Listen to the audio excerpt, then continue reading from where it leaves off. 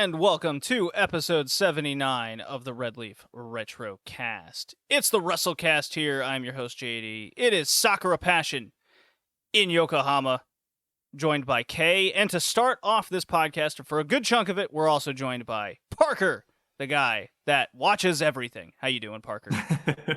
I'm doing great. I'm excited to be here, talk some New Japan and whatever else comes across our way. It's Mania week, but even beyond that in Japan, there's just a ridiculous amount of wrestling going on. So I'm excited to get into it. It's a Mania week. It's a Mania week. I don't watch this Mania week thing you speak of. In the United States, there's a show that a lot of people come to, even in a pandemic, and it's usually pretty bad. But people come to it, and it gets a lot of attention. It's not very smart people. I don't know if you've heard, but wrestling is trash, and only trash people watch it. So let's talk about wrestling on this podcast for a long time. That's great. Today on this episode, we have a new topic, new section called Feeling Despair. It kind of goes with our running theme that we've been going here in 2021. We break down some promotions that are feeling a lot of despair that aren't part of our real 7 that we talk about here, which is New Japan, AEW, DDT, Dragon Gate, the Joshi promotion, Stardom, Tokyo Joshi Pro, and Ice Ribbon, and naturally the end of our podcast as my cat jumps off the table. All Japan Women, episode 42 of the Classics. New Japan Pro Wrestling, we're talking Fighting Spirit Day 5 from 1995. A good show, actually, featured with a main event of Shinya Hashimoto and a young Tenzan. Parker, I don't know if you've heard of this Tenzan fella. He seems to be pretty okay. He's really good, and I think people overlook him because he was there. He is most successful in the the Inokiism era of New Japan. But yeah, he's real good. And we finish off the podcast feeling a lot of despair watching Uncensored 1999 from WCW. Good. Bad show. God, it was bad. Terrible show. Dude. So yes. Awful. Join the Patreon. We have that. We watch Joshi from the 2010s. We're doing the research. We're doing the historical work. Watch all the good matches or bad matches that we throw up on our Daily Motion page. That's what all your hard-earned money is going to. It's not just paying us. And we do, Kay, you do JD Star reviews. Do that thing. Yeah, my awesome JD Star reviews in 2000, going through 2001 and onward in JD Star. Interesting stuff in that one, actually. The beginning of the actress-athlete program and the rise of the group ID4.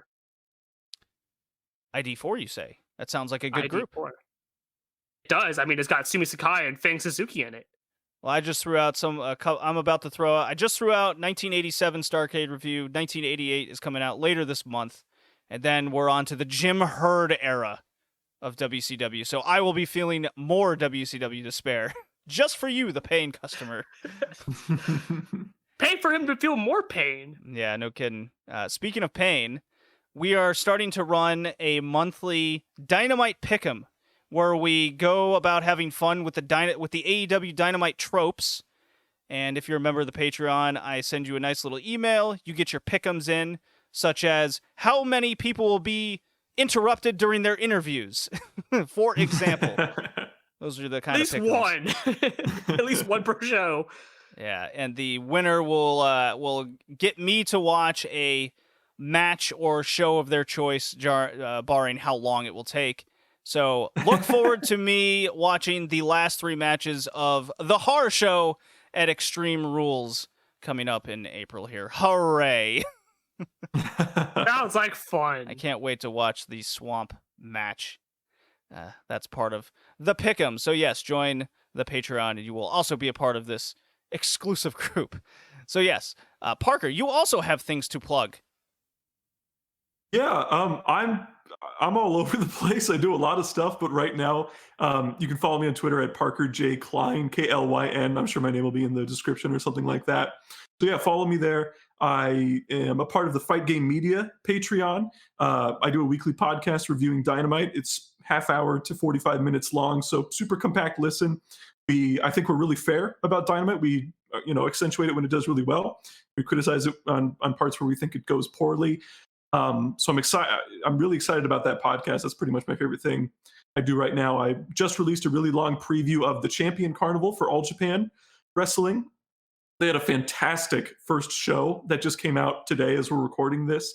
So there's still a ton of time to get prepared and dive into the Champion Carnival this year. That's also on fightgamemedia.com. So that's where you can find me. And yeah, I'm really excited to talk some wrestling with you guys. Yeah, I saw you plug in the All Japan Pro Wrestling Champion Carnival, where all the old people seem to win in that promotion all the time. I hate we old love people. old people on this podcast. I hate old people. I have a disdain for the elderly. No Ah. people was aware of that. Well, it's funny you mentioned the elderly. Let's begin Feeling Despair, our new section of the podcast. And I have the perfect little drop music from Danganronpa to really get us in. Here we go.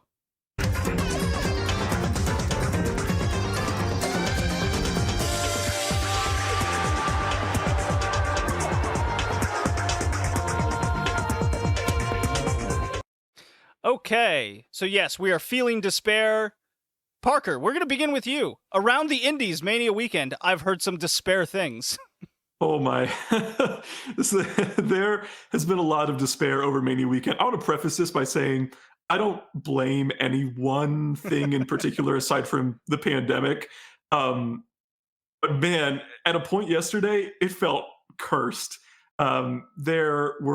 So the GCW shows were wrestled outdoors, and in Tampa, believe it or not, it's really hot and it's sunny.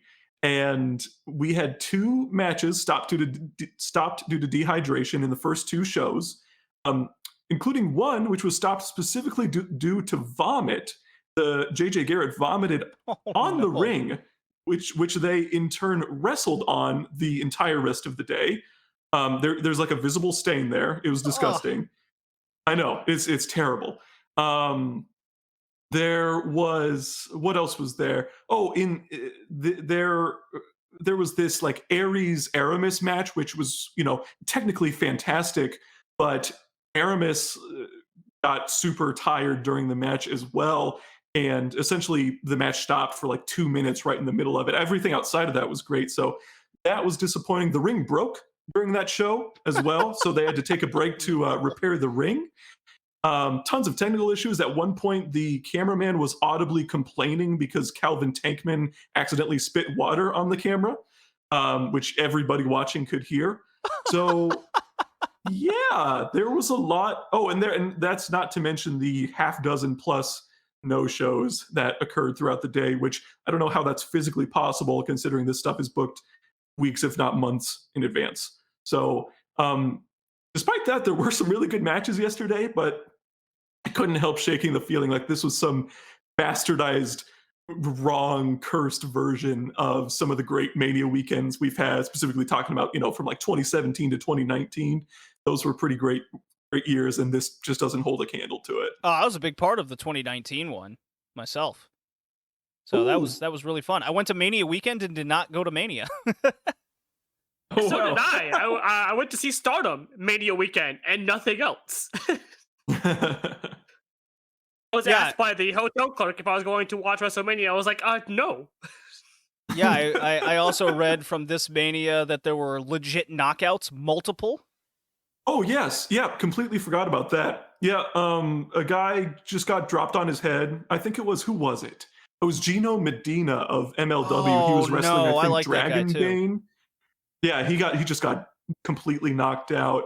Gosh, there was another one too that I'm forgetting where they just waved it off partway through. It's one of the, I can find it in my spreadsheet because I always rank those as obviously not rated. Right. But yeah, oh no, so yeah, so Gino Medina was against Hijo de Canis Lupus. So that was tough there. But yeah, there was another one. There was some really terrible matches too. Like Jordan Oliver versus Edith Surreal was one of the worst matches I've seen all year. Oh, hey, you mean Acid Cup winner Jordan Oliver? Yeah, I know. So yeah, the guy who eventually won the tournament. I don't know. I shouldn't talk more bad about Jordan Oliver anymore because I called his 2-hour-long Iron Man match with Tony Deppen a dud. and he got very mad at me on Twitter about that. So maybe I shouldn't talk about that anymore. But It's okay. yes, I'm sure he only despite listens to this that- podcast sometimes. Yeah, I'm sure he's only a semi-frequent listener. You'd be But, I mean, surprised. He there- actually has messaged the podcast personally because my mom spoke poorly of him. That sounds like he has ego issues. You don't Yeah, say. It's all right.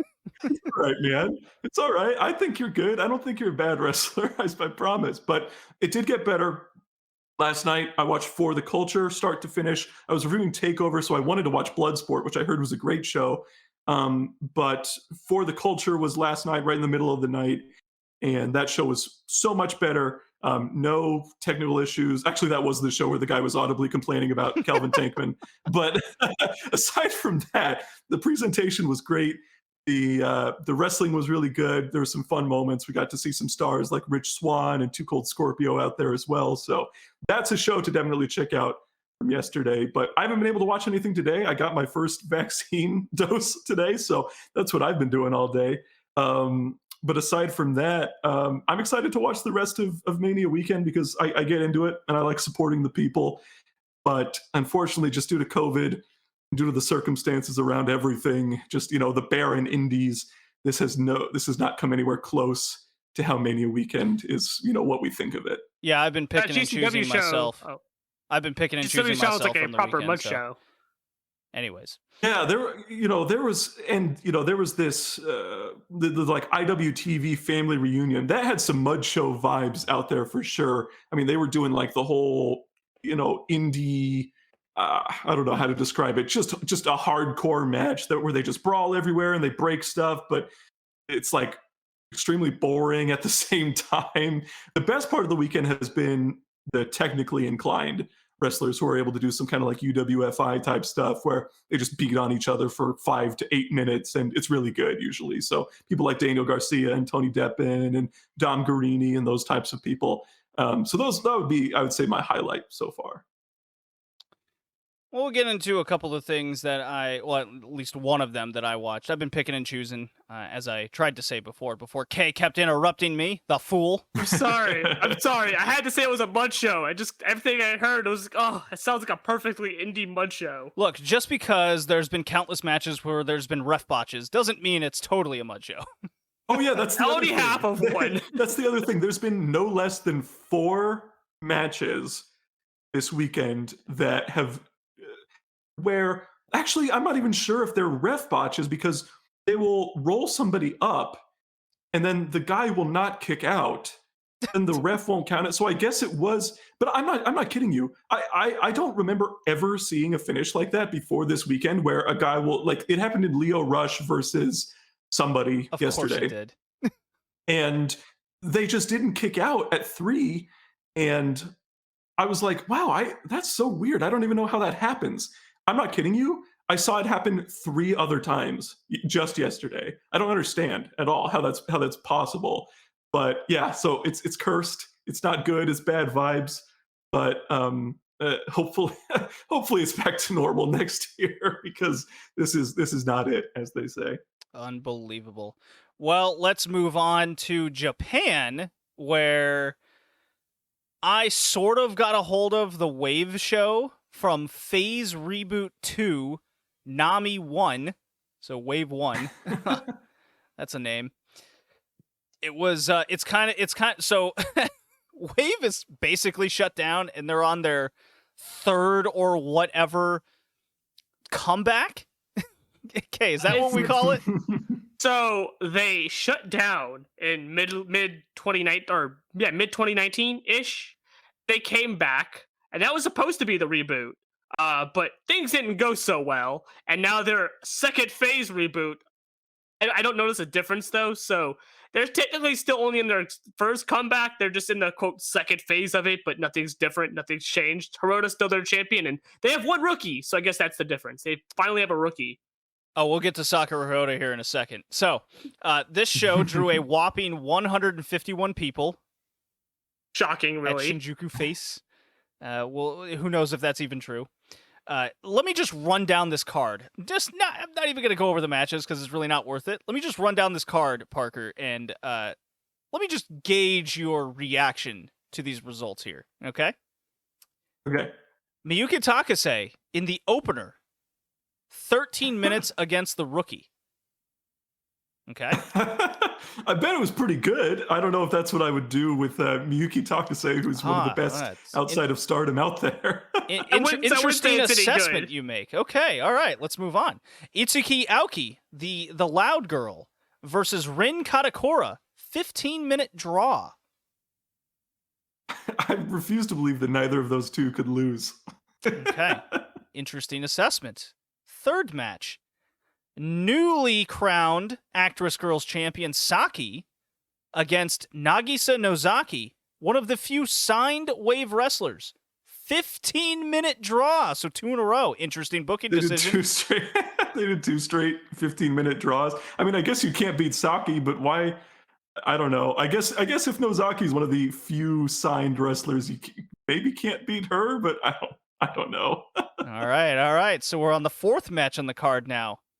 Yumi Oka, Wave stalwart, Booker woman extraordinaire, financial runner with the Gammy. Maybe you've heard of her on this podcast before. Uh-huh. She faced Mio Momono. You a fan of this one? Yes. Yeah, I like Momono. She's talented. All right. What would you say this decision, who do you think won this match or lost? Well, I would say Oka won. If I was just guessing and I didn't know any context behind Wave, I would say Oka won in like 9 minutes. Well, they really did a swerve here. A 15-minute draw. Shocking. No way. They did 3 straight. I had no idea. That's so funny. Wave is so wacky. Why are they like that? That's a way to put it. They're full of despair. This is them trying to come back and get more fans to come back. This is good. Who needs winners? You've got Mio Momono. Who needs winners and losers in your wrestling? Everyone's good. Who needs winners? We're all losers. All right. We're at the top of the card. Semi-main. 40-year-old Pure J openweight champion Kaori Yoneyama, not the jobber in Stardom, big difference, defeats Yuki Miyazaki in 13 minutes. So that makes sense to me. That one's not super egregious. That's fine. That's fine. Not the worst in the world. If you're not familiar with Yuki Miyazaki, she is also signed to Wave, 42 years old. So there you go. Okay. Keep that little stat in mind. 40 and 42 in your semi-main. And in your main event, Wave champion Sakura Hirota defends the title against Sanako Kato in an 18-minute match. Sakura Hirota, the comedy character, full comedy gimmick, defeats her in 18 minutes. Sanako Kato pushing 45, and Sakura Hirota, 42 years old. And we're not jumping. I'm not jumping the gun by saying Kato won the Oz Academy title like days later, right? You would be correct. Okay. Yeah, this show's great. This was probably the show of the year. That's wow. Yeah, so I think we've kind of made our point with Wave. I just want to say one thing to Parker's point about the Rookie. So I've seen clips from that Rookie match. It didn't need to go 13 minutes. That Rookie's actually actively bad. She's actively bad. Like, she could not hit a drop kick. She was so wide out on a drop kick, Takase kind of stopped and looked at her for a second. That's probably the best. Somebody clipped that because it was a funny moment. So she goes for a drop kick and drops up so short that she didn't even make it halfway across the ring. And Takase just kind of looked at her. I was like, boy, they sure don't train them like they used to, do they? Well, at least not in Wave. I bet the Mighty Gammy is training her. But anyways. Maybe training? Nah, she's over there eating in the corner. So it's funny you mentioned Oz Academy. That's where we're heading next. We're at the Mighty Oz Academy, run by the Mighty Ozaki, the queen, if you will. Let's just... so I watched 2 shows, because the other 2 just were not available. The Sanctuary Day 2 match from Nagoya from March 28th, and then the Silver Bullet Show 25th anniversary show from Korakuen Hall. They claim drew 538 people. I will be generous and say 250 people maximum were in Korakuen Hall on that day. There was no way there was over 250. The story throughout 2021, we're going to play a little catch up here. We last left off Oz Academy at the year-end show, okay, if you remember, where I kind of praised that show a little bit, right? Yumi Oka and Mayuki were building up some tension between the two, building up to a big singles match. There was a good triple threat kind of class warfare action between class action warfare. That's a good way to put it. Between Ozaki-gun, the Beast Friends, and Seedling, to put it lightly. A good three-way. Ozaki retains. So they're building up the next contender for Ozaki, if you can call it that. Not to mention that Kaho Kobayashi and Kekeru, so two of your favorites, Kay, won the tag titles. Yes, two of my favorites. All right, so you following me so far on the catch-up? All right. Cut to February 7th. In January, Kaho and Kekeru had their one and only defense against Itsuki Aoki and Tsubasa Kurigaki. Forgive me for messing up the name. A nothing defense. Right. They beat them. So now cut to the February show. Yumi Oka, Maya Yukihi in the main event. Yumi Oka and Maya go to 18 minutes. Yumi Oka wins. You would think they're building up Yumi Oka for a title match with that kind of win. However, earlier on that card, Beast Friends Aja Kong and Kaori Oniyama defeat Aoki and Kurigaki. Keep that in mind. Okay? Also, Sakura Hoda was in the mid-card. On to March 7th. They run an open weight number one contender qualifying tag team match tournament in which 4 people involved will draw random slots. It'd become a tag team. The winning tag team will then go on to the main event into a singles match. Akino and Kaho Kobayashi are a tag team against Sanako Kato and Maya Yukihi. Why, oh why, those 4? I cannot answer that question.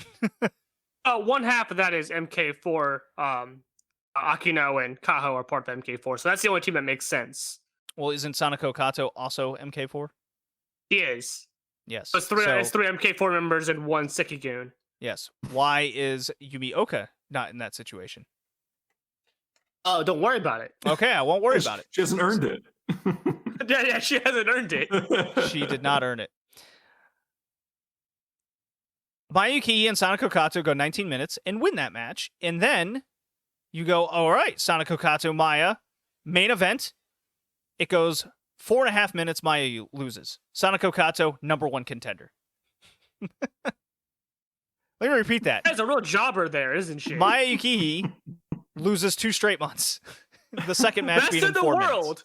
Best in the world. Can't even beat a 42-year-old. Thanks, Ozaki. Love your booking, by the way. 44 years old, pushing 45 this year, by the way. She did not look good. Of course she didn't. Cut to March 28th. Not a bad show overall. Okay. Aja Kong and Akino defeat Aoki and Kurigaki. Keep that in mind. Maya Yukihi and Kekeru go to an 11-minute match. Kekeru, she's kind of needs some work. It's showing. She's kind of hit a wall in her development. That she has. Yoneyama and Misamatsui actually put on a pretty decent 12-minute open-weight title match for the Pure J title. Not bad. And then in the main event... she's good. Right. In the main event, Ozaki-gun defeat the team, Ozaki, Aono, and Oka, defeat Matsumoto and MK4. That's Kaho and Kato. What if I told you Oka pinned the number one contender, Sanako Kato? Okay. All right. So stupid. You're so stupid already. On to April 4th. It's big title match time. Oh, boy. Yu makes her return to wrestling after her rest from her neck injury. It is not Aja Kong teaming with Kaori Yoneyama, despite all those victories. It is you in that position. They defeat Kaho and Kekeru, new tag team champions. Hooray! Cool. Mm-hmm. In the match before that, Dash Chisako and Hiroyo defeat Itsuki Aoki and Tsubasa Kurigaki. A couple winners there, aren't they? That Aoki and Kurigaki team, aren't they? Sure are, aren't they? Yeah, they. I don't think they've won a match together in this calendar year. Well, they faced Dash Sako, and as we know, Dash is the tag team ace. Yes, specialist. I've heard this. Jim Neidhart, the Jim Neidhart of Joshi. I have to mention, Kurigaki is depressingly, washed up. By the way, yeah, I just verified your hypothesis about them losing every single match they've had together in 2021. We're correct. This is interesting facts. Okay. Shocking, really. Keep this in mind. After the tag team title match, Itsuki Aoki and Kurigaki come out and challenge for the tag titles. And they are upset Kaho and Kekeru lost them. Promotion sounds like a winner. In fact, get this. They have literally never won as just a 2-person tag team. This is great news to hear. Again, so shocking. Such a revelation that is. Are you telling me the worst tag team possible can't win matches? I also have to mention Yu is very concerning to me. She looks like she's gained, unfortunately, more weight.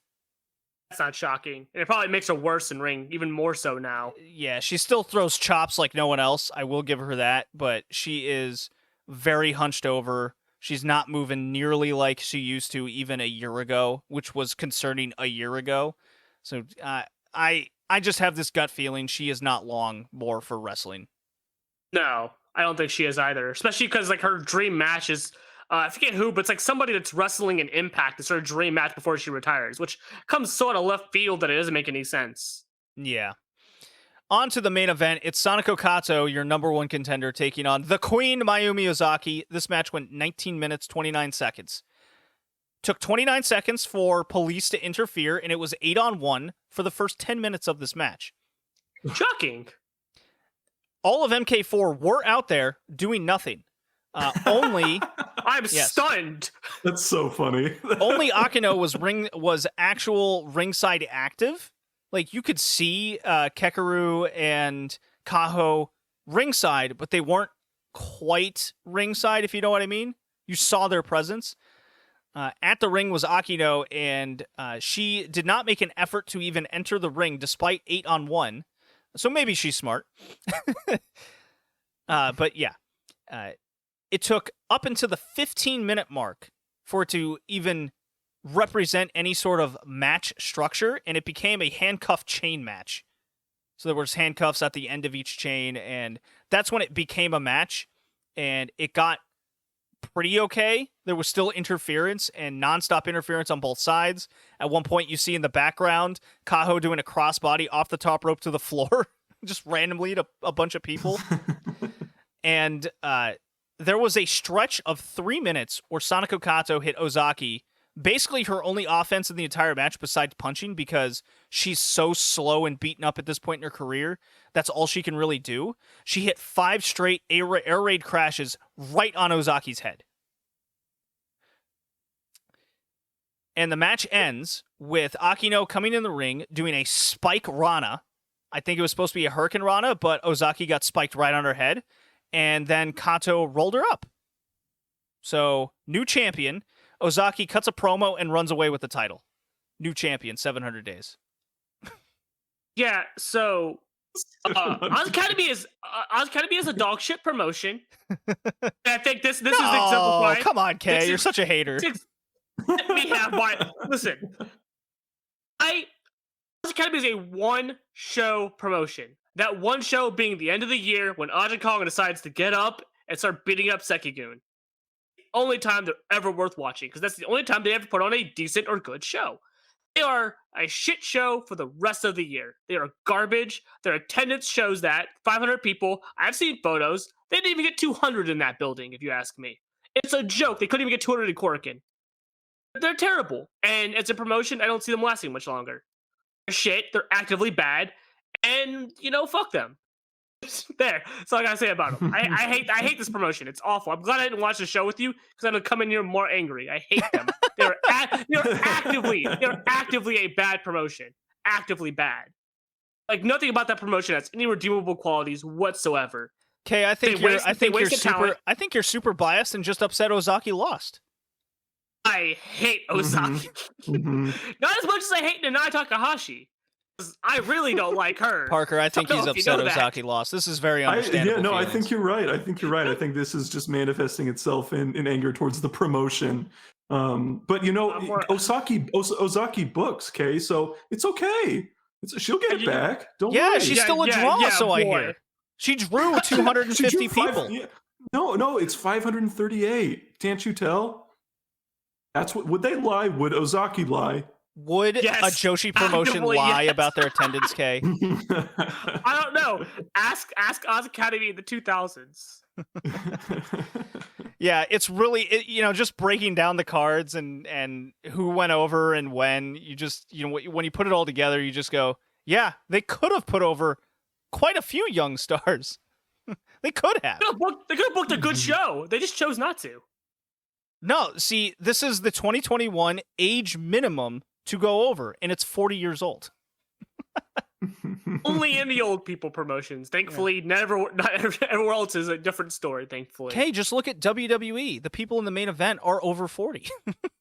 Excuse you, I don't watch that awful promotion. Oh, come on. It's great. I can only watch WrestleMania, so much Kay, cancer. Where's your spirit? I'd rather drink bleach. Rather drink bleach. At least drink Utah whiskey like I am currently. See, you really didn't watch the WWE. I shouldn't have to do that. I already watched Nitro. That's bad enough as it is. Well, we'll get to Nitro later. All right, let's get to recommended matches from outside promotions. Let's kick this up a notch. Let's get some positivity in here. What do you say? Let's do it. I'm all about the positivity now. Your power of positivity? That sounds like a Bokutomo Dragon type intro music to introduce that. What do you think? Or Brandy Rhodes? I think you're feeling Brandy Rhodes. No, we're feeling Bokutomo. Definitely Brandy. Kay, you convinced me. Brandy Rhodes. Here we go.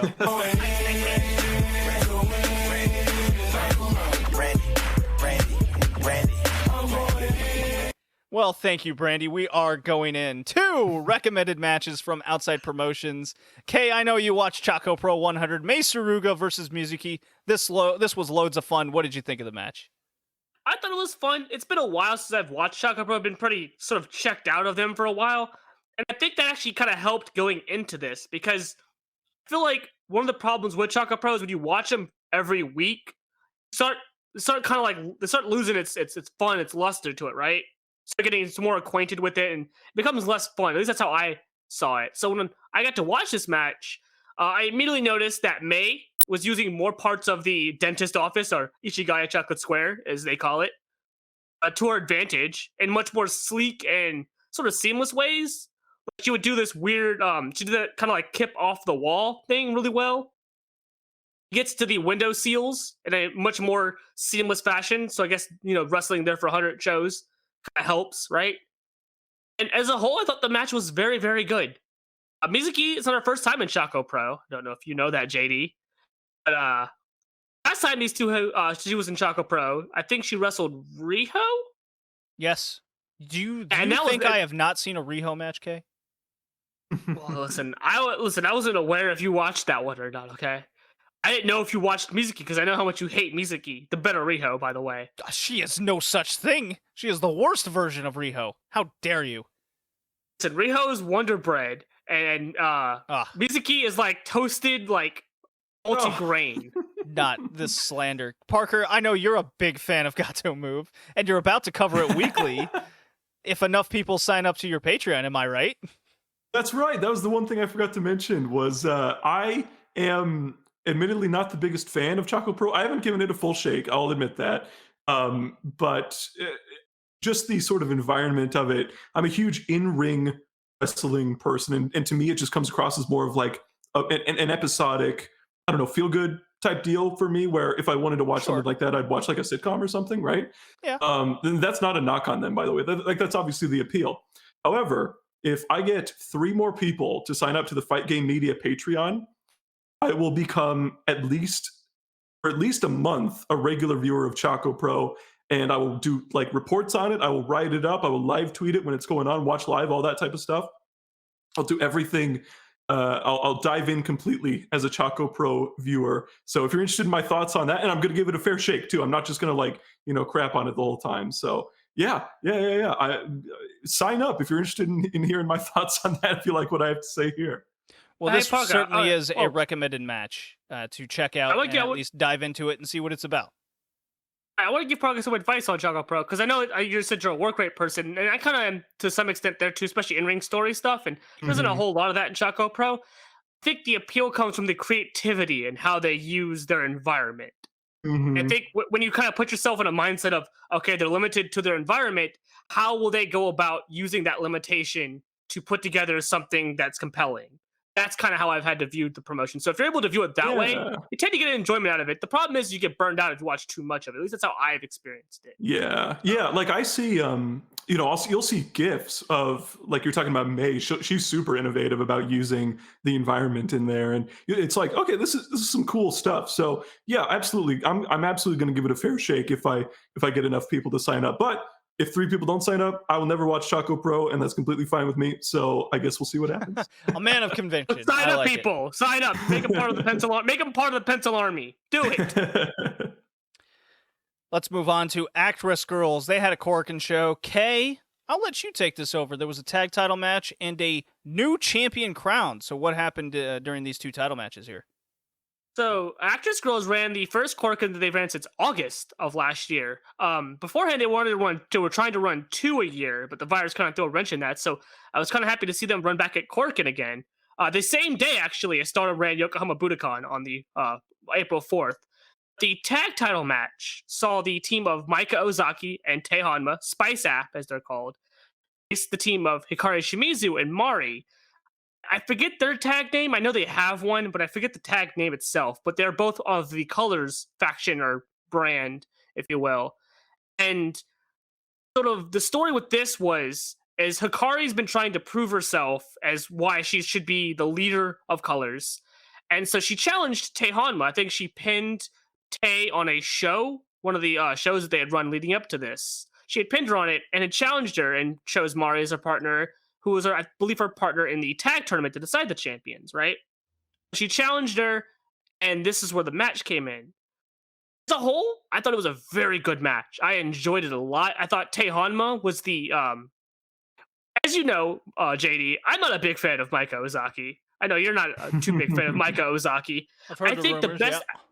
I think she's good in tag matches when the other person in the team is able to hide her weaknesses. And I thought Tei Hanma did a good job of not only being in the ring the most, kind of like Maya does at times, also kind of playing her role to a perfect T. She does her patented, really slick and smooth armbar transitions, which I pop for every time. Best submission wrestler in Joshi. You could fight me on that, but you're wrong. But I thought Mari actually kind of showed up a bit more in this match too. I haven't talked about it much, but normally I want to sing the praises of Mari because she's gotten actively better over the year. Her and Misa Matsui have been probably the most improved on the roster. And she showed in sort of how well her kicks landed, sort of how well she was able to get from one spot to another. Something that was a problem for her beforehand was not be able to get to her spots in time sometimes. So the other person, their opponent would always be waiting for her to get to the spot. She didn't have a whole lot of that, and at the end of the Tei Hanma and Maika pick up the W and defend their belts for the first time, getting V1. I don't know who the next challengers are, but I'm very curious to see if it's going to be double Momo, because they've actively been talking about wanting to challenge for them, Momo Kogo and Momo Tani, and I'm excited to see that because Momo Kogo has gotten a lot better. The main event was so. Before I talk about the main event, I think I've mentioned before, I don't know if I mentioned it here, but I know I've talked to you about it, JD, how I thought Takase had been holding the belt for a little too long. And I was afraid that they were going to run into the problem they had with Seriano. the person holding the belt was on top for so long, and they felt so untouchable that you couldn't book somebody on that roster to take it from her. So the problem they did last time was they just had Reika Saiki come in, an outsider come and beat her for it, right? For that kind of that's a common issue in a lot of promotions, especially Joshi, where they just run into the only an outsider can take the title. Yeah. Sendai is a good example. I felt the of that. same. Yeah, I felt the same way, Kay, about this. By the way, I was like, Takase's so good and so untouchable in Actress Girls that I'm like, she is the promotion for me. So I was very interested to see who would eventually take the title from her. Right, and I didn't actually expect Saki to take it from her. So when they announced this match, I didn't know she had actually challenged for it because I had seen a really bad translation of the promo, and I kind of accidentally fed that information to you, partner. So I apologize. We had a disagreement about it. I was like, have they done that title match yet with Saki? And you're like, I'm not sure that she did. And I was like, oh, I guess not. I guess I was wrong. But lo and behold, I was wrong because I read a mistranslation of the promo. Because what I read was that she said that her ambition was to get to the belt. So I was like, okay, so she's planning on at some point challenging. I didn't know that she had already thrown down the challenge. So, so thing with Saki that's been very interesting is, again, the story with her and Hikari Shimizu over on the Colors brand has been sort of this tug of war to decide the leadership, right? Hikari saying that Saki at the top has sort of led to them not really doing anything, and they've never held the Actress Girls belt. It's always been in the beginnings faction, so they've stagnated, they haven't improved, this, that, and the third, right? Well, so in response to that, I believe one of the wrestlers, MII, she invented a belt called the Colors Championship, which originally was a cardboard belt that eventually evolved into this frilly teddy bear belt, kind of like Ice Ribbon in 2010 with their frilly handmade belts. So Saki won this belt from Hikari because Hikari ended up winning it off of me, and then she said, "Oh, this is the official belt for Colors, right?" And it's still being treated as an official belt, funny enough. But the tug of war still continued with Hikari saying, "That's not how you get this. That's not how you get to the top." And I believe that's why Saki ended up challenging Takase for the belt. So when this match happened, I didn't expect a whole lot from it because I like Saki. She's a solid wrestler, but I didn't expect her to sort of get to a main event level, right? Because she's been in this spot before. She wrestled Seriano for the belt to decide the first champion, right? So this is kind of coming full circle for her. This is her second crack at the belt as well. So, but the match was good. I thought the match was very, very good. Thought Takase did a good job of sort of making sure Saki looked good. Thought Saki hit her spots perfectly fine, perfectly well. Her gear looks wild as usual. But I thought the ending sequence, like the last 3 minutes of the match, were really, really good. And when she hit the leg drop at the top and pin, I was very happy for her. She was actively in tears and happy that she won the belt, her first singles accomplishment in wrestling. And I really, really am excited for the direction they're going in. Curious who the next challenger is going to be, especially. I don't think they've gotten one yet. Well, all right. I will take the next section, and it's over Melbourne City Wrestling. Parker, are you familiar with MCW at all? Yeah, I've seen a few matches here and there, but I haven't seen anything since the pandemic, so I'm excited to check it out. So the last couple shows have gotten good reviews between their February show called Homecoming, in which Avery, she used to be in Stardom. She did a couple tours over there. AVARY. Yeah. Yes. And she's looking like she's improved immensely over the past year. And then there was their show in March called Ballroom Ball, in which it was Kelly Ann. She was trained by Lance Storm for a time. She defeated Jessica Troy. She was trained by Madison Eagles for a time. These two have shown great work, and I believe they had, from what I understand, they had a good match here, and from the sources that I listened to, this match from March was also good. I have to believe it. So keep an eye out for these two in particular. And the promotion itself has a great reputation and actual booking to it. So if you're looking for an indie promotion to kind of sink your teeth into, then this is recommended. Very affordable shows, monthly shows. Check it out. I actually got Kay to watch these two have a match from 2019. So if they were this good in 2019, you can only imagine what 2 years more experience especially with each other, could be. So really enjoyable. It's good work, easily searchable on YouTube. Go check out them. And keep your eyes and ears open for them, including Avery, whom is the champion currently. I do want to note that Kellyanne is technically still signed to ROH. She was signed just before the pandemic started. I don't know if that's still completely in effect or what that contract entails exactly.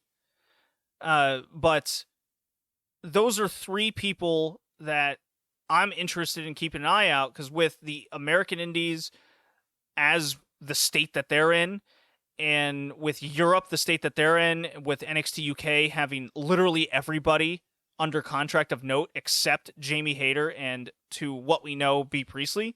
More on that later. I think it's probably, I think it's a best guess that Australia is going to be the next place where you're going to get your foreign talent, Gaijin talent, specifically with Stardom, when things start opening up. Maybe you're going to get more AEW looking to them going forward. You get where I'm going with that. So that's just something to keep an eye out for. Moving on to Bloodsport 6, I watched Moxley versus Barnette. This ruled. It had a great environment, an actual big match feel. There was blood spilled, which was awesome. And I'm not talking like cheap, fake little trickles of blood.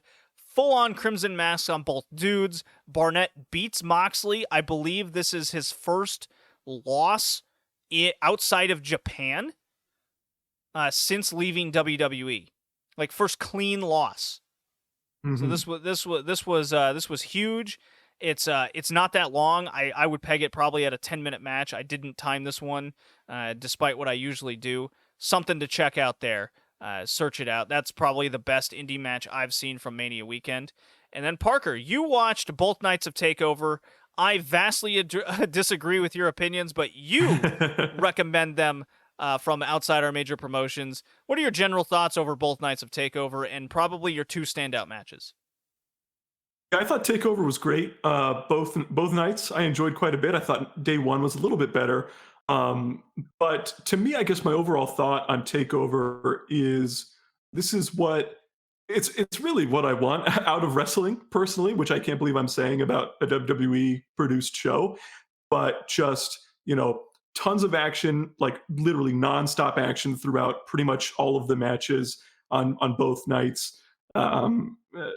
Crazy athleticism, unique spots and innovation and that type of stuff. Just people like throwing themselves all over the place, taking huge bumps, huge chops, all that type of stuff.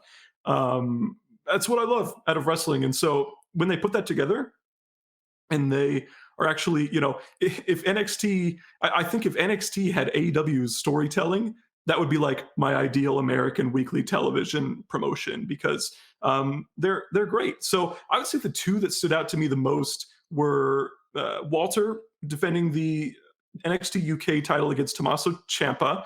That match was, it was a Walter match, so you pretty much know what you're going to get. Incredibly similar to the Dragunov match last year, although not quite as brutal, I would say. I think the environment has a little bit to do with that. I suspect if this match was in front of that sort of empty arena NXT UK environment from last year, that it would get a similar reception. I'll interrupt you there for a second, because I watched this as well. I watched two matches from TakeOver, and when it came down, I think it's almost in the environment that it was like in that in-between where you either need that crazy empty arena or you need the crazy crowd like what you would find at a Progress or WXW show. You can't have that middle ground. I think it took a lot away from the match, and naturally I'll just keep the rest of my negative opinions out of it from there. Well, I can definitely see that point of view. It's not a transcendent Walter match like we know that he can have, like something like Thatcher, or even against Tyler Bate at NXT UK a couple years ago, or any number of other, like Zack Sabre in PWG. That's another big one. Just pick a Walter match. Yeah, I know. But those three in particular, the crowd, they were out of their minds for every single thing that happened in those matches. And this obviously wouldn't compare. So I'm not going to say it's like the best Walter match ever, but because Walter is so unique and is like the only wrestler outside of Japan who wrestles like he does, and not many people in Japan wrestle like Walter does. And because I'm such a big fan of it, this was great to me. And Ciampa was a great matchup for him, I thought, and it just elevated both men to even better than they were before. So that was what I thought the best match of night one was.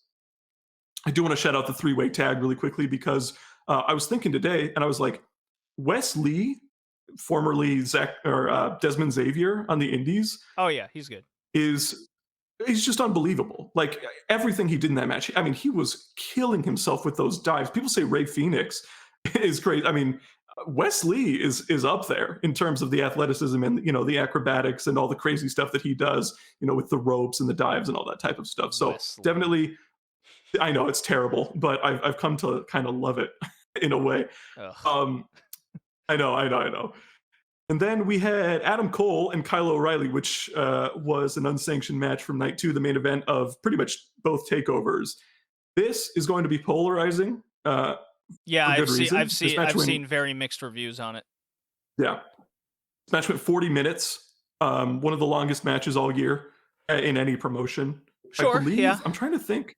I think it was just Ibushi and White that has been a longer match than this year, that I can remember. So one of the longest matches that you'll see.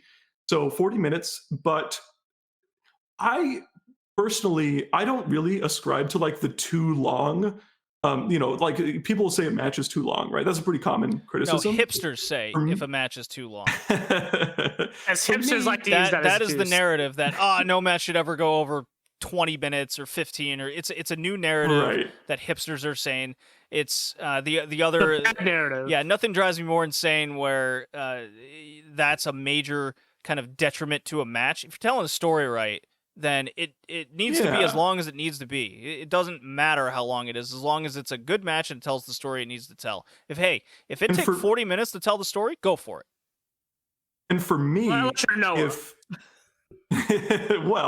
that's an example, right? Sometimes in Noah main events, although I think they've generally done a really good job, sometimes they don't meet that standard. I will say, even if they don't, like this match could have been told in less than 40 minutes, well less than 40 minutes, almost certainly. Well, were you entertained for the 40? Then that's what I was going to say.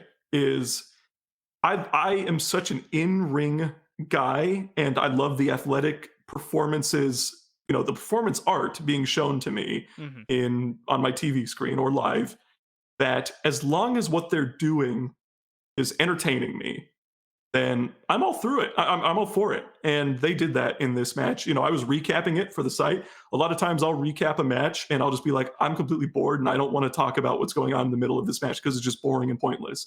This, I didn't feel that way at all. I think I wrote 1,500 words on this match in my recap, and I felt it deserved that. And so it was just brutal. I mean, they killed each other. They really killed each other. This was one of the most insane WWE matches of all time, with the amount of bumps that they were taking, specifically Kyle O'Reilly on his back.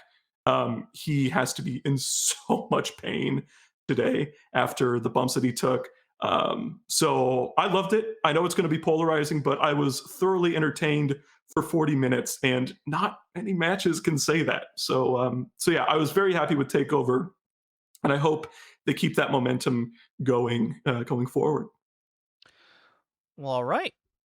I will then take us into the Bishonen section. Haven't laid that down. This is your award-winning 2020 podcast. Moving on into AEW, and it wouldn't be AEW if I wasn't playing Kenny Omega's music. Obviously, he is the man lately. Here we go. The one-winged angel screams. It fuels my hopes and dreams. The best promotion. Well, okay. So AEW Dynamite, March 31st through April 7th, including Elevation, which is a simple little Monday show that I've really enjoyed over the past few weeks. Yes, there are some matches that I haven't been into, but what I've noticed, and I'm really catching on, is Elevation is essentially practice booking for a second show. And when you look at it that way, and you look at some of the video packages slash focus pieces that they're doing on some of the wrestlers, that's also good practice for whom they want to highlight. And they're really gearing up these people to be part of that second show and get more TV practice being on Elevation. I like what they're doing with Elevation. No, I still don't consider it must-have viewing, because even if you're not watching it, you can still watch Dynamite and get all you need to. But if you do go into Elevation and kind of go in with an open mind, enjoy kind of the short match format that they're doing, then you won't waste your time, is what I'm feeling. Is every match going to hit? Absolutely not, because a lot of these guys they need the reps. Absolutely the case. Bear Country, I love them. I saw them in Beyond. They're rough, as we saw on Dynamite last week against Jurassic Express. Bowling shoe ugly. I disagree with Jim Ross on that metaphor every time, because my bowling shoes are quite nice. In fact, I could probably make up dress shoes. But anyways, I know he's making a 1980s reference. It's fine. I'm only slightly peeved with that being the metaphor for a bad match.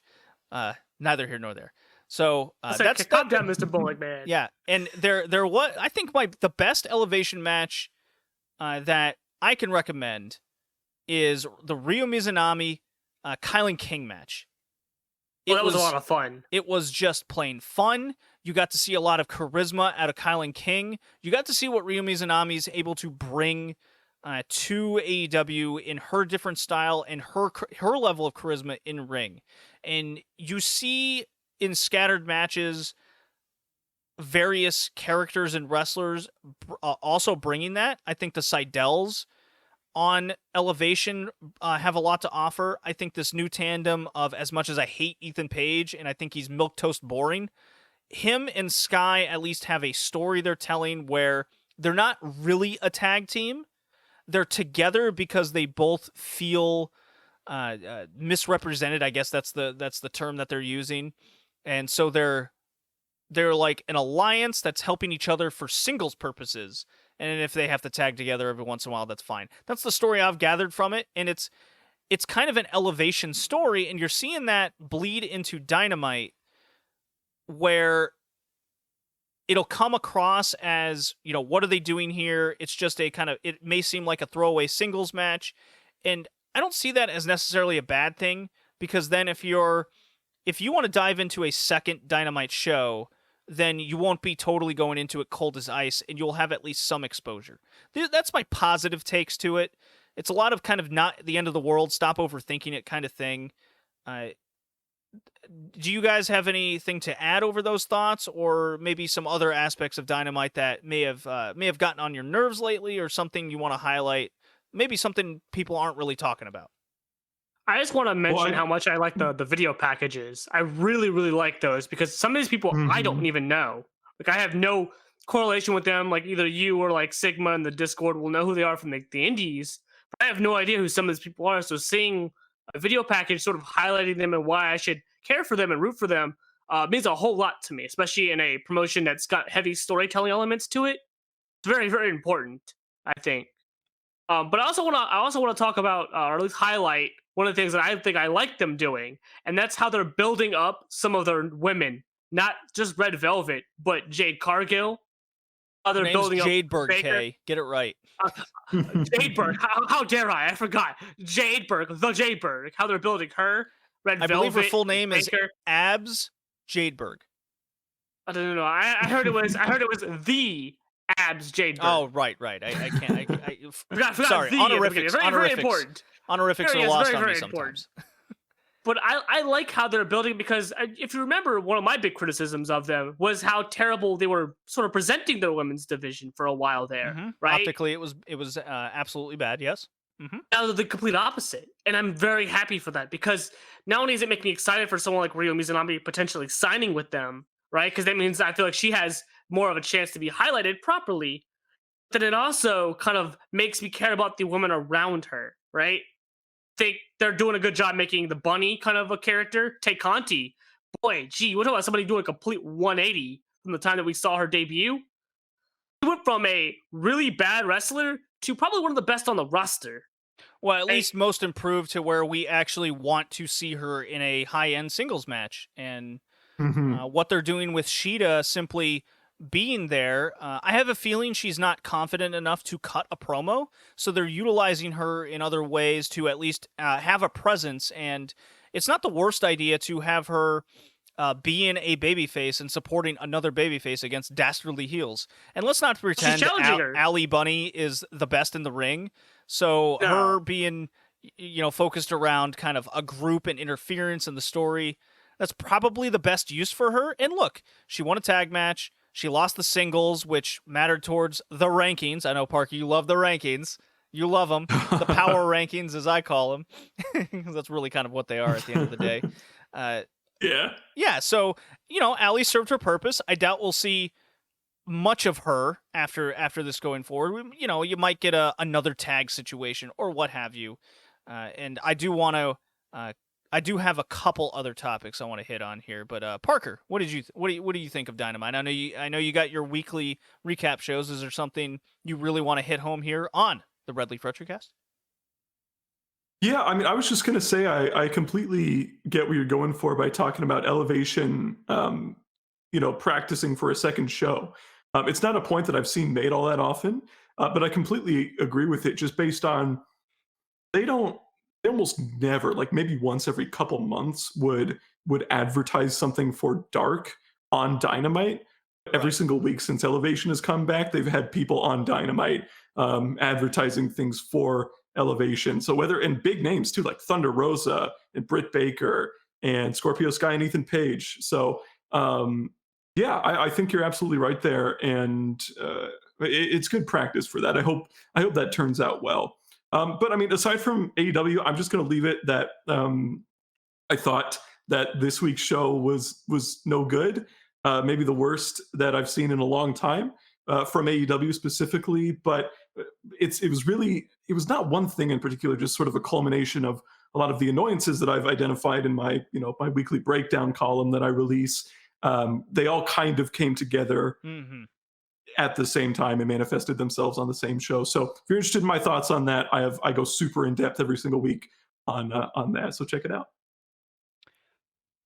Well, one thing I absolutely hated from the show, and I hate this in all my wrestling, is the melodrama during matches. Yeah. I can't stand that, and the Young Bucks are no good at it. Look, nothing drives me more crazy than being in a wrestling match and you don't want to fight. That's absolutely annoying. Now, stupid. Yeah, it's very stupid. They could have done the heel turn in a way easier term. Like, wrestling's simple at its hardest. It's not as complicated as people make it out to be. And there's something about when you want to make it complicated, it interferes with the story you're trying to tell. It actually takes good writers and good minds and good story-written minds to pull something like that off, as well as these same people being the actors in it. The Young Bucks just aren't them. I think we can all agree with that. Yes, they're actively no good at it. And for me personally, I found it confusing. Very confusing, because the story that I thought was going from the week prior was that they weren't conflicted anymore. They had made up their minds. Mm-hmm. Sure seemed Kenny, that way. right? They didn't do the two. It sure seemed that way because they don't like Don Callis. They didn't do the too sweet. They had the whole promo where Kenny was running them down and everything. It felt very definitive. So for them to do what they did the next show confused the hell out of me, because it feels like you concluded the chapter, but then you opened it back up and just did a different ending. And I didn't like that. And it makes me actively not care about the story anymore, because now you've lost me. You've lost me. You've done a swerve where it felt like a swerve to the end, like where I thought was happening. But wrong term, but you know what I'm going for. You went from a bait and switch ending to one that what I thought was going on, what I felt like was going on, what seemed like it was going on, to this is what's going on. This is a frequent issue in the Young Bucks story. We saw something similar with the FTR story, where they were back and forth on feelings. They're always conflicted souls, frustrated. They're not good enough actors to pull that off. That's the problem. Right? They come off the same character. They come off as cocky assholes no matter which one they're on. They always come off they as don't heels. work with it. So But they're not characters. There's the one note characters. I wasn't gonna get into it, but now that you guys have kind of gotten started on this deal, I hated this Young Bucks Kenny Omega stuff. I thought it was so lame and stupid, and it was like, get off my TV. I'm gonna go watch Takeover now. I would and never it was go that for like four yeah, right. For like four main reasons. The first was more, I think the first one is kind of excusable because at least it was like an angle. Is that Moxley and the Young Bucks versus Omega and the Good Brothers should have been this incredible just match on its own. Sure, and so absolutely. I get that they do the storytelling thing, but on some level, when you're so conditioned to get great main events from Dynamite, and you know how talented everybody, or at least 4 of the 6 in the match are, you're like, okay, this match is going to be great. And we didn't get that because of the ending, although there was some like cool Nick Jackson stuff throughout.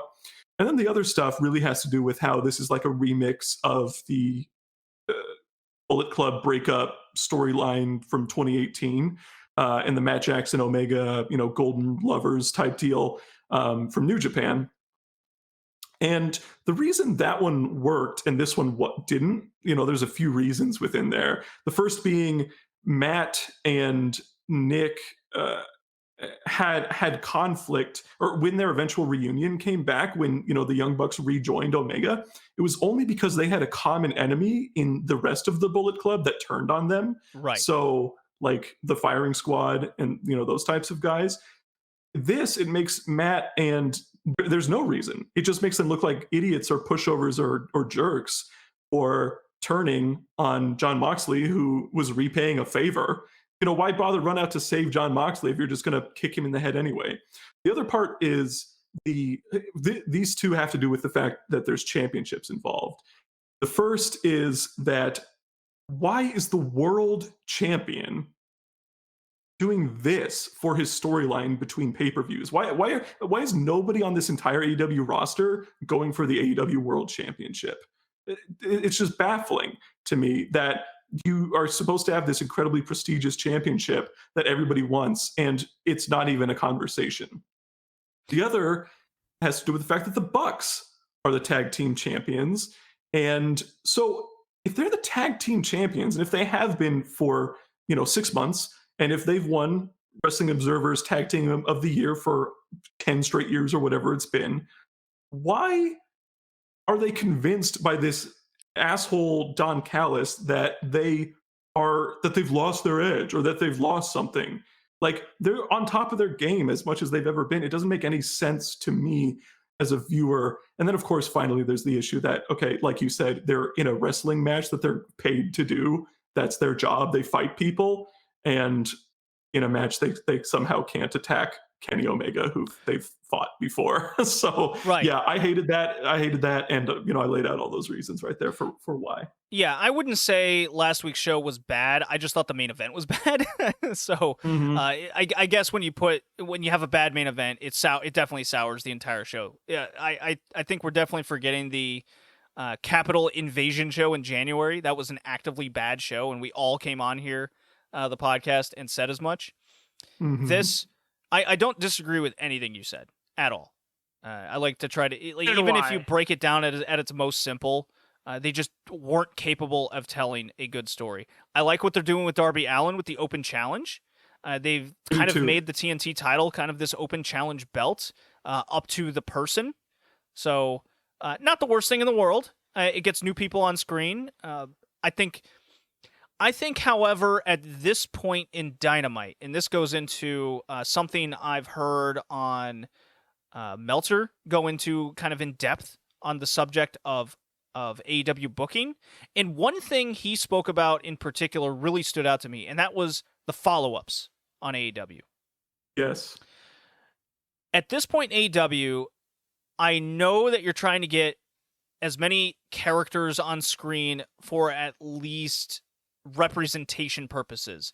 And that's why a lot of people are in factions. I have no issue with any of that. What I do have an issue with at this point in 2021, and I get maybe the pandemic had probably had a lot to do with it. When you have Blood and Guts coming up, and you're really going into it. And I'm glad that they followed up the way they did, and now they're having the Chris Jericho, I believe it's Cash Wheeler, or is it Dax in the singles match? Either or. It is Dax. It is Yes. Dax. Okay. Yes. I wasn't sure if it was FTR bald or Cash with hair. Because he can afford hair. That's how I remember. Anyways. Oh, there you go. I get that they were taken out and they're building up. Like, this is a good follow-up to me. They're going to have a series of singles matches against each other. They're building up towards Blood and Guts. Jericho cut the promo. Hey, that's I don't ask for much. What I do have a problem with is when you start doing rinse and repeat formulas and you do angles and the next week aren't followed upon. Because that's what everyone's hyped about. And I spoke about this briefly, Kay, if you remember, where their idea of booking, and it is different. I'm not opposed to different. I do think, however, with their idea of booking being behind going 1 or 2 weeks in between a follow-up is starting to show a major weakness in the storytelling. And if you're going to be this NWA-style storytelling promotion, Mid-Atlantic Jim Crockett stuff, and because I'm doing the Starrcade journey and following a lot of those stories, what they were very adamant about doing is they picked 3 stories to focus on, and they followed up with them each and every week. Whether it was a Ric Flair promo, a Horseman promo, or what have you, you would not wait the next week to hear the opponent's follow-up, right? It was always on the same show. And you don't see that on Dynamite. You see the next week the other guy has a follow-up because they utilize where that time would be for, say, a match between, let's just say, Hangman Page and Max Caster. Is that really necessary for the same week? I don't think so. I think if you're going to tell your stories, you should have had MJF cut a promo in that time slot or have a match and cut a promo in that time slot. And then next week, you don't have to have both Inner Circle and the Pinnacle out there for the following week. You can then go to the Hangman Page Max Caster. And then that incongruency goes into what you were saying, Parker, where why isn't Hangman Page, your power-ranked number 1 contender, wanting to go after the title, or the 2 guy, or the 3 guy? I don't care which one. If you're in the top 5, go for it, right? Or whatever kayfabe reason. I don't ask for much. But there's no follow-ups on these. And they're not the structure. They're very adamant about the structure of the show to the time. 9:25 is women's time, right? Yeah. And ironically, that's actually showing improvement in ratings. If you look at, because everyone knows the women's match is coming out around 9:25, so now it's consistently going up because they know that is going to be the time when you want to see Tay Conti on screen. Not the worst idea in the world. It's kind of paying off dividends, and there's evidence that shows that. However, when you're so adamant about every single thing being at this particular time, yes, you do have a major structural advantage to that, but then your viewers are too inclined to want to tune in to each and everything. So if you're a Tay Conti fan and nothing else, you're only going to tune into 9:25. So there is a lot of give and take to that. So that's what I wanted to get through to these Dynamites. I also said March 31st was marked down as my TV show of the year. I absolutely loved it. I thought they nailed literally every single thing on the show, including Arcade Anarchy, where that was a feud barely anybody liked, and it came out as an arcade on fire instead of a house of fire. But then that goes, Chris Statlander made her big return. She joined Best Friends, but then what did they do? They followed it up this week with her joining the Best Friends. Hey, that's all I ask. More of that. I would have preferred her being, Penelope Ford maybe comes out, or Kip comes out. Maybe he wasn't too damaged. We got no follow-up on that team to what Chris Statlander do, although we did get Best Friends challenging the winners or losers to the tag title match. There's a lot of give and take to things, and I just think they need to iron out so much more of these intricacies to get someone like us and even a different kind of viewer, a less hardcore, if you will, to be more invested because these follow-ups, I think, are their biggest weakness right now. Is this far-fetched to say? No. I think I think I'm probably out of the three of us probably the most casual with AEW. Right? I watch it every week, but I don't follow. I don't know every single person to the T.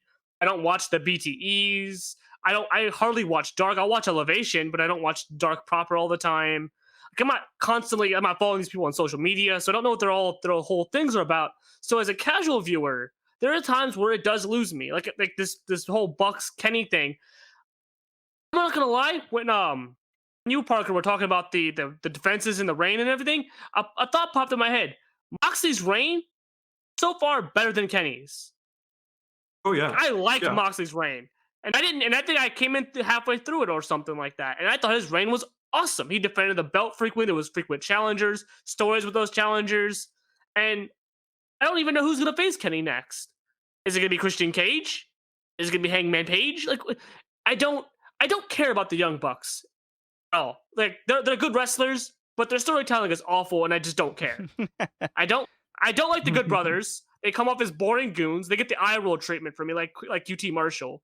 Or I'm just like, oh, okay, whatever. How could you say that about them. Mr. Marshall? How How could you say that? Them. Whatever. He's a terrible promo.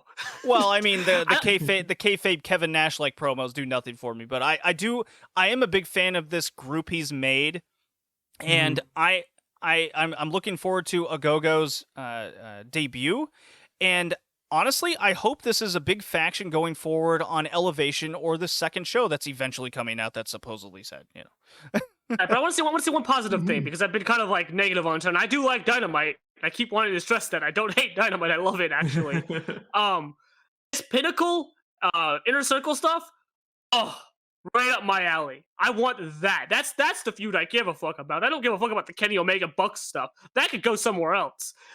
This is the main event for me. Is the Inner Circle and the Pinnacle. I love MJF. He's like great heel.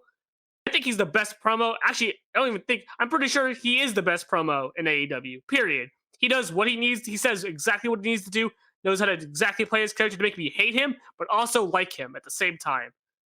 The love to hate thing. I love it. It's so good. And Jericho coming out and cutting that House of Fire promo, I'm glad to let him do the talking and didn't like pass the mic around.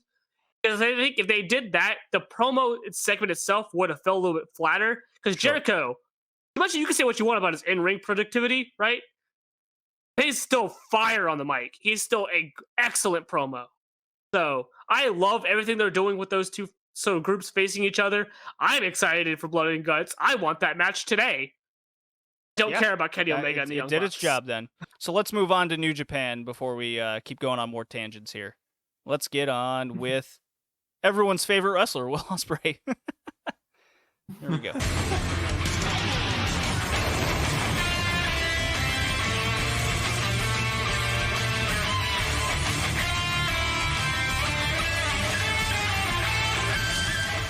I did play Shingo's music, ironically enough, to get us into Sakura Genesis. Just some side stories. The Iron Fingers from Hell with Taichi will be defended in a ladder match coming up. The Jay White Tanahashi feud is going to culminate in an open weight title match, so some good stuff there. Kenta continues to play with Yoshihashi's stick. Don't take that out of context. It's really funny. The promos are very funny. And Hanare was indeed X and joined the United Empire. He's now known as Aaron Hanare. So yes, Aaron is the big baddie now. So just as we thought. And then it's culminated to it all. Ibushi versus Ospreay with the new World Heavyweight title. Parker, what's New Japan doing for you, and what did you think of this match? So first I want to talk about the belt. I don't know if you guys have talked about that at all, but we have not. I mean, obviously the conversation was, I would say, overwhelmingly negative regarding the new belt. Vast majority of people, just based on my exposure, are very critical of what it looks like, all that type of stuff.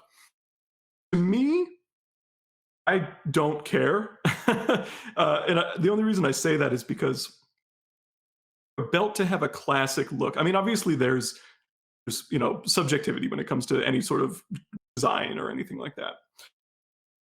belt to get a classic look, like the IWGP belt wouldn't be classic if it just came out today and was like I don't know, the GCW belt or something like that, right? It would just be a belt for an indie.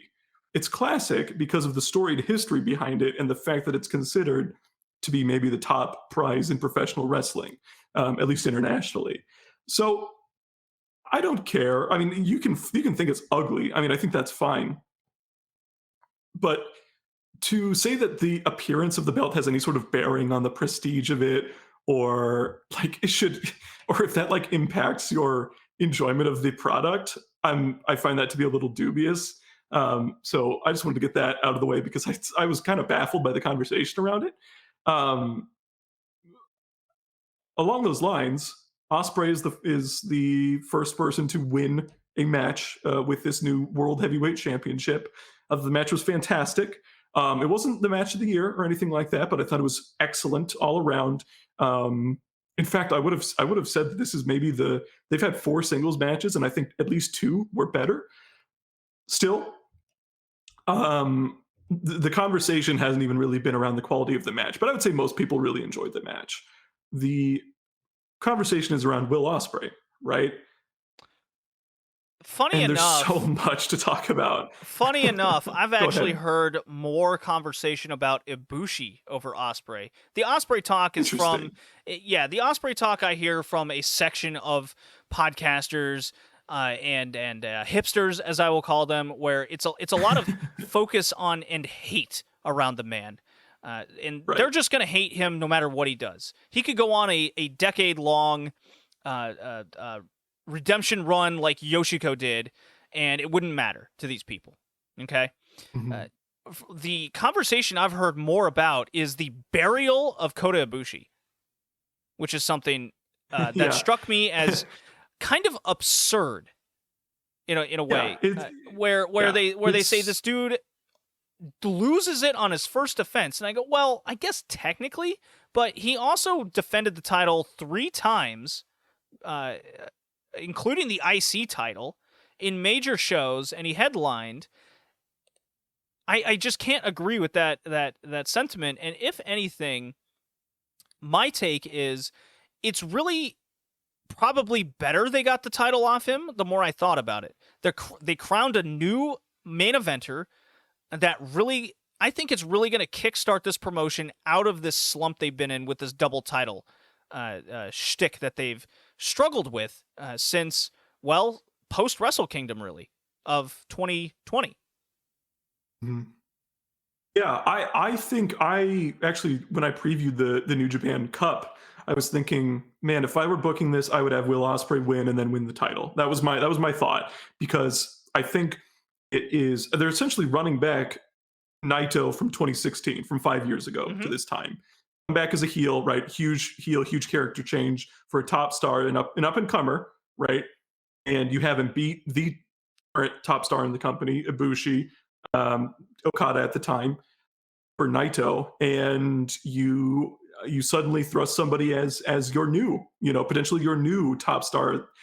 There's some mitigating factors because of the baggage around Ospreay, but I think that's a little bit overblown based on the New Japan World numbers, and I think some of that conversation gets amplified because of the the Twitter sphere. If you tweet something critical of Will Ospreay, people will love that tweet, and you'll get a lot of likes and stuff, and so it's very easy to just sort of say something, I don't know, not well thought out, and just rag on Will Ospreay for whatever. So I like it. And they are immediately coming right out the gate with perhaps the best wrestler in the world, Shingo Takagi. I think the best wrestler in the world is Will Ospreay, but a lot of people will say it's Shingo Takagi. Ospreay's going to win that match. He's going to defend it. And we're getting Ospreay Okada, which might be the biggest match New Japan can put on right now at the Dome in May. And so if we're talking about what's going to make this title and thrust New Japan into the future, stuff like that. Okay, if Ospreay's defending against Sonata or Gatoh, or I don't know, like one of his stable mates or something like that, the title's not going to get to that level of how it was. But if he's defending against top stars and they're putting on great performances like we know Will Ospreay can, and I think people are going to get over. I mean, some people won't, but I think the majority of the fan base will get over it quick. And in fact, New Japan will be rejuvenated. My final thought about New Japan, or at least for now, is I am still not going to place any sort of judgment on whether New Japan has been like objectively good or bad over the last year plus until they get crowds back, crowds that can cheer, and until they get their full talent pool back. And the reason I say that is because up until the day the pandemic happened and the New Japan Cup last year was canceled, they were on fire. They had Moxley coming out to wrestle Suzuki, and they had Naito as this crowning champion who had a crazy match against Kenta that was kind of hit and miss at times, but I mean it was star making in a sense. And they had Hiromu as the junior champion, with that crazy comeback that he made and that unbelievable match against Dragon Lee. And all of that combined, I thought New Japan was firing on all cylinders, and then they had a great lineup for that cup. Until they get everything back to the way it was, I'm not going to make any sort of judgment on New Japan. And to be honest, I don't think it's been that much worse aside from the evil stuff. So that was a lot to talk about, but I'm interested to hear what thoughts you guys have. So can I share some thoughts on New Japan? Okay. Go for it. So I first want to address the title belt. I think the issue, at least that I had, and I didn't see people say that the belt design ruined its legacy. It was like, I think the initial idea or the initial thing that everyone was talking about was the fact that they were getting rid of the entire legacy of the belt. And I personally also had an issue with that, because if the belt doesn't have the legacy and history about it, then it's essentially just a prop still. It goes back to being a prop. It doesn't have the lineage behind it and the prestige and the shine, right? It's just like handing out a gold piece of paper at that point. And I didn't like that, because then it ruins sort of the appeal of the belt or the status of the belt if it just goes back to zero. I believe, if I have it correctly, they didn't actually do that and decided to just combine the lineage of the Intercontinental and the IWGP. Right? That's at least what I've gathered, right? I'm assuming I'm correct in that. Either of you? Yeah, they've Any combined the confirmation on lineage, that? yes. Yeah. Which means MVP and Gatoh, former IWGP World Heavyweight Champions. That's not now. how it works, Kay, but I like the attempt. Just face the fact, Gatoh finally got his reign. It's okay. It happened Yes, he got his retroactively, icy but he finally reign. got one. That did happen. he got his reign now. He can now go sit at the sad table with Kiona. But the look of the belt bothers me personally. I think it just looks like a WWE belt. And when somebody pointed that out to me, I couldn't unsee the current modern WWE design belt in that belt, and it just bothered me in a way. Right? And I thought the original belt design was perfect, right? It was the closest thing to perfection you'll ever get in a championship belt. So I'd have been fine if they just combined the belts and just made the one belt the belt itself instead of just changing the overall belt. It's also a bit smaller. I know normally that doesn't bother me especially with the women's titles, but when I see it and I look at it on Ospreay and it looks small-ish on him, I'm like, boy, it's gonna look really small on someone like Okada or Tanahashi. And even the Japanese fans were pointing that out and not liking it, so it's not getting a warm reception no matter which side of the ocean you're on. We'll probably get over it and be whatever about it, and I don't care enough about New Japan to absolutely be disgusted with it and not want to watch the product because of it, and also I think that's kind of stupid to do anyways. I don't know. I looked at the dimensions, and I think it's just similar to the old belt in its dimensions. It's how angular it is that makes it deceptively. It gives you an optical illusion that it's smaller. Small in the middle, big on the edges. Right, yeah. Maybe. But I think the more important thing to know about is the match, right? That's the important part. The belt doesn't really mean anything if the match to it doesn't really matter, right? Or do any good for it, right? Sure, yes. I like the match. I agree. It probably wasn't match of the year. And I don't agree with Ospreay being best in the world because that's Maya Yuhiki's job to be best in the world. I'll have you know. But I really enjoyed the match. I had never seen these two wrestle before, or wait, I think I saw them in the Kay, I'm gonna interrupt you here for a second. Parker, I know you gotta go. You got a schedule to keep. I don't want to keep you any longer. Do you have a final thought or plug that you want to do? Just as always, I mean, I'm super happy to join the podcast. It was a ton of fun. I've already given all my plugs, my content stuff at the start of the show, so just check that out. It's a ton of fun to talk to you guys. The Patreon is great. I love listening to you guys talk about classic Joshi and all that type of stuff. And that's all I got to add. Thanks for having me, guys. I appreciate it. No problem. We'll continue our conversation right now. I see it, man. All right. No, I think I enjoyed the match for what it was, right? I think I watched him in the G1, but I don't have any memory of that. So I just played this as the first time I've watched these two wrestle. And I enjoyed it. I didn't have any expectations going in. I did have the finish spoiled for me prior to it because it was Twitter and everyone was talking about it. I don't think that took away from the match for me. And I think that sort of goes up to the mark of quality of it, that knowing the outcome doesn't ruin the match. Yeah, just coming off of that, and a little bit of what Parker said was he mentioned earlier that not a match of the year candidate. I agree. I think it's a shade below. It's kind of in those Wrestle Kingdom match categories that I've had. I've really emphasized in what I think a match of the year contender is how much it hits me emotionally and what I'm really into currently. I've mentioned this before. I have a developed taste for what I'm looking for at this time frame, and this match didn't quite hit that peak for it, but it was definitely in that same category of like what the Okada Ospreay match did, the Ibushi White match did for me. It was all in that same realm, and what I'm saying is it's a phenomenal match, but it was just missing that little extra to put it over the edge for me personally. So I'm there too with that. Yeah, and there's nothing wrong with that. They did botch a lawn dart spot where they just fell from exhaustion. Hey, I didn't even notice that, actually. I thought that was the spot itself. That was on purpose. That shows how good that was. So there was that. As for the booking, I want to keep expanding upon what Parker was saying, because he did ask about it before he had to go. We did run long with his segments and talking about dire and despair promotions. Yeah, especially when someone Oz Academy. You should be ashamed of yourself. Oh, that was a lot of fun to talk about. I definitely enjoyed that. Well worth it. So I agree with a lot of what he said. I'm not saying New Japan is bad currently. What I will say though is where they're lacking is what other promotions are doing very well. So, for example, even a year ago, before the shutdown, and 2 years ago in Dragon Gate, there was a lot missing in that promotion. Whether it was in the mid-card, the undercard, developing talent, storylines, you name it. I did like what the main events were doing, but I was finding myself skipping a lot of what would be the whole shows, basically. I never felt inclined to watch the whole thing. And right now, that is what New Japan is. Whether that's a combination of them running like 30 shows in 30 days and being kind of very bare bones average with, it almost seems like they're not trying with the booking lately.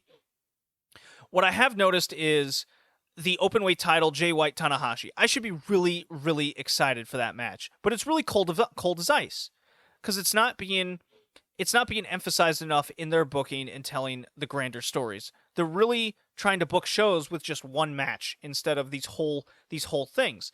I get why they're doing it. I understand, but it's really taken me out of the promotion. I'm not watching their whole shows. I'm just watching singular matches at a time. Don't get me wrong. I do like that they're trying something new and interesting and a little wacky. We watch DDT. We like a little wacky. With the Iron Fingers ladder match. That's fine. The problem is it really comes across as one step away from we're on a pole Vince Russo territory. I'm not saying it's anywhere close to that, but we're going in that direction. And that screams Dick Togo to me. Well, the problem with me is, with that stuff especially, is it doesn't feel like a New Japan thing. Right. You said right. DDT, and that feels like DDT. So when New Japan's doing that stuff, it feels wrong and off and kind of perplexing why. Like, I don't think I ever remember them anyone ever mentioning a ladder match in that company. There's been one. Ever. They probably should. Yeah, so it's not their thing. So why is it all of a sudden their thing? I don't know how much I like that. I mean, granted, I don't have the attachment to the promotion like some people, like Parker does, or even like you have, right? So it's not affecting me in a certain way that it would affect someone who's been following it for a long time. But it is making me confused because I come into New Japan with a preconceived notion of what it is because I've been told of what it is. I've been talked up about what it is, and so far, I guess I'm coming in at a really bad time. But so far, it's been very underwhelming to me in a lot of ways. There's been some good spots, but a lot of it just comes off as meh. Well, here's the thing. I actually think you point on something about other promotions doing it better, and I think because of that, it emphasizes what they're lacking even more by design. So I want to continue on that. Let's take Stardom for an example. They have an excellent tag division. They can run a tag. They can run their tag belts as main eventers whenever they want. You know, whether it's MK Sisters against Momoa, Shuri, and Micah against, like, they can do whatever they want because they're not afraid for top stars to be put in different positions and be put in different feuds. Stardom is nailing it, and so is Dragon Gate. They just put over a 21-year-old over one of their big stars over the last 2 years in Benkei, and he's going for a title. Along with whatever they're doing in the tag titles, it's something different and new, and it's keeping you invested. What New Japan isn't doing, and they seem so against it, is keeping things fresh, such as, like, why isn't Ishii and Goto going for the tag titles? I just don't understand it. Why isn't Juice Robinson and Finlay coming off the New Japan Cup? I get it, they're in America now, but this is just an example. If they want to go after the tag titles, that's fine. I would also like Finlay coming off of his big Jay White upset, maybe going after the openweight title, kind of, you know, teasing towards that, maybe cutting promos on that. Do a little bit more so when other promotions have come along and improved the way they have, Stardom, Dragon Gate, even Tokyo Joshi Pro, what they're doing, yes, the in-ring isn't as good. It's not nearly as good. We won't pretend as much. But they're doing fresh and new things to keep us engaged. Hikari Noah just had a hardcore match on a show. They're doing women-only shows, which is really interesting and different, and they're having storylines running with people that keeps being fresh and new. They're not afraid to have Yuka Sakazaki in some undercard feud and gearing up new people. New Japan isn't doing that. I'm not saying the promotion's bad. I'm saying it's not. I think other promotions have just simply passed them up. Now, this main event with Will Ospreay taking the title off Kota Ibushi, I'm all for it. I love Ibushi. He just happened to get the raw end of the deal. His story was told, and it ended at Wrestle Kingdom, where he was able to defend the title, or win it, and then defend it the next night. Right? That was his story. And then the ending stretch of his story was combining the titles, getting rid of the double title situation. That's what his role was, and he did that. Was the story told well? No. I think we can all kind of agree that it was on the end of the no. It definitely wasn't told well. Right. But was it a failure? I also think that's a definitive no. I don't think it was a failure, because at the end of the day, the end goal was achieved where Ospreay won the title off of your new established main event star, Kota Ibushi. And I think it's really going to kickstart in the ass what this promotion has lacked over the last, since Evil won the title, right? You have Ospreay, Shingo, and Okada in a trifecta of awesome. I have no doubt in my mind these matches are going to be at least great. You know?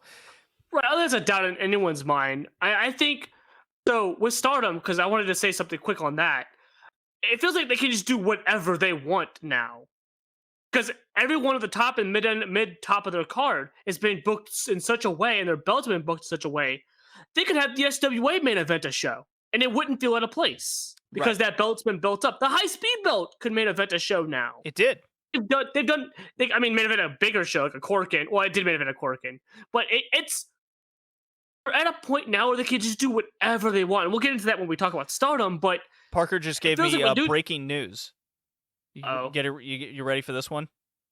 Holding on. What's up? The 16-year-old Billy Starks hit the JOC on spring break as a transition move. wrestling was a mistake. We're done here.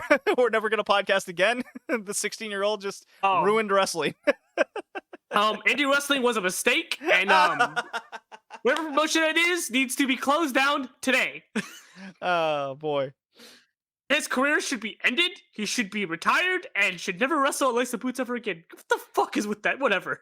I could rant on that, but listen, I think like it exemplifies, because it's funny because Stardom and New Japan are under the same banner essentially, right? I mean, they're different branches of Bushiroad, but they're under Bushiroad, and both promotions feel so vastly different. I think it's because Rossi's a good booker. It feels like Gatoh is not the only one booking, and so it's like too many cooks in the kitchen, too many ideas being thrown in at once. I think Dick Togo's been in his ear. That's my conspiracy theory on that one. I think Dick Togo needs to go back to the dine-in. now, just before we keep going way too long, because this will be a really long podcast, because we got great Ice Ribbon and Stardom talk coming up, and probably a good at least a fun Dragon Gate and DDT still. I want to leave it at this. Okay, it would not shock me. I don't expect it to happen, but it would not shock me if they play a little short reign of musical chairs with the world title. Ospreay loses to Shingo. Maybe Shingo immediately loses to Okada. They go back and forth for a little bit and head into G1, kind of in trifecta musical chairs. Or Ospreay beats Shingo, plays into that story more, and Okada wins the title from Ospreay, making it a short reign. Probably the more likely scenario. In fact, mark it down. Okada is winning this from Ospreay. Short little reign. I feel like that almost make me less interested. I think it makes me more interested. I mean, it won't deter from it if Ospreay just simply beats them both. I think there's a big long story there you can tell, and this isn't out of the realm of New Japan's booking pattern. Jay White won the title, and he lost it 30 days later. Or no, Tanahashi lost the title 30 days later to Jay White, and Jay White then turned around and lost it to the New Japan Cup winner, Okada, shortly thereafter. This isn't out of the realm of abnormal. So a new star has been made. He beat Ibushi, and I really think this is the direction they're going. Okada's going to win this title. I mean, I guess I don't think it's whatever at this point to me. I guess I just don't. Not that I don't care. I'm indifferent on New Japan right now. They're not. Some matches have been really good, but as a whole, I'm not excited for anything. I feel like the point I was making with the Stardom one was Stardom could do anything they want. New Japan feels like they're a one match card promotion right now. Well, yeah, that kind of goes into what I'm saying. Yeah. I agree. They can't do everything they want because they have certain people main eventing a show and a certain belt main eventing a show. Otherwise, they're afraid no one's going to come buy tickets. I think all will be revealed in the next 30 to 45 days on how they put together these three major shows coming up and then leading into Dominion. This will reveal a lot. I could absolutely see Okada winning and Ibushi challenging at Dominion, and that's a big time matchup. Ibushi Okada. I mean, I'd be excited for the matchup. I just don't care enough about the title. Yes, I don't care enough about the title at that point. The title match, it being a title match. I just want the match at that point. Well, that does it for New Japan. A lot of thoughts. It does kick off this podcast. We will be joined by the Tyler Fudge later to talk. He'll have some Ice Ribbon thoughts, but really, he watched another Stardom show, so that'll be fun later. Stay tuned. Well, all right, Kay. Parker has left us. It's just you and me now. No, man, he's left us. I miss him already. We finished out the AEW New Japan talk, and in between these recording sessions, we have watched the latest Elevation show. Big shout out to the Takeshita who showed up in AEW. Pretty awesome. He had a match with Danny Limelight on Elevation.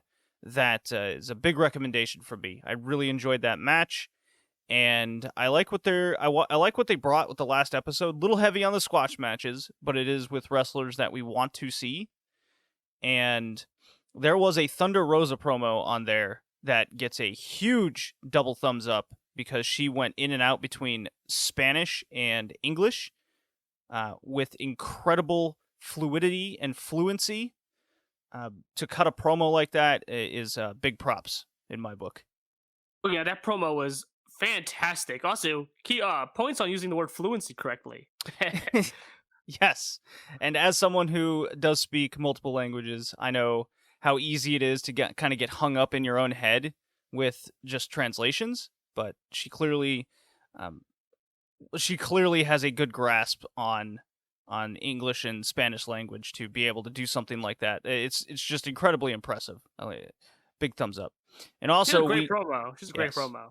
And also we did watch both nights sort of WrestleMania from WWE. Oh yeah, we did, didn't we? Yeah, we kind of put ourselves through that.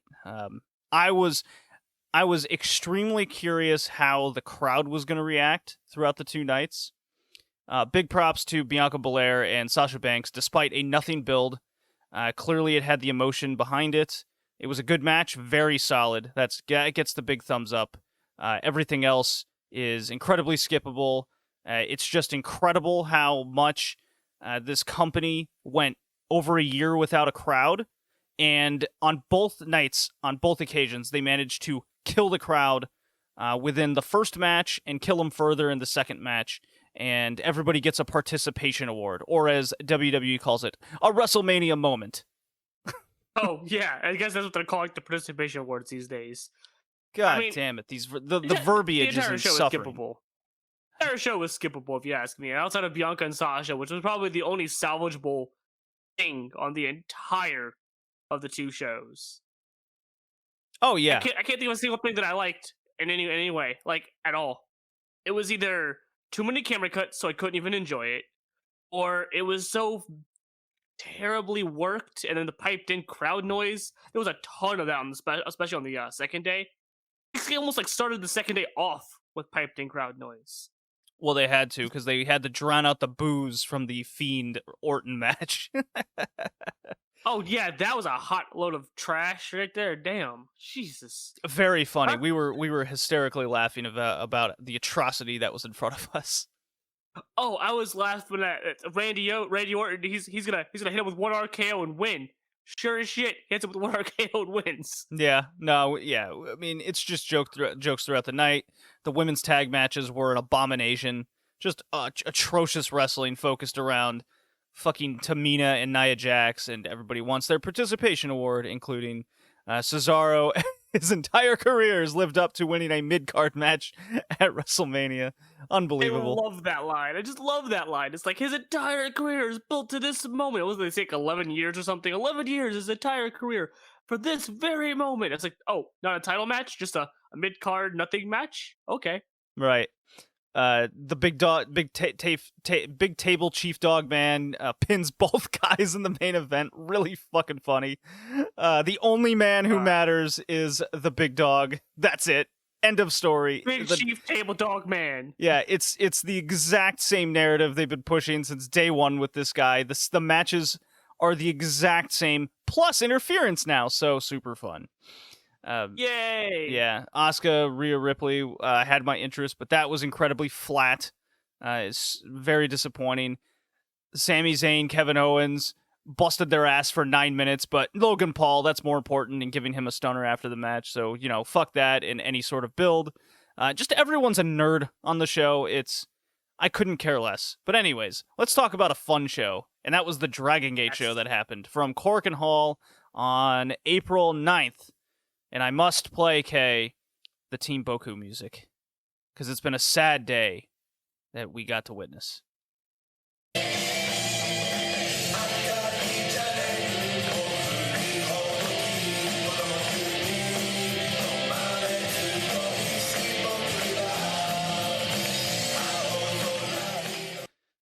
Dragon Gatoh, April 9th, Korakuen Hall. The build to the tag steel cage match, elimination, hair versus hair versus hair versus mask match. Right. Hair versus hair mask.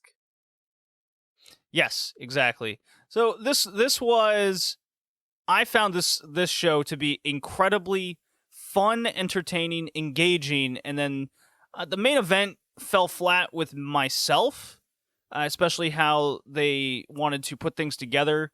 It did have a little swerve at the end, but it was all about the story and, building up that main event that's taking place in May of Kai, Yamato, Dragon Kid, and SB Kento. That was the purpose. Like, I get it, but probably don't do that in the main event. Yeah, I agree there. I think the entire show like was really, really fun until the main event. Like, I was getting actively upset because I got worked, right? And I thought they were going to go for a DQ no contest finish at the end. I was like, really? This great show, and that's how you're going to end it? Then they put a match back together, but at that point, I almost just didn't care anymore.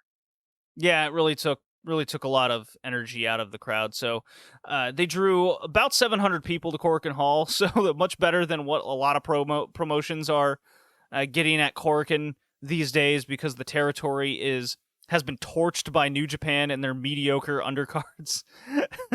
Oh yeah, New Japan's wore out Korakuen Hall so much so that I kind of wish they would just stop running Korakuen.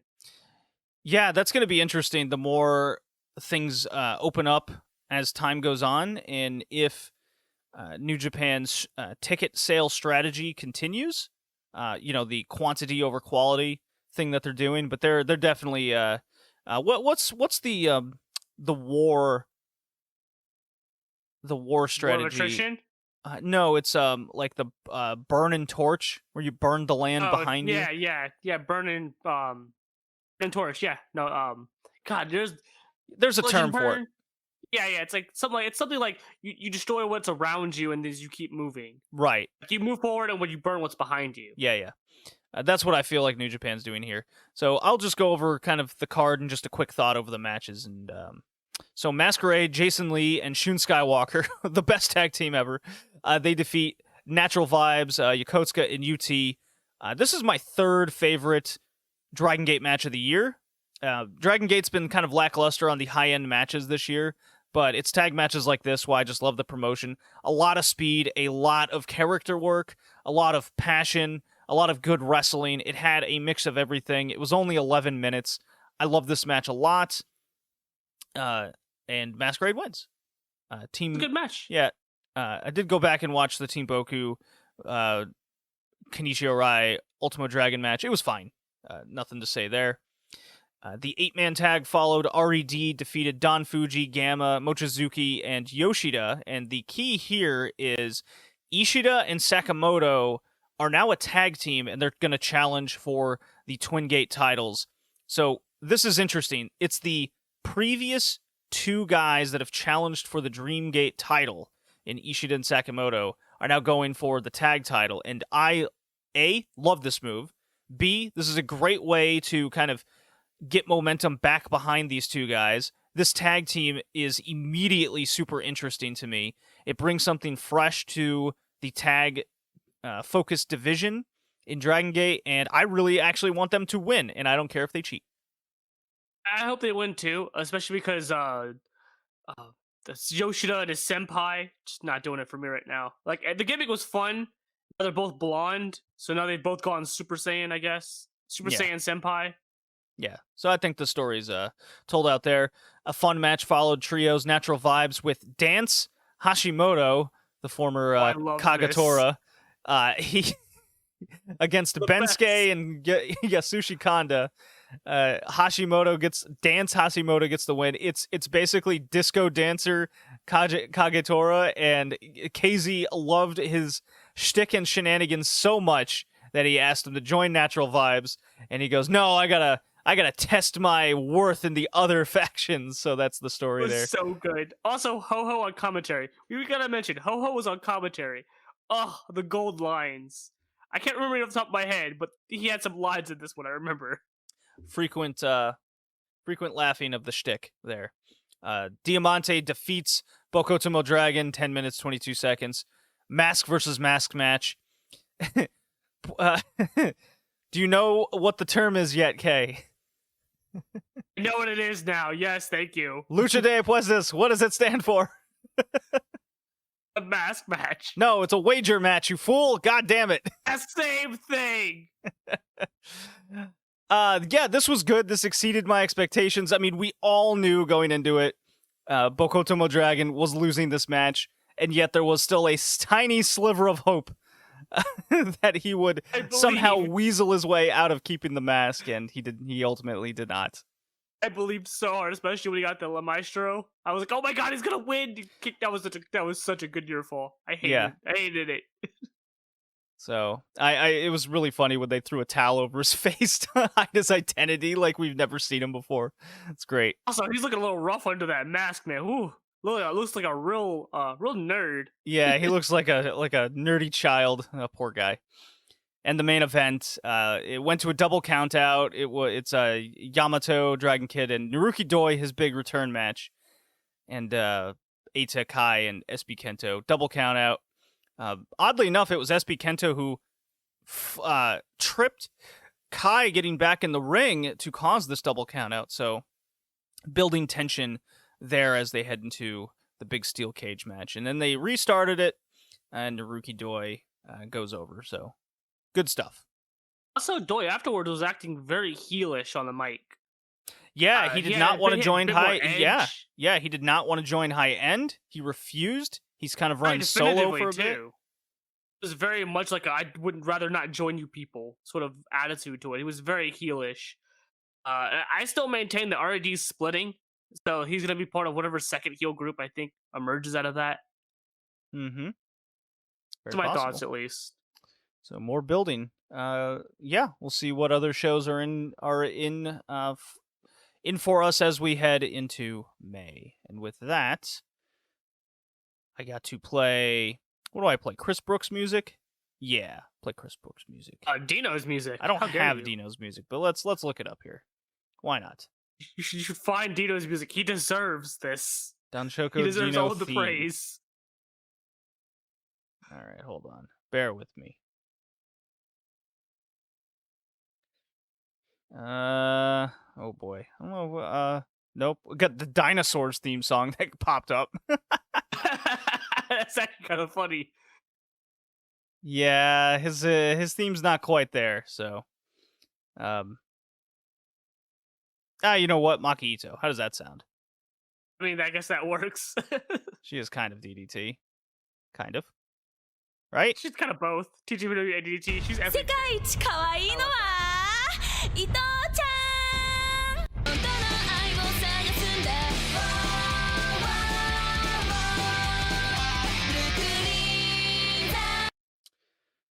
DDT April Fool 2021, April 11th from Cork and Hall. They drew 650 at this crowd. So how about that? Oh, so they posted the number, actually. That's surprising because they hadn't been posting their numbers for any attendance for a while. Big draw main event Dino over here. Oh, it's a big draw indeed. So the big news coming out of this show is Yusuke Okada continues to kind of rip apart rookies, which is entertaining if you're into that. Chris Brooks and Saki Akai, coming out of an 8-man tag, are challenging each other for a double title match. Chris Brooks, the Extreme Champion. Saki Akai, the Iron Man Heavy Metalweight Champion. They even had a press conference, I believe today, where Chris Brooks is making it a straight singles match, despite it being the Extreme title, because it's an intergender match that's extreme enough. So, good for Chris Brooks showing chivalry to Saki Akai. I think he might lose. It'd be funny if he lost, but yeah. I get the feel like he might win. And then we'll skip to the last 3 matches here. The Damnation versus 37 Kamina trios match was... It's 16 minutes of just greatness. The combination of these two factions against each other in these tag matches are incredibly engaging. Mostly focused around Yuji Hino and his antics, whether it's a little bit of comedy, a little seriousness. It always has a good mixture of both. The most fun in this match was definitely Shun getting chopped while he was on the apron. He just keeps turning around and wrecking this dude.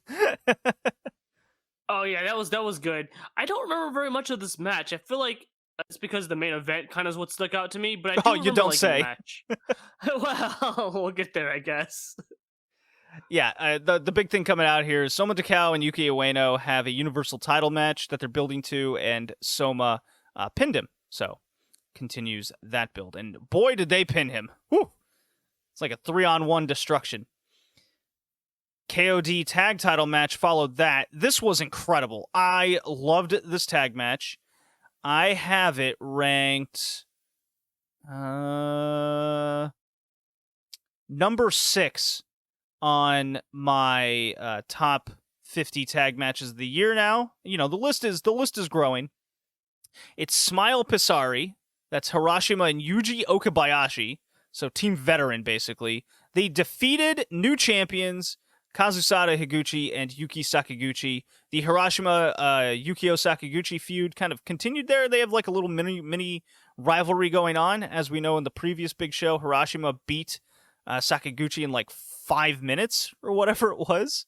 And this absolutely lived up to my expectations I had in my head. And yeah, 1836 this went. It's a big thumbs up from me. Huge recommendation. Kay, agreed? Agreed. I liked it. A lot of slapping and a lot of beating down. I like Higuchi, the Gooch Man, as I call him. He's a good guy. I like him. The Gooch. He does the slaps real good. He does the sumo thrust stuff. Dude, he hits hard like a brick. I love him. You know who doesn't hit hard like a brick? Well, I mean, it depends how you look at it. Cue the Evangelion final. I got first before you continue to mention that, I have to say something. So the last thing they did with this sort of package here with Jun Akiyama, they used the Eva music from the original series when Second Impact happened, right? Third Impact. This time they used one from the Rebuild movies. Are they trying to tell us something? My God. So the story I'm kind of getting from Jun Akiyama as champion now is he's taking on what represents DDT. And he wants the people, the guys who represent DDT to fight him and bring their style no matter what it is. So, you know, Endo was the high flyer, the champion through the pandemic. That's who he took the title from. He defeated Takeshita, the young ace, to win the tournament, to get that title shot, in which has caused Takeshita, as we found out in AEW, to leave for Excursion. So I kind of like where that story's ending up. Higuchi is the powerhouse young up-and-comer. We know how that match went. And now we have Don Choco Dino. Boy, does he represent a familiarity with DDT. I'd say he embodies DDT. Well, if you go by the comments and the build to it, that's what Akiyama was saying. And he was a little bit heelish after the Higuchi match. He was kind of insulted, and it was mostly because one of his understudies in Junretsu, was embarrassed by Dino and his antics. Kay, what was this match? I had my questions. I had my brain broken trying to figure out what this match was going to be. What did we get, and how did it go? And take me through your thought process as we witnessed a match I think better than all of WrestleMania, both nights. It transcends wrestling, Kay. As This I gotta match- hold on. I gotta pull up my Twitter. Go Okay. ahead. The inmates at Cage Match described this match as Japanese Hogan versus Rock. Oh, I was gonna go there, but sure. Transcends wrestling, is, was, and ever will be. Then, now, forever.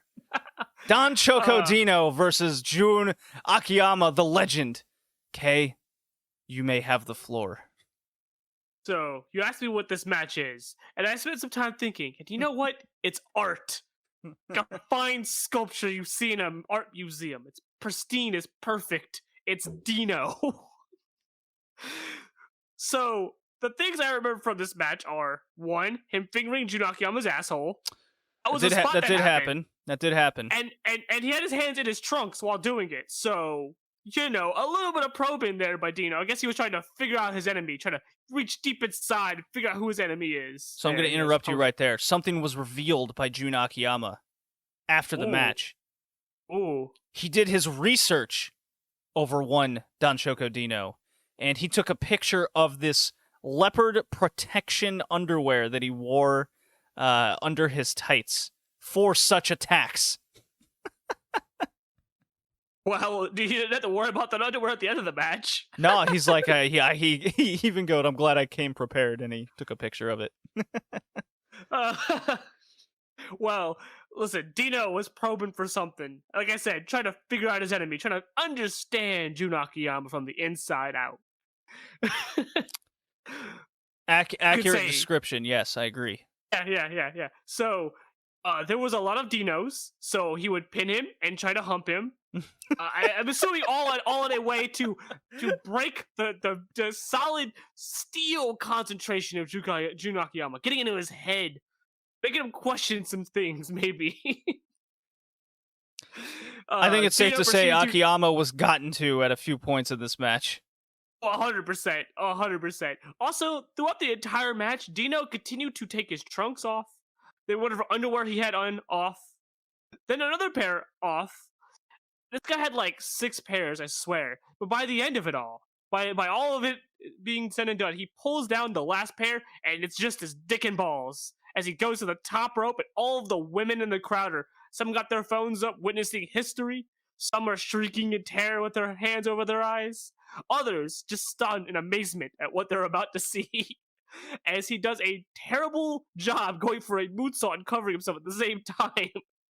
There's a point where you can see the shadow, the silhouette of little Dino and his balls. And he lands right on top of him. So Akiyama moves out of the way. Yeah, he fucked up a moonsault. Akiyama was rolling inward to the turnbuckle, and he fucking short jumped and landed on him anyways. And Akiyama sold it like he actually got hit with the moonsault. So consummate professionalism here in a match like this to the very end. No kidding. The amount of women in this crowd was incredible. Oh, there was so many women, and like I said, there were some that had their eyes covered. There was some that were just kind of sitting there. They had their masks on, but you could tell their jaws were agape. They're looking at Dino in all of his glory. And they don't know how to process it. You could just tell. Some of them just had the cameras up. Like, they were just going to film this and put it on Instagram later. It's like they're witnessing history, like I said. Would you say he left it all in the ring? I would say he maintained his tactics to the very end. I think he outdid himself here. I mean, he normally just goes down to the thong, but today, that match, he went further beyond. That is an understatement if I ever heard one. Yes, there's a look. This match is utterly ridiculous. If you go into a Danchiko Dino match and you expect anything less, then you're a fool yourself. No kidding. Like, you can't get mad when you know you're going into a match and this is what you saw. And my God, did we got the embodiment of DDT to the very end.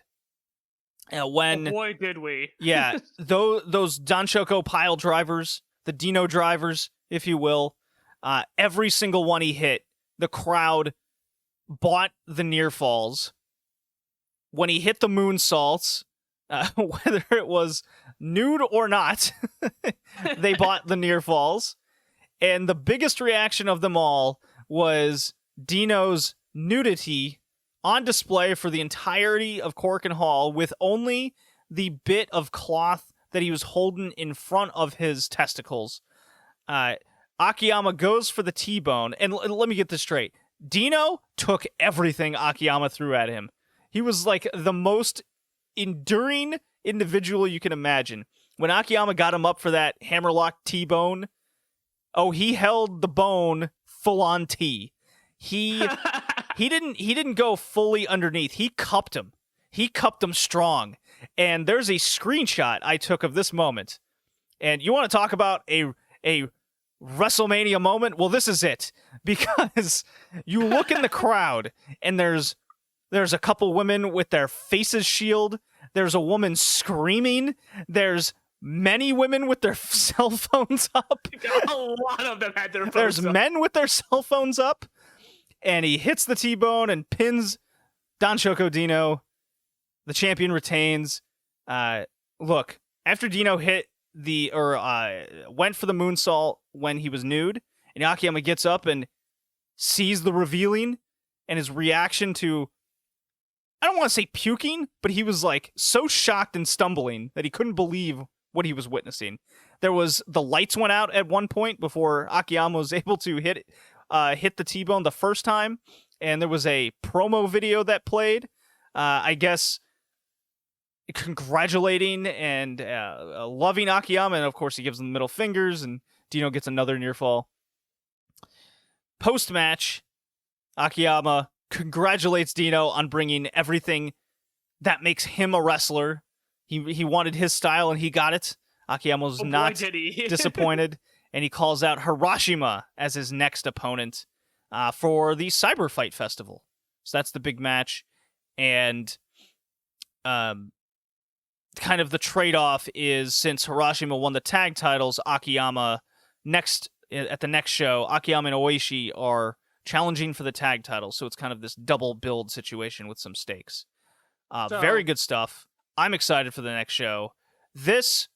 I'm no coward like some of these people, like Niagara Driver, that fool. He said he won't watch this match. Coward, I say.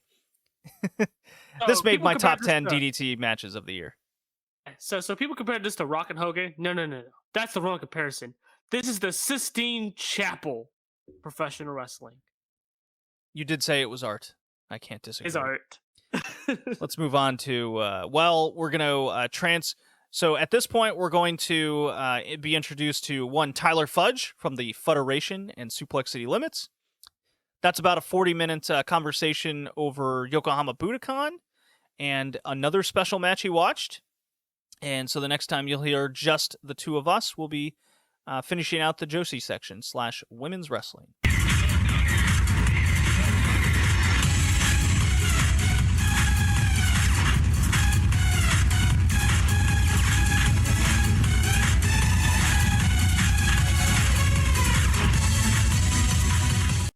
It's time to talk that Joshi wrestling, and we are now joined yet again, been a month, by Tyler Fudge. You are here. Good to have you back.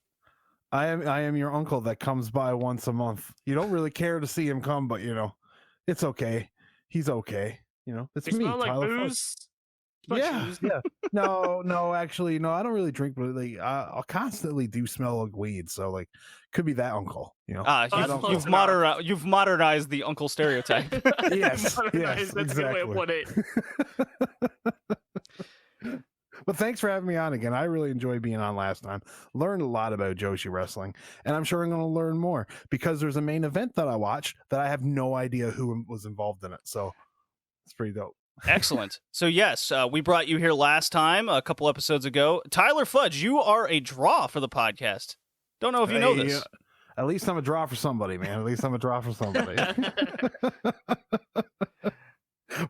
But thank you guys. If you guys actually enjoy listening to me, I appreciate it. It's good stuff. Good stuff. If anyone wants to check you out, where can they find you? They can find me at the Fudderation, where we talk old wrestling. We've ranged from the 1990s WCW, the Attitude Era, the glory days of TNA. There's a little bit of everything that we've done. And if you want to listen to anything modern, there's Suplex City Limits. That's live on YouTube every Saturday, so you can go for that too. Excellent. And if they want to interact with you on the Twitter, which is totally a safe place to interact with, right? Yeah. Oh, yes. Actually, I stay away from posting anything of controversiality on Twitter. I just use it to just shill the podcast, and just every now and then I'll say something stupid, but it's at the Fudderation. There we go. So you were on Talking Stardom, kind of your big bullet point going into it. We had a very long conversation here, and we're going to talk the Yokohama Budokan show. It's been a month. You've been more acclimated with at least a couple of the wrestlers at this point. You know the show. Yeah, definitely. I was definitely more familiar with some of these people now than I was before. I'd seen I can never pronounce her name. Utami. Utami's fine. Exactly, Utami. Tommy and Gulia are just like amazing, if you ask me. But yeah, no, they're my big standouts from the Wonder, the what was it called? The Cinderella in Budokan? Was it? Yes, All Star Yeah, they Dream were Cinderella. All Yeah. Star Cinderella, Yes. yeah. Yeah, those were my my standouts from that show. And you know, I hate to say it, but those were my two big standouts from this show too. But still, a lot of great wrestling. I can't just single out anybody. A lot of great wrestling on these two shows. Are you saying Very that the eye-opening. two arguable biggest stars of the promotion really stood out to you? Is that who they are? The two really? Oh okay, yeah. Oh yeah, That's fair. definitely. That's fair. Especially Julia. So I'm not really breaking any ground by saying it's not a hot take. I'm No, in but line that with that people. that does No. mean that Stardom is doing their job, getting their stars over. That's my Well, take. Yeah, on it. exactly what that means. Yep. Yeah, and it's nice to know that there is a company out there doing that. So it's good. I was excited when you mentioned the last time you were on that those two stood out to you because there was a big discourse in the community about how they're not over, and hearing you, somebody completely from the outside, not really so familiar with the promotion, say that those are the two stood out to you. That validates that they're over. It's at least one person that validates. Yeah, you know, I like, think it validates it enough. like to me, it's like whether or not they're over in Japan, I can't say. You know what I mean? they're I over. haven't watched. There you go. I haven't watched enough of it to know. But to me, they were the most over for me. You know, Julia just looks like a bitch, and I just love it. I You love know? that. And then at the same time, Utami has just this stoicness about her, where it almost reminds me of Minoru Suzuki, where Ooh, I like that comparison. just calmly, yeah, I'm just going to calmly tell you that I think you're an idiot, or I'm going to beat the shit out of you. Whatever she's saying, I have no idea, but it sounds to me like she's just leaning on the ropes, just showing her the title, just being like, you know, you're nothing, and I'm just going to lay it out that I'm going to take you down. And it's just what it seems to me. She's so stoic saying it, and I just love it. I love it. So before we go into some of the questions we'd like to ask you over Yokohama Stardom, or Yokohama Cinderella from Stardom, we had you, or at least I asked you, to watch the Ice Ribbon main event from a couple weeks Yes. ago, featuring Maya Yuki and Tsukasa Fujimoto. What did you think of this match and this new promotion? Just from the main event. Just from the main event, I thought that these two women were. I thought there was, especially to me, the girl in the red. Which one? What was her name? Tsukasa Fujimoto. Okay, I thought her, in general, I liked the way she emoted more. Just her face would just emote certain expressions, and I just feel bad for her. Where the other one just seemed like she was more of a brute force, and she was usually the one in control. But yeah, I thought the main event of that show was actually very entertaining. I didn't expect, because I've never watched anything Joshi outside of Stardom except for like All Japan Women's back in the day. But I didn't expect to see anything of any note, because when you think about American women's wrestling, you've got like one promotion that kind of puts on a good show, and I'm just going to judge and say Shimmer, is it? They try, yeah. They exist. They try. They make an attempt. Yeah, exactly. That's what I'm saying. It's not very good, right? And then you go into the next promotions, like let's say Shine, right? And it's like, okay, this one got noticeably worse, right? And then you go outside of that, and it's like, yeah, this one's just as bad. You know what I mean? There's not a level, consistent playing field when it comes to the all women promotions. So I just expected to just go in and just being like, okay, so these girls are going to like completely suck, right? And then I turn it on, and it's like, oh no, these are very comparable women wrestlers, right? So I thought they were both really good. So I'm going to drop some nice little tidbits for you, a little more context. Might pique your interest here. You ready? Okay. Yeah, I'm so ready. So this is the promotion where Hikaru Shida kind of comes from and got her stomping grounds from. Okay, this is also the ring that they use for the AEW show, right? Correct. Yes. Well, it's not the exact same ring, but yes. No. Yes, it is it's the the same promotion. venue-ish. Yeah. Not Okay, venue, yeah. it's the same promotion. It's the promotion they used Yeah. the dojo for, because this was in Cork and Hall. Oh, okay. Yeah. This is also the promotion where Julia got her start. Oh, so what you're saying is these guys are no flash in the pan. They have a history behind them, and they're known for having good workers in there. Yes. Yeah, well, Riho also came from here, and Emi Sakura Riho, started Emi this Sakura promotion. started it. Yeah, it's Oh, fuck. yeah. Well, here I am showing my noobness. No, it's okay. That's the whole point. We're all learning No, here. I mean you're learning. It's good. Would you believe me if I told you that the two you just watched are considered two of the best women's wrestlers in the planet? Really? Because Fujimoto and Mayuki. I would have. Go for it. Go for it. So I mean, I know I personally rank them as the 1 and 2, and I know a lot of other people I've seen rank them as 1 and 2. People who've seen them wrestle. I mean, that's not saying it's a universal opinion, but I've seen a lot more people put those two up in those lists at the very least. I'm not gonna sit here and argue that opinion, that belief, because I haven't seen enough of it. Right. But I will say that judging from this match, it's not something that I would really go out and say, no, you're wrong, right? Because they were very good. I thought that everything they did seemed crisp. You know, there was the little things that they would just end up going through, just the way that they would sell between the moves. But I would have to watch it more of it to really want to say yes or no. But yeah, no, I would believe it. I'm not going to disbelieve it.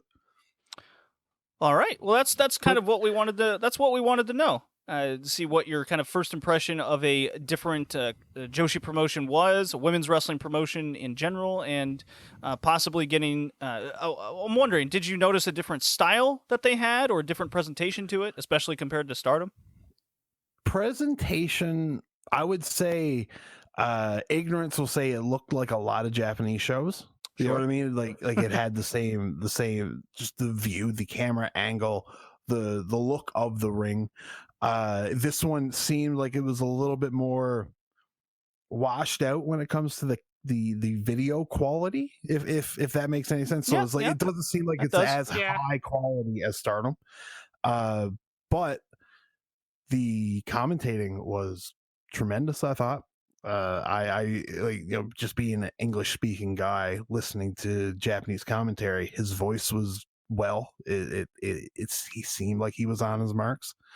But yeah, overall in general, now they got a lot to live up to when it comes to Julia, because I am a big fan of Julia. But yeah, no.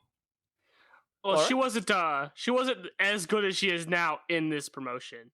That's fair. That's the big thing. She was very much still starting out and hadn't sort of hit where she is now. It took her going to Stardom to sort of get to that stride. So how long has she been in Stardom now? A year. Oh, okay, fair enough.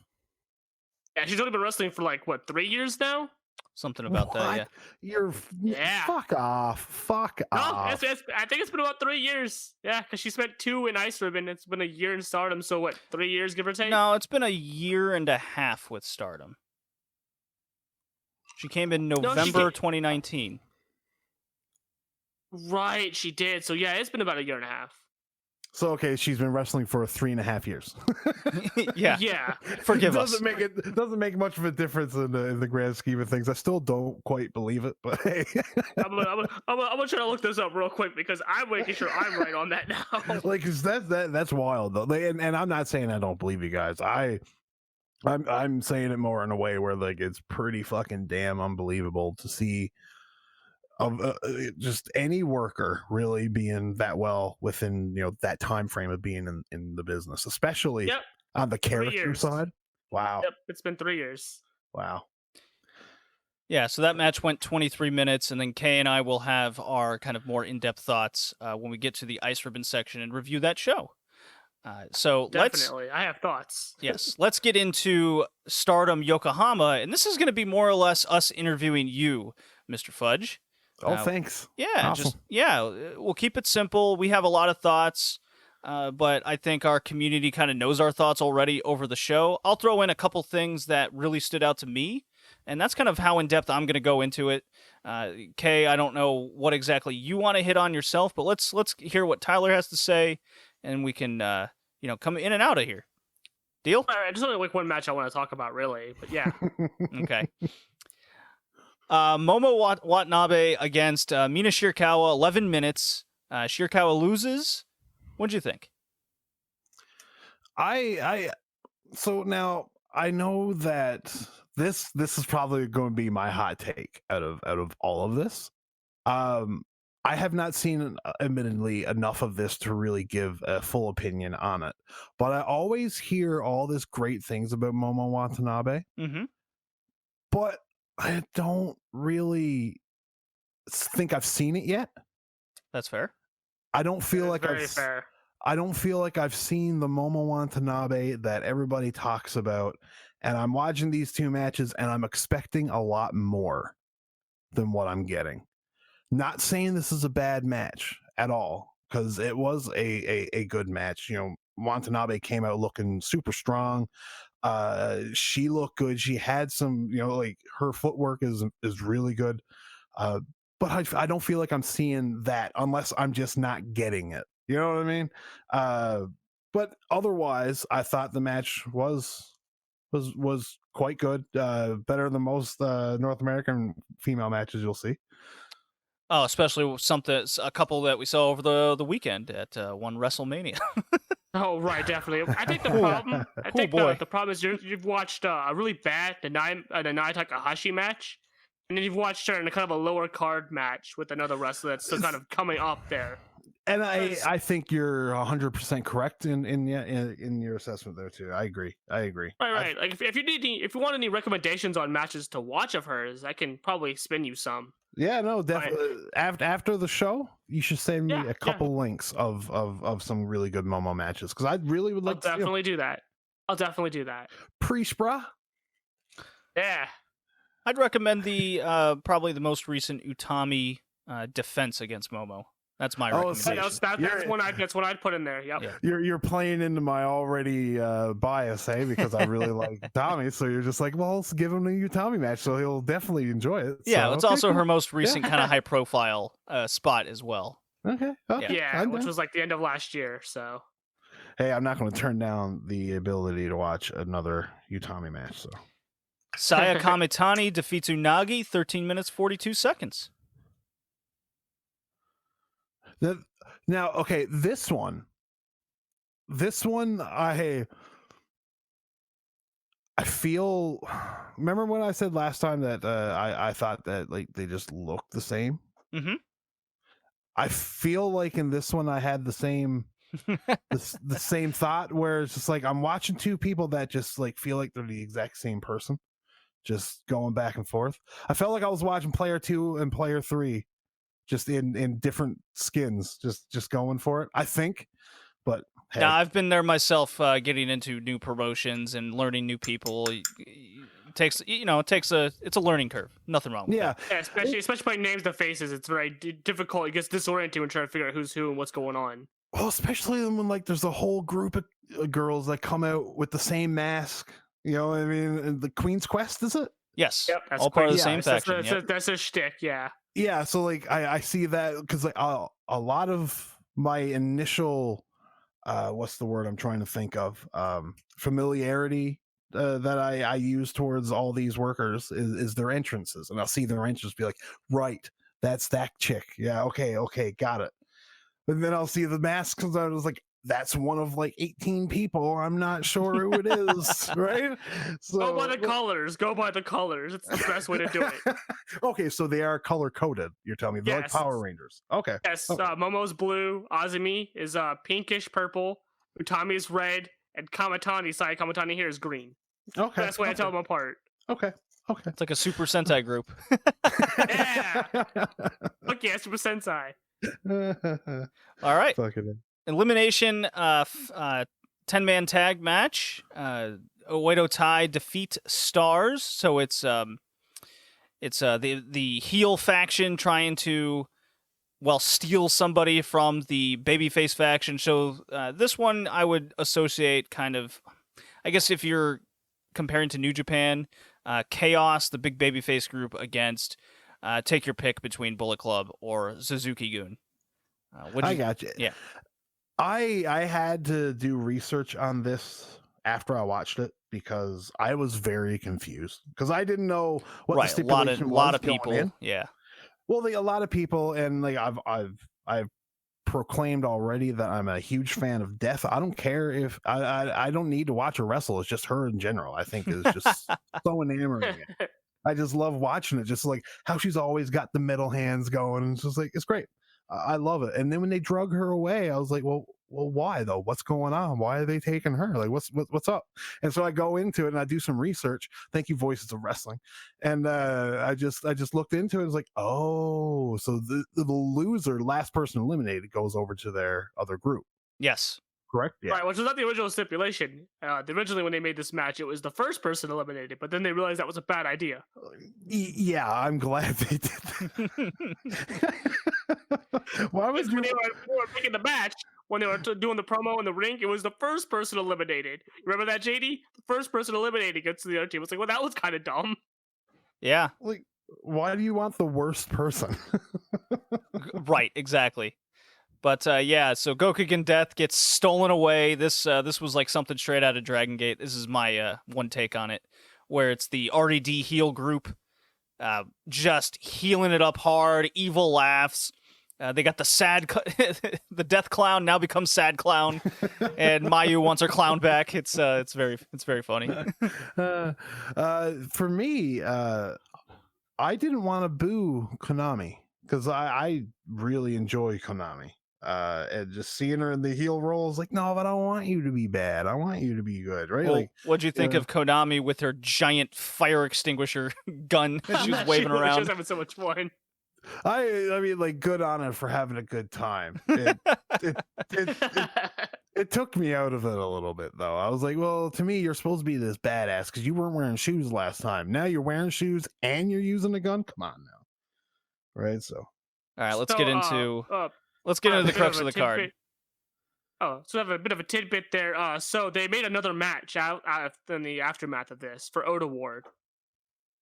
And another elimination, loser takes a remember match, and Mayu doesn't want Death back. She wants to get somebody else from Oedo Tai. fuck you. I don't want you, Death. yeah, right. Well, now it's personal, or even more personal. Death is not made personal. Fuck. So the last three matches are heavily regarded. There's a lot of different opinions of which match was the best. I have my opinion. Kay has his. Out of the last three matches, which one do you think was the best match on the card? So now we're talking Tam and Natsupoi, Mm-hmm. Utami, B Priestley, and the tag team match. Correct. Okay.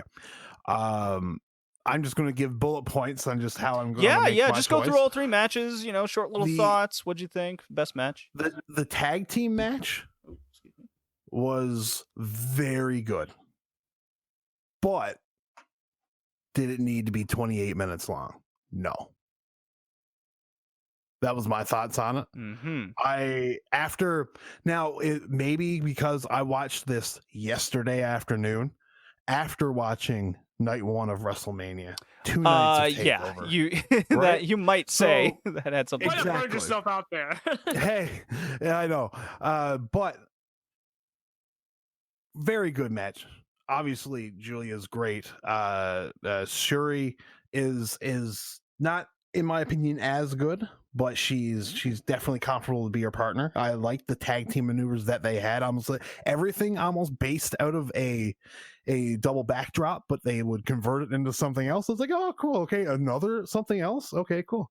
But the tag team they were taking on might be, in my opinion, one of the best female tag teams I've seen in a long time. Ooh. I very much enjoyed those two ladies. Whether or not they are regarded as a very good tag team, I thought that tag team was great. Likes Micah style, JD. Tyler Fudge gets bonus points for that. What? I am a big fan of Micah, the girl on the one that was in the match the most. The one that was selling the whole time? Yes. Like after? Yeah. Okay, yeah. She is very good. She Very is good. basically a rookie still, if you would believe it. What? God 2 damn. years in. barely God 2 damn. years. Okay. Yeah, maybe a What little are- over 2 years now. Maybe. What are these girls being like subjected to get good so fast? Well, Like, what Micah the was fuck? trained by Taka Michinoku. Oh, that explains it. Okay. I And don't he need to hear has anymore. Yeah, he has quite the reputation as being just a amazing trainer. And I mean, she was look what he was doing when he was 23. you know, Yeah. right? Like, he was unreal. So if that blows your mind, I'm gonna do a little information. So Ice Ribbon has a wrestler on the roster who just turned 18, who at one point held the world title just until a couple months ago. Which one is She- this girl? Suzu Shiri? Suzuki. Oh. No, Suzu Oh. Suzuki. You. I don't know if you saw. She's the one that was in the death match wearing red. The woman in the death match. I can't picture her. It's okay. It's okay. It's fine. okay. She's 18, has like a little over a year of experience, and had their world title for like a couple months. Huh. Was it 6 months? 6-7 months, something like that? Maybe a little Yeah. longer. Yeah. The prodigy. Wow. So anyways, back to what you thought about the other two matches, and were they Okay, better? yeah. So Utami Hayashishita. On one of these days, I'm going to get it right. Well, you nailed it there. Fuck Yeah, yes. pretty close. Now you just need yeah. the speed to go along with it. Yeah, right. and B Priestley. Obviously, I have a lot of familiarity with B Priestley. Knowing full well this was her last match, I expected it to be a very good match, and it was a very good match. But I will say none of it really stood up to me, my opinion, Tam Nakano and Natsupoi. Bonus points.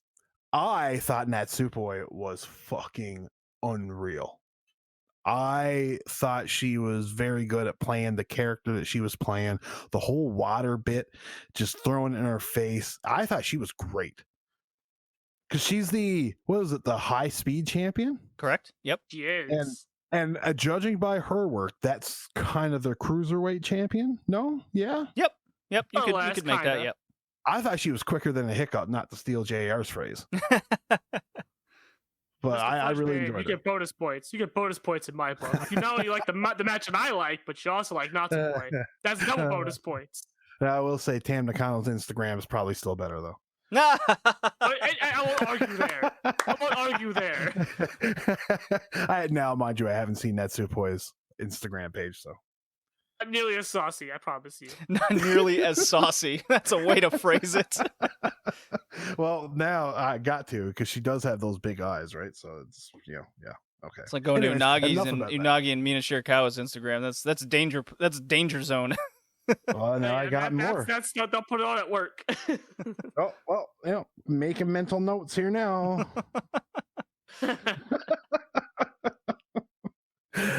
Shit. But no, I thought that the third last match was better than the two that went after it. Now, will I say it was head over heels better? No, God, no. You know what I mean? Like 3 of these matches were really, really good. But yeah, no. And Tam Nakano, I was pleasantly surprised last time that she was as comparable as a worker as she was because of her Instagram page. Solely judging her on her Instagram page.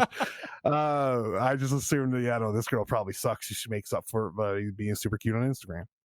But no, she's actually an ass kicker, and just these two I thought had a great match. Now I'm not saying that that doesn't take anything away from Utami and B Priestley, because that one had a lot of emotion to it. That was good in different ways, whereas like you knew that these two girls were.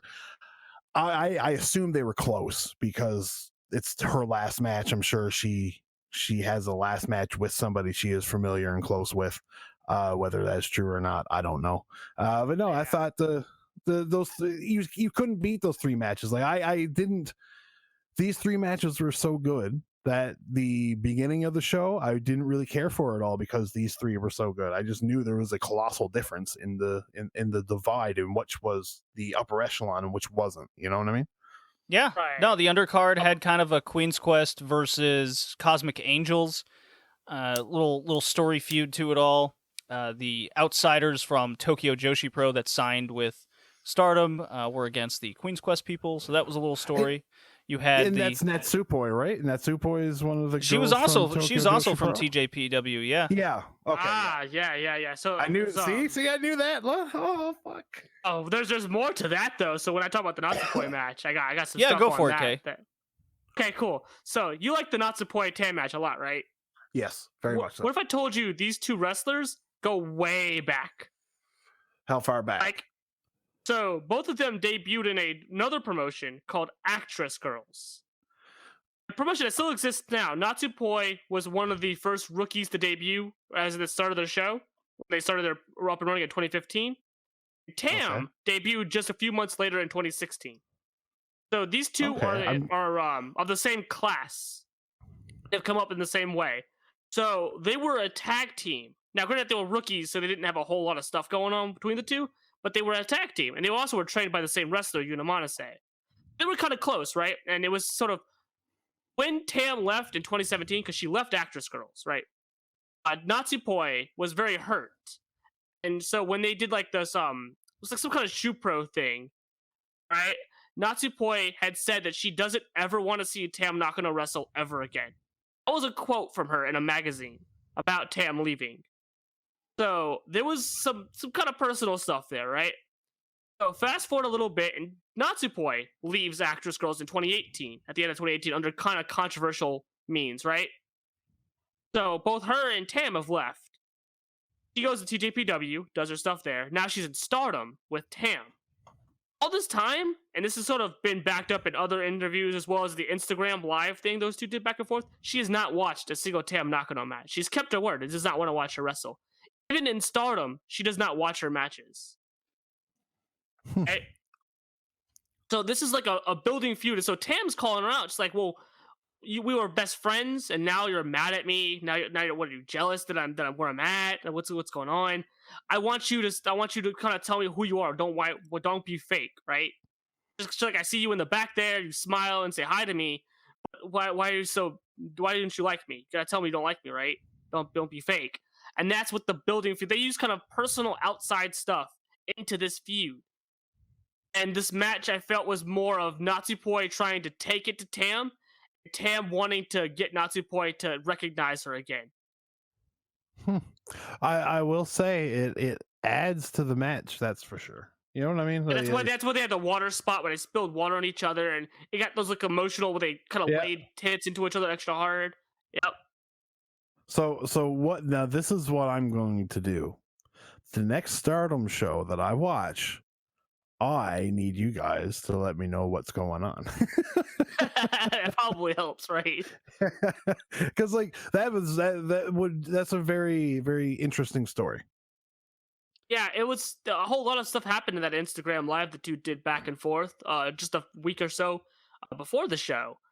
They kind of talked about some personal things, some things that I didn't think they would talk about. They mentioned Actress Girls. They mentioned the wrestler there called Yumika Hota was kind of the mentor, not the trainer, but sort of a mentor figure there.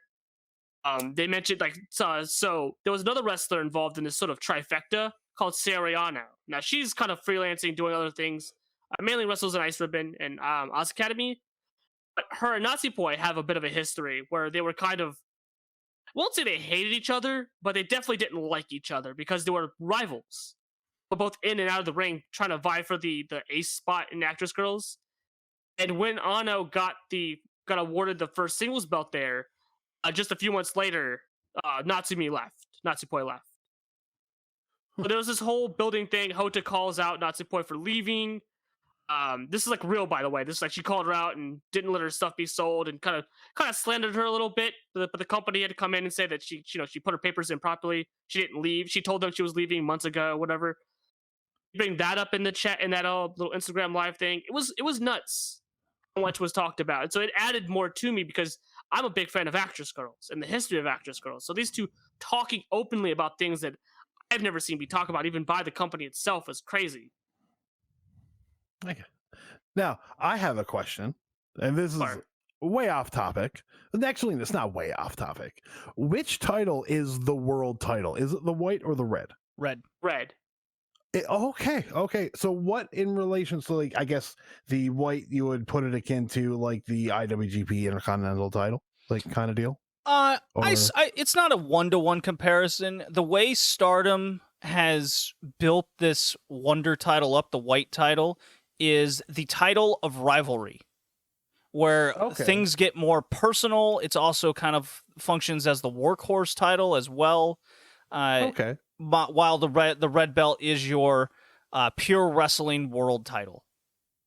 I got you. Yeah, more or less. That's got the white belt's got the stories with it, whereas the red belt has the rival build-up match only.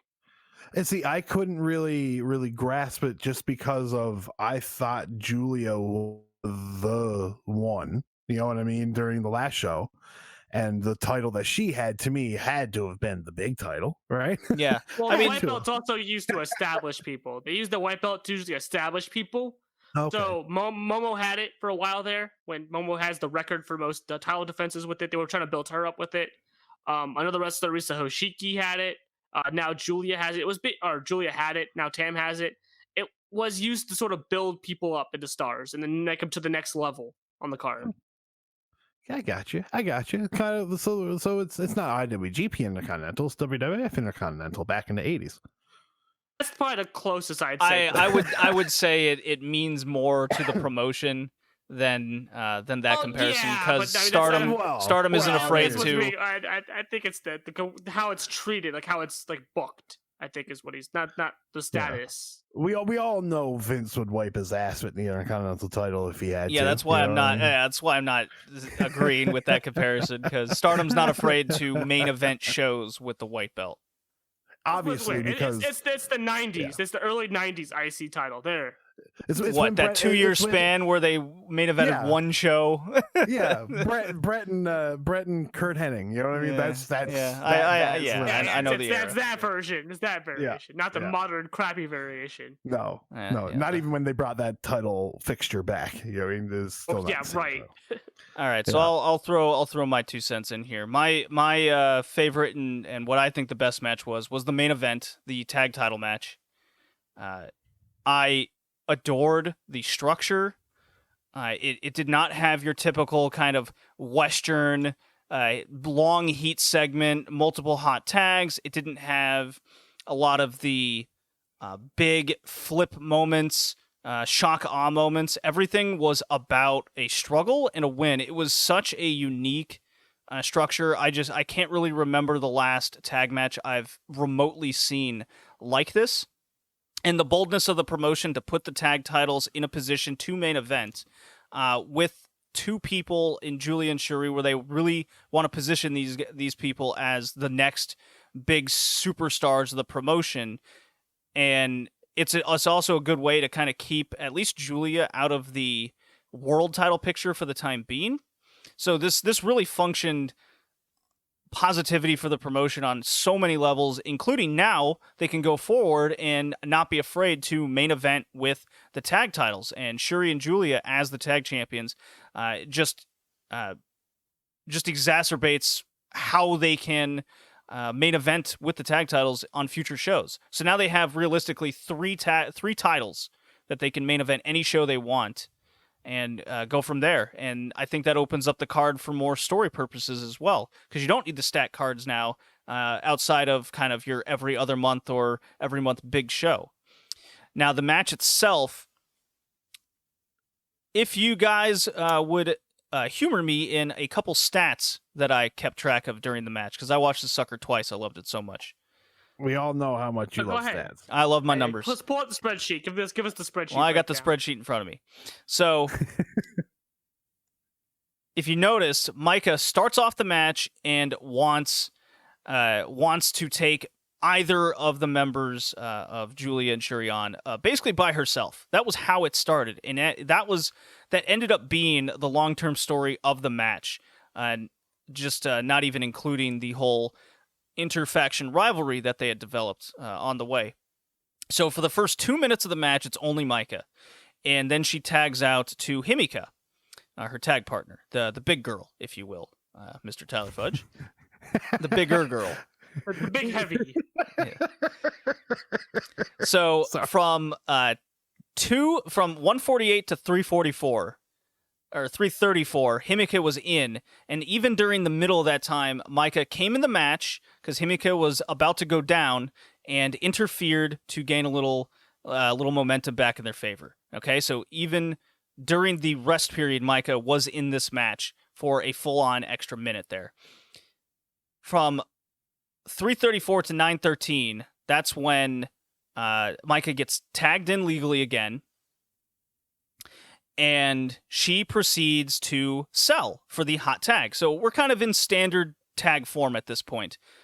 But we have established something already where Himika can be easily taken down. Okay? She can hit some power moves, but she can't hold her own. That is the story I took. Hot tag comes in. Himika gets about a minute, 30 seconds of offense, and she's down again. So it kind of matches up with the previous. Her hot tag does not last long. Julia and Shuri overwhelm her. Maika has now run out of gas. She's kind of hanging out on the apron, and Himika eventually sells for the 2 minutes, a 2-minute span. So we're at 9 minutes, 13 seconds. Maika comes back in, and so we're at 13 minutes, okay? 13 minutes. Maika comes in. She's only tagged out once, basically. She's in this tag match for the entire rest of the period until the 29-minute finish. Really? Just selling and trying to come back. Himika did not save a pin until the 21-minute mark, and she only saved 3 pins in a 2-minute span. So there was still 6 minutes of just Maika fending off these two monsters of Julia and Shuri. These two main eventers for the promotion, basically.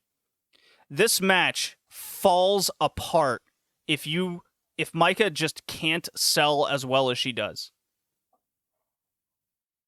You got a good point. It was an incredible showing that I think a lot of people are looking past and just not thinking about, because when you initially watch the match, and I myself included, I was like, Maika was in there a long time. I don't think she tagged out, and she didn't. She was in this match for almost 24 out of the 29 minutes. She had more ring time in this tag match than anybody else on the entire card. Jeez.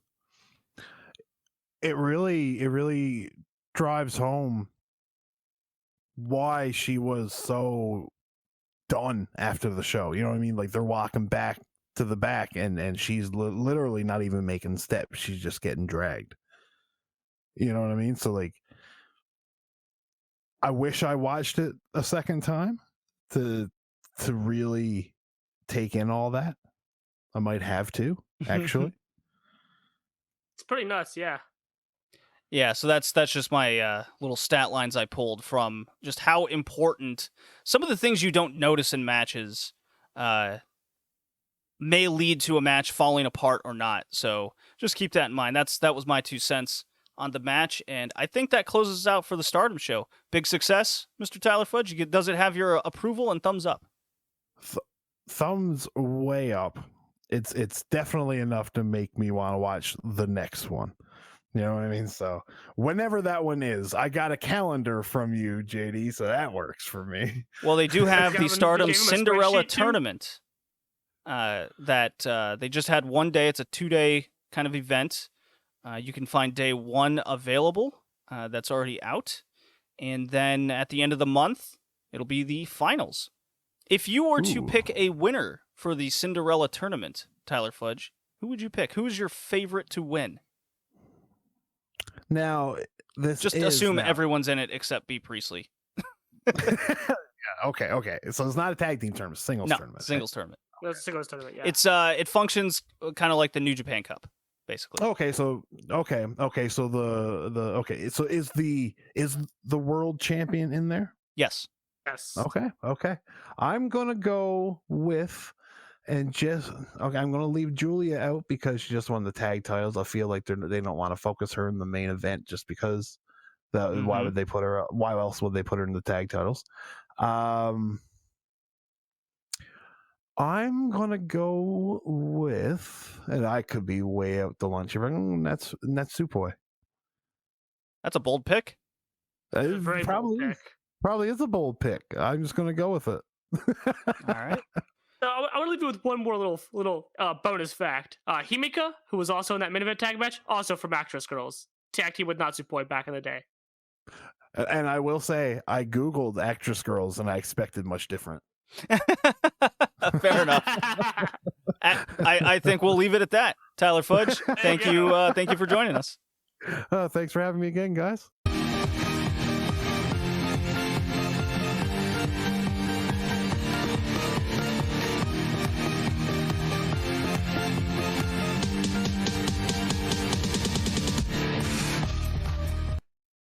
Ryu Yamashita introduces K. TJPW, take it away. TJPW. So TJPW ran a show. They've run a few of their smaller shows, and one of them being Inspiration. Right? They've kind of been doing this wanting to run smaller venue shows. If you remember them making that sort of deal, they wanted to run one show in Chikiba where they have a smaller card and smaller crowd. They wanted to do an all English one, so we've got both of those now. The first one being the April 3rd Inspiration show, this being headlined by the Hikari Noa Rina Yamashita death match, or hardcore match as it was later dubbed, just a few weeks before the match. So there were other matches on the card were Raku and Rika Tatsumi and Mizuki and Miyu Watanabe. The Miyu Mizuki match was, it was fine. I think it was, for the 14 minutes that it went with Mizuki obviously beating Miyu there, I think it was fine. I do think that they probably didn't do all that they could do, but it was a fun match. Rika Tatsumi, though, versus Raku match. Listen, I know you don't like Raku, JD. I know you haven't seen the light. You haven't seen the train master herself yet. You just don't get it yet, right? Raku comes out with a pillow. Just any pillow. A very fluffy bear pillow. It's got a little bear head on it. She has a strategy.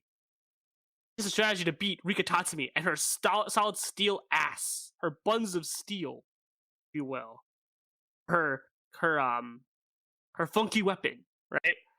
So she hides. Rika Tatsumi makes her entrance, doesn't know where Raku's at. Looks for Raku, can't find Raku. Raku comes behind her and tapes the pillow to her ass, thus nullifying the buns of steel, the funky weapon. This match was fun. Of course, Raku doesn't win. Rika Tatsumi eventually beats her. I had fun watching this match. How about you? Did you enjoy the Raku antics?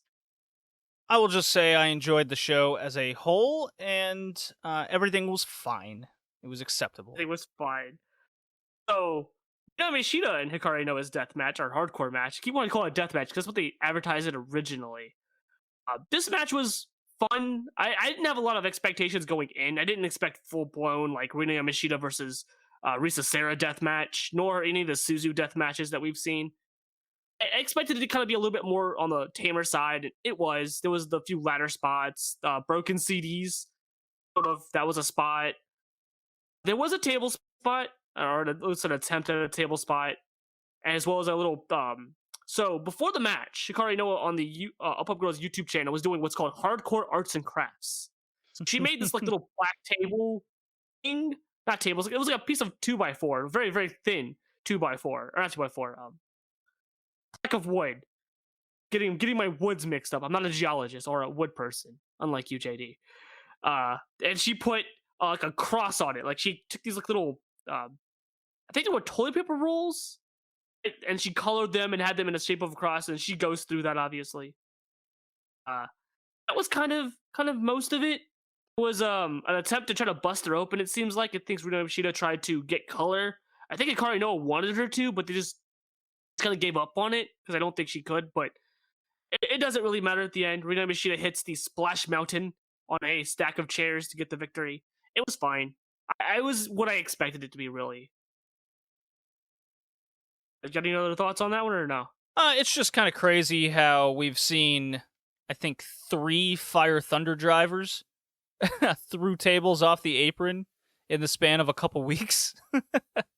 No kidding. Jesus, that must be a favorite move. Not to mention on this podcast, we've seen multiple couple legends get fingers up their ass. So that also happened in the span of a couple weeks.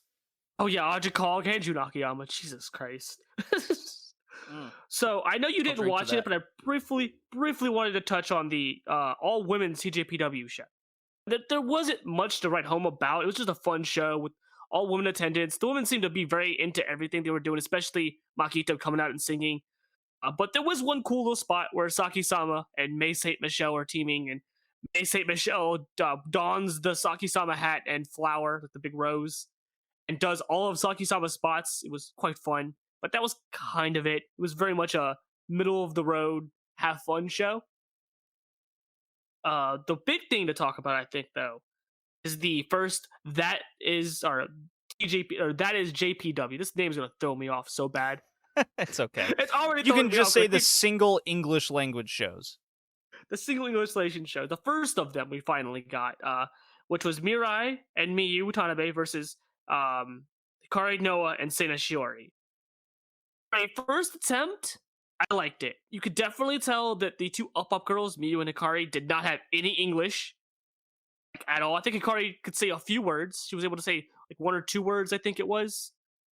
And Miyu looked deathly afraid. Could only say hi and bye and her name. My favorite part of the interview sections, because they did interview sections before the matches. They had Balya Aki of Gatoh Move / Choco Bro and Chris Brooksu of DDT Hardcore Championship fame. Or yeah, it's called the Hardcore belt, right? The Extreme belt. Extreme title. Extreme belt. It's kind of the same thing, right? They Sure. had both of them. They had both of them interviewing them in all English. They did not try to speak Japanese, though. I think Chris Brooks tried to. When he saw that Miyu was sort of struggling, he sort of speak a little bit of Japanese to kind of get her to understand, because you could see she was like lost. My favorite visual is Aki's talking to Hikari Noah. He's looking right at her. She's looking right at him. She looks like she's in fear. She has the most scared look on her face. It was, you would think she was afraid of Aki, but I think she was just afraid of having to speak English or understand English. It was quite funny. It's a very ambitious idea, because they know they have an increased English audience, right? That was the whole reason why they started these, yeah. Yeah. And with Aki and Chris Brooks willing to be a part of this and do just short little interviews, there's so much credit to the ambition of this. And they're short. Look, it's a single match. The whole thing lasts 20 minutes. It's going to be twice a week. That's the idea. It does no harm. It because it's so easily consumable and it gives you something extra per week. It kind of functions as a television show in a lot of ways. You know, a 20-minute episode twice a week. It's very nice. And I spoke about the Thunder Rosa promo in 2 languages. Now I've been in this situation myself, where I'm in a foreign country. I speak barely any of the language. You could say none at some point, and people are just talking at me in the language, and you pick up like a word, maybe 3. But then when you got to kind of string it together in your head, your mind has to flip a switch and then process to then speak in that language. So you're translating everything. It's a very weird feeling when you're first going through it. And yeah, there's legit nervousness and fear. Now imagine cameras are on you and you have to kind of do it in that moment. It's very ambitious, and you can't help but appreciate what they're doing and what they're trying to do. I came from with it, yeah, because I'm joking on the fact that Miyu looked lost as well and was dark. Oh yeah, don't get me wrong, it's really funny. It was, but I very much appreciate the attempts here. There was definitely some things that they're probably definitely going to work on. Like I think Aki's commentary. Well, I think his commentary is always kind of needed work, even when he's doing Choco Pro. I feel like he's just not. He doesn't know what to say, or he tries to say something. I can sympathize because I'm here podcasting and I make flubs or say things that are not making sense because in my head it made sense when I said it. So I can sympathize with him, but I do think he kind of needs to do a little bit of work on it. Chris Brooks on commentary, though, completely different story. The guy's a natural, I think. Yeah, he's very soft-spoken. He's very crystal clear with everything. He knows everything that he needs to know about the wrestlers, and you can generally tell that he cares about what he's doing. Aki too, but yeah, I agree. He needs some work with presenting commentary as opposed to sounding like he's a fan. There's a big Yeah. difference to figuring that part out. So there's going to be a lot of learning curves here. I'm in it for the ride. This is going to be super my. fun. If you can find videos of like Kamiyu promoting in English the show, helping the women out with English words and key phrases and even pronunciations, which is when you're learning a language and or at least listening to a foreign language, it takes a lot of care to grasp how important pronunciation is, because it's okay to have an accent, and even because I myself have. When I first learned German, for example, I had a lot of Dutch on my German accent. So then when I went to just from the part of the country I was living in high school, and then when I went to college, I had that accent, and people were very kind of thrown off it because it just sounds really strange, especially coming from a foreigner to have that. So it's from a linguistics point, this is very interesting to me to see. Yeah. Who, like Mirai, for example, you can I was tell about to she mention is her. incredibly enthusiastic about all this, very excited. She had a whole kind of speech prepared for it. You can tell she grasps clearly more English than the others. Senna, she looks like she's enthusiastic to it. She's not afraid to kind of take it head on. If she doesn't know, she just goes, I don't know. Yes. I think you could tell that they were all excited about it, but Mirai, I want to talk about her real quick. So when we watched this, I'd watched it twice, but the second time when I was watching it with you, I was like, she clearly scripted that out. Like she had been practicing that. Like she wrote that out. Oh, definitely. Practicing, say it over and over again. Sure enough, looked at her Twitter account. She had been doing that for, I think she said 2 weeks. She had been practicing that. It shows, and she seemed very happy to say that strong style lives within her and everything. And I was very happy for her, and she seemed very happy. And I mean, we're not talking about the match itself yet, but the match itself was actually very good. Match was fine. That's not the focal point here. No. But I just wanted to at least mention, because we are talking about a wrestling show at the very least. I thought the match was very good. But I think the Up Girls management needs to get on teaching them some English a little bit. I mean, they're not doing a whole bunch of idle activities, so I can imagine they could probably get that going. Ari seems to have learned a few words. She seemed to have understood or be able to say a few things. Miyu, though, completely lost. I wonder how Raku's going to handle this when she's on it next. Yeah, she'll just probably say, choo choo, I'm trained. Listen, that's all she needs to say. Maki Ito getting onto it is what I'm looking forward to. And then Yuka, where she just goes happy hamburger all the time or some shit. Maki and Miyu, those two, I think Miyu has a very good grasp of English, surprisingly good grasp of English. Because she doesn't really speak, we hear Ito speak it all the time, but we don't hear Miyu speak it ever. Whenever she does speak it, it's very clear and she understands how to speak it. It's very interesting. You can tell she's been practicing. Yeah, okay. Tsukasa Fujimoto time? Yes, the ace.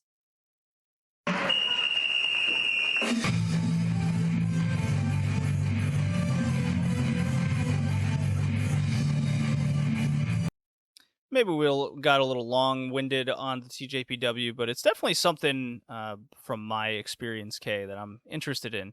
Ice Ribbon, Peas League update, March Ribbon 1106, March 27th updates, and recaps. Kay, what's the P League's update? So the P League, we had a bit of a P League going on, and as of this recording this episode, we have the last. Look, man, episode of P we League had a to come Peas on. League at Corkin Hall with Dino. This is definitely something way different. It's a different kind of Peas League, there, buddy. That's art, like as we established. So, the first match in the Peas League, the A block. So Yuki Mashiro, the update here is Yuki Mashiro has 5 points. So if Yappy won here, she maintains her lead, right? So with Yappy going into this was her frustration that she has not won a single match, and she got pinned by Yuki Mashiro not too long ago, right? I think in the Peas League. She's very frustrated. She's taking it out on poor Momo Kogo. She debuts a new finisher though. So she does this, she gets to the top rope, back turn to the opponent, and she free falls and turns around. As she free falls, she turns around into a splash, and she has a name for it. So the name for it, and I'm gonna butcher the crap out of this pronunciation, so please excuse me. Tarasai Empeñerno. I forget her native tongue off the top of my head, but it's the translate to "Let's Go to Hell," essentially, which is a metal as fuck name. I liked seeing Yappy in this match. The aggression she showed in the match was very much. We don't see a whole lot of aggression from her. We at least see like short-lived aggression that she gets beat up. In this match, she was pretty much all offense. Momokogo was fighting from behind, and Momokogo I think has more. I don't think she has more experience, but Momokogo is the better wrestler of the two. I think the more agile at the very least. And to see Yappy just go full aggression and sort of beat her down and get the win there, I was very happy. Yappy's improved a lot, especially for someone of her age. Seeing the improvements like this makes me very happy for her. You can tell she's working extra hard. She probably worked harder than most of them to sort of get some of this stuff down. But the next match in the Peace League, the B block this time, is Madeline versus Hinori Hana. So Madeline also comes in this being super serious Madeline. Right? MMA gear and everything. Beats up on Hinori Hana. I think when we started this, I think we both had, or at least you, I think, had Hinori Hana as the favorite to win. I did, yes. I don't see that anymore. I don't think she's gonna win. At the very least, if she makes it to the final of the block, I don't think she's winning it at all. I think feels like they've kind of pulled back on what little push we thought they were giving her, and I think it's at least how I've gathered it at the very least. Especially because I'm given how almost one side of this match kind of felt with Madeline just kind of beating her up. Madeline moves to 3 points. Hinori's still at 4. Yappy's also at 4, and Momokogo is also at 4. So the other 2 points Yappy got were because now Ishikawa had to withdraw. Those are the Peace League updates.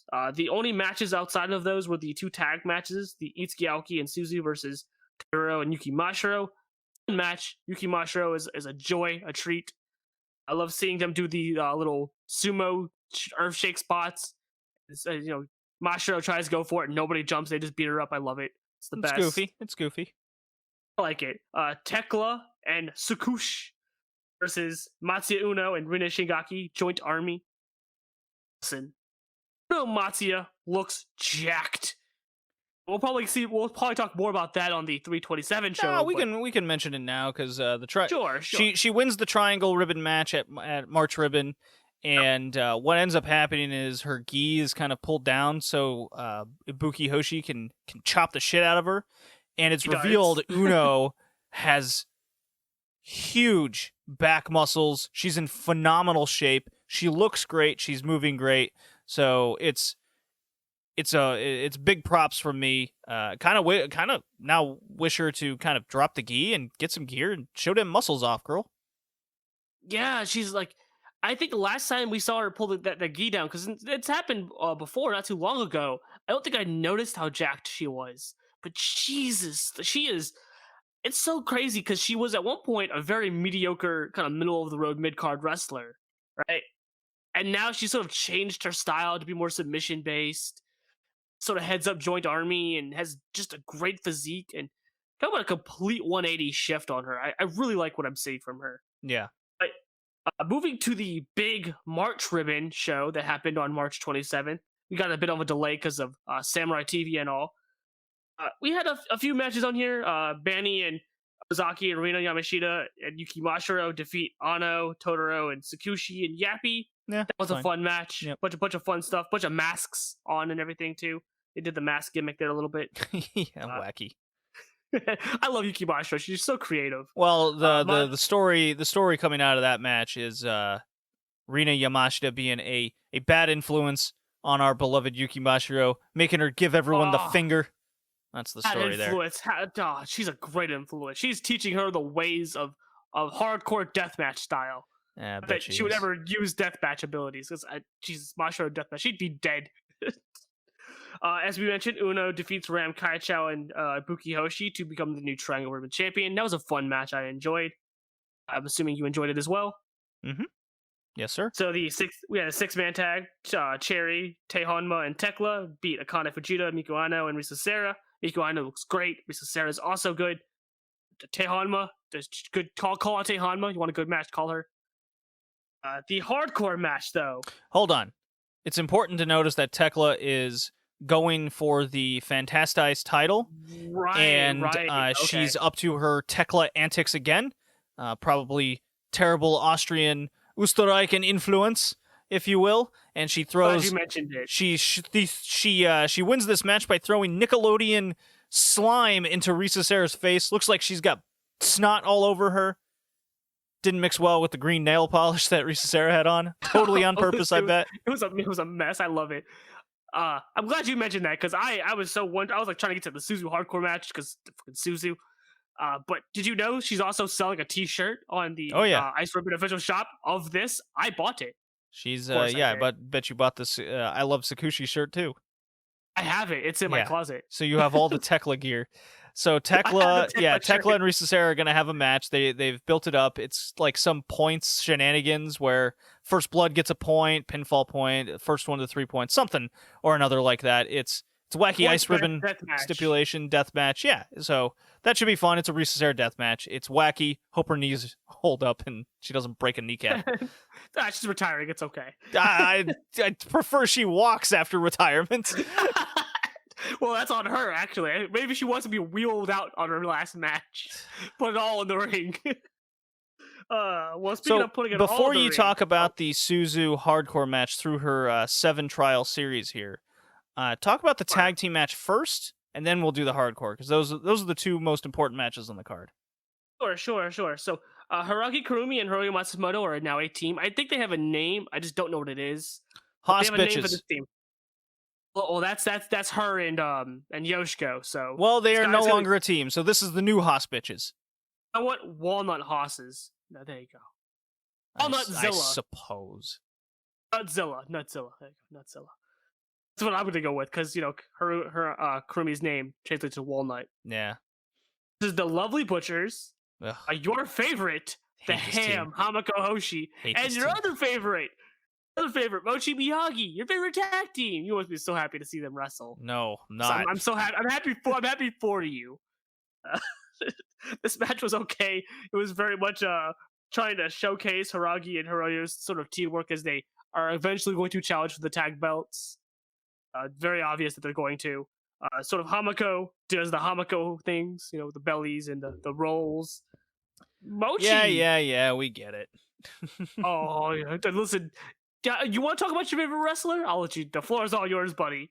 Look, man, the new tag team wins. They're being built up as tag team challengers, and that's what exactly happened. So, mission accomplished. See, you didn't talk about your favorite wrestler though. That's okay. You're a Look, humble Mochi man. is I brought get you. down by the horrible influence that is the Ham.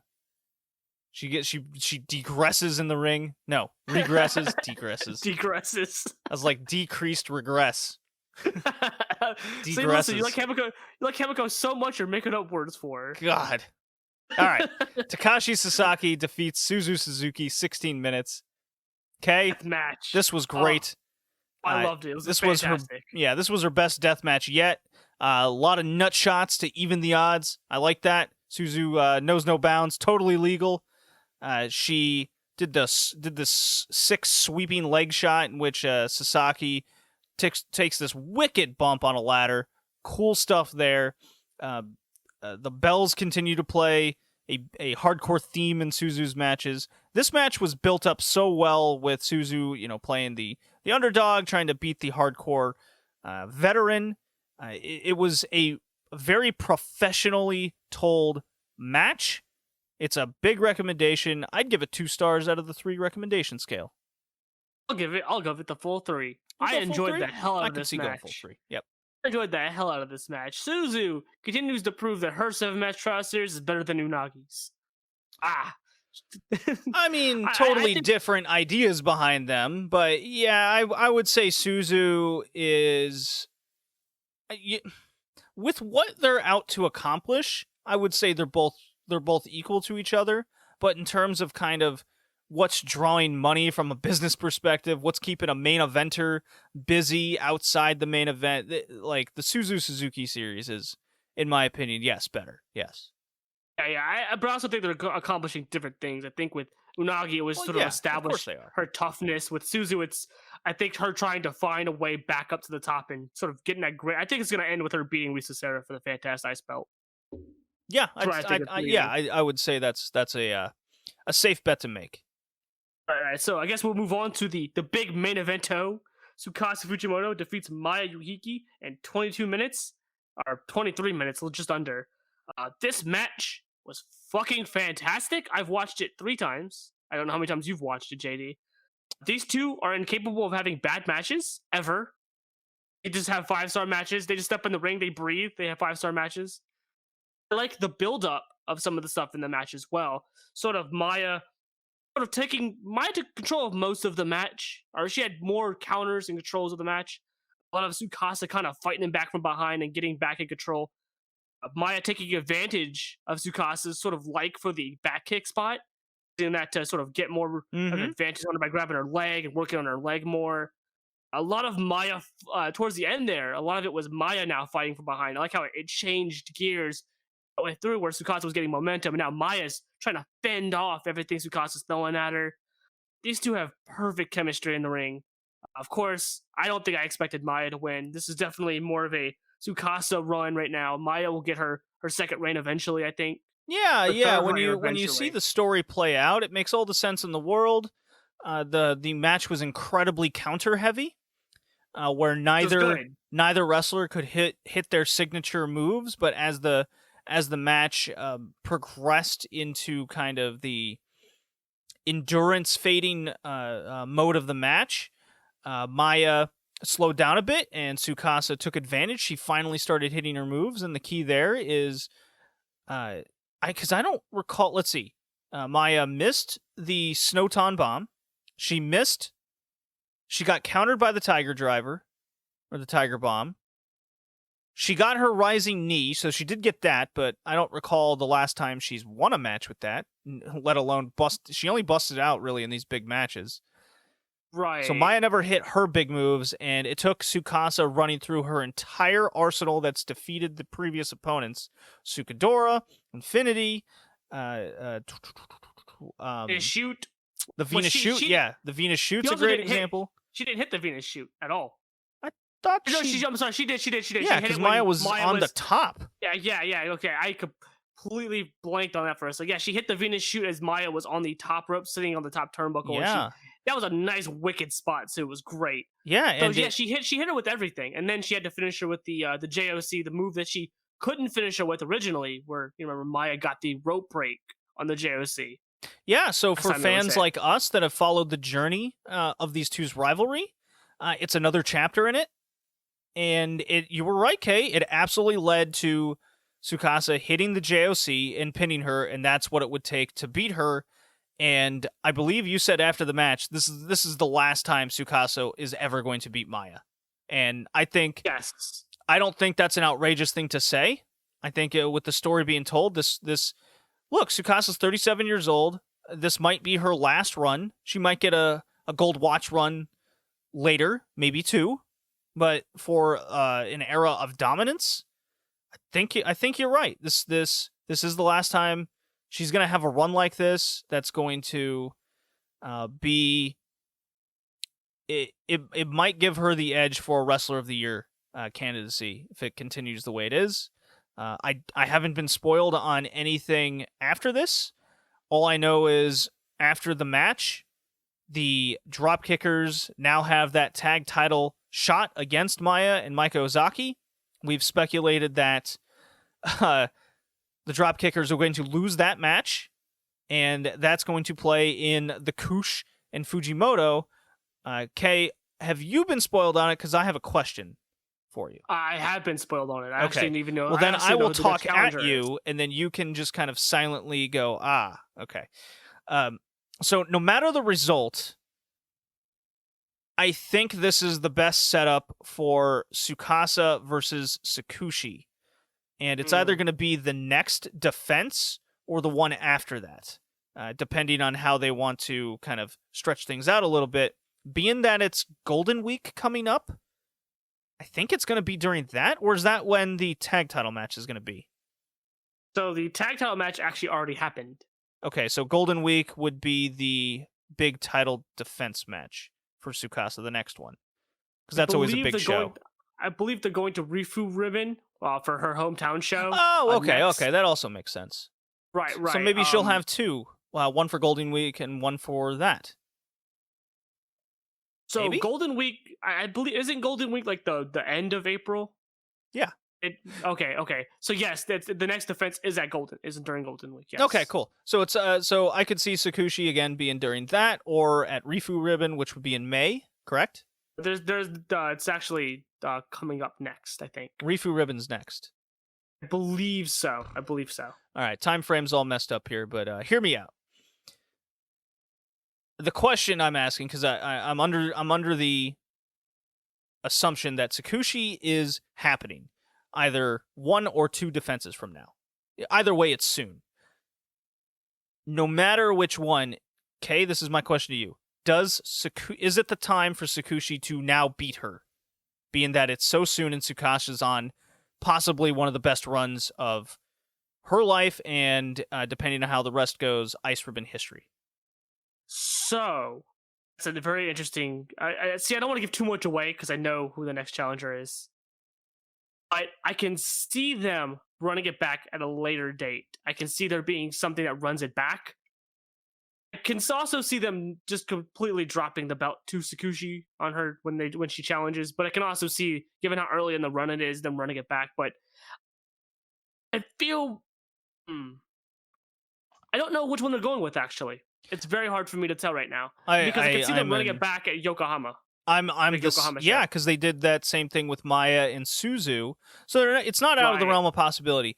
I will lean towards Tsukasa defeats Sakushi, the Kush, plays further into the story, much like Suzu and Maya, and it's very Ice Ribbon 101 for someone to lose the first chance at them.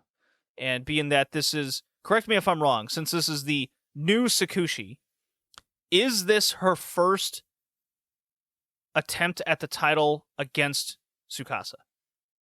Tsukasa, yes. Her first attempt overall, no. No, not to... Well, obviously not for the title, but again, when Tsukasa has the title, it's her first attempt at it. Yes, his first attempt since pre-debuting. Yes. Oh, Sakushi's losing that match. No doubt. No doubt in my mind. She is losing that match, and they're going to run it back. Absolutely. I think you answered my question. That, yeah. Yeah. I can definitely see them doing that, but I can also see them not doing that. It's very much the story. It's how they want to progress the story because they can go both ways with it.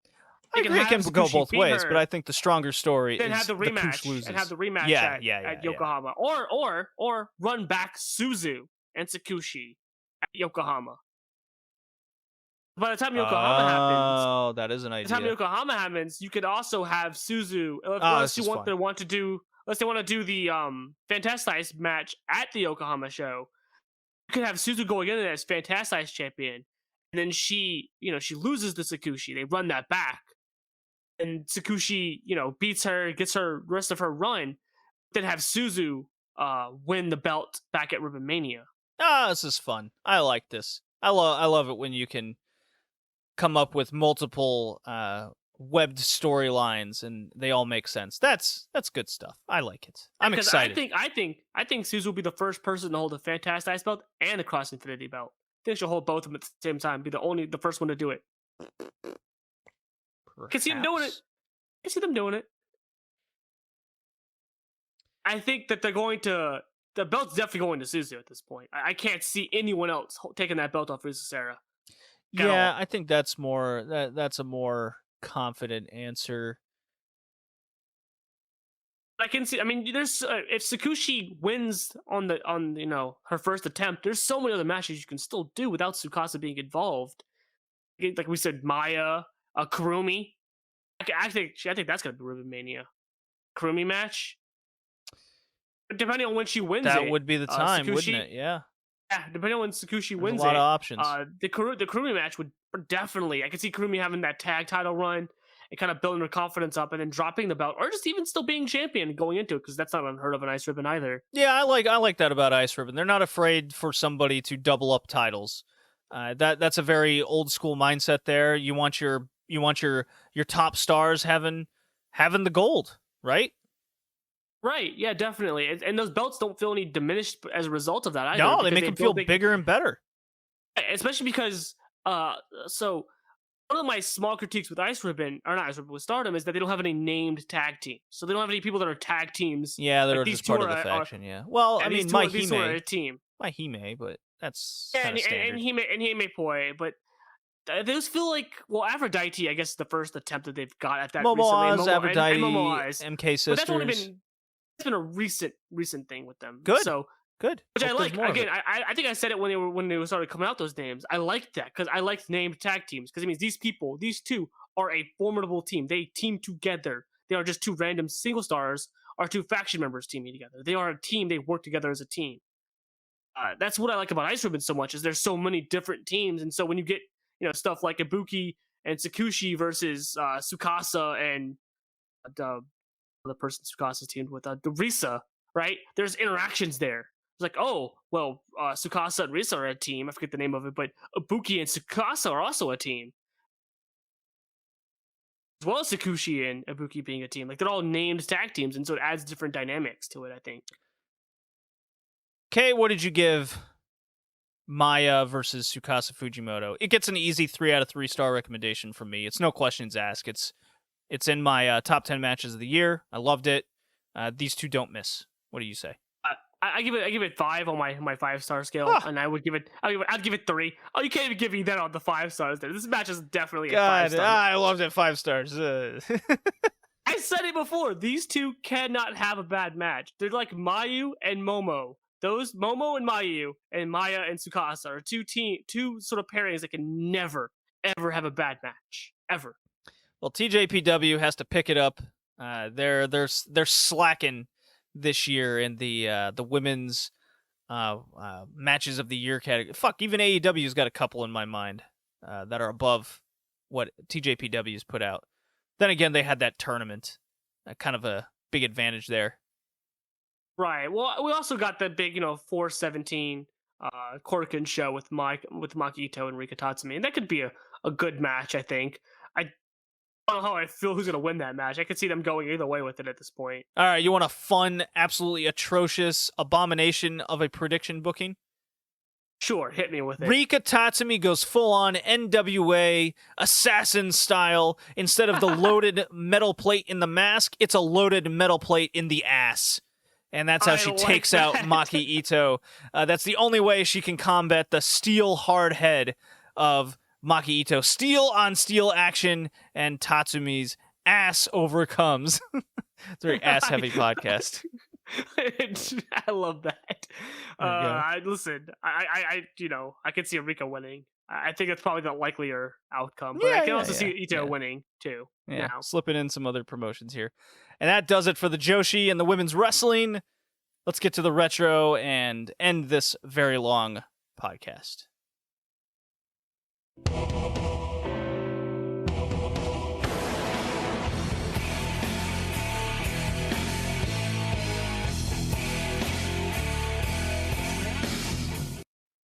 Retro wrestling, here we are. All Japan Women's Classics. We're starting out here from Puroso Dream and Samurai TV. It's episode 42 of the Classics. It's Cage Match Day. It is Cage Match Day. It's the faded Cage Match Day. Yes, we're at the fall of 1990. Not the literal fall. It is the season fall of 1990. We got Aja Kong and Bull Nakano coming to blows in September 1st, 1990.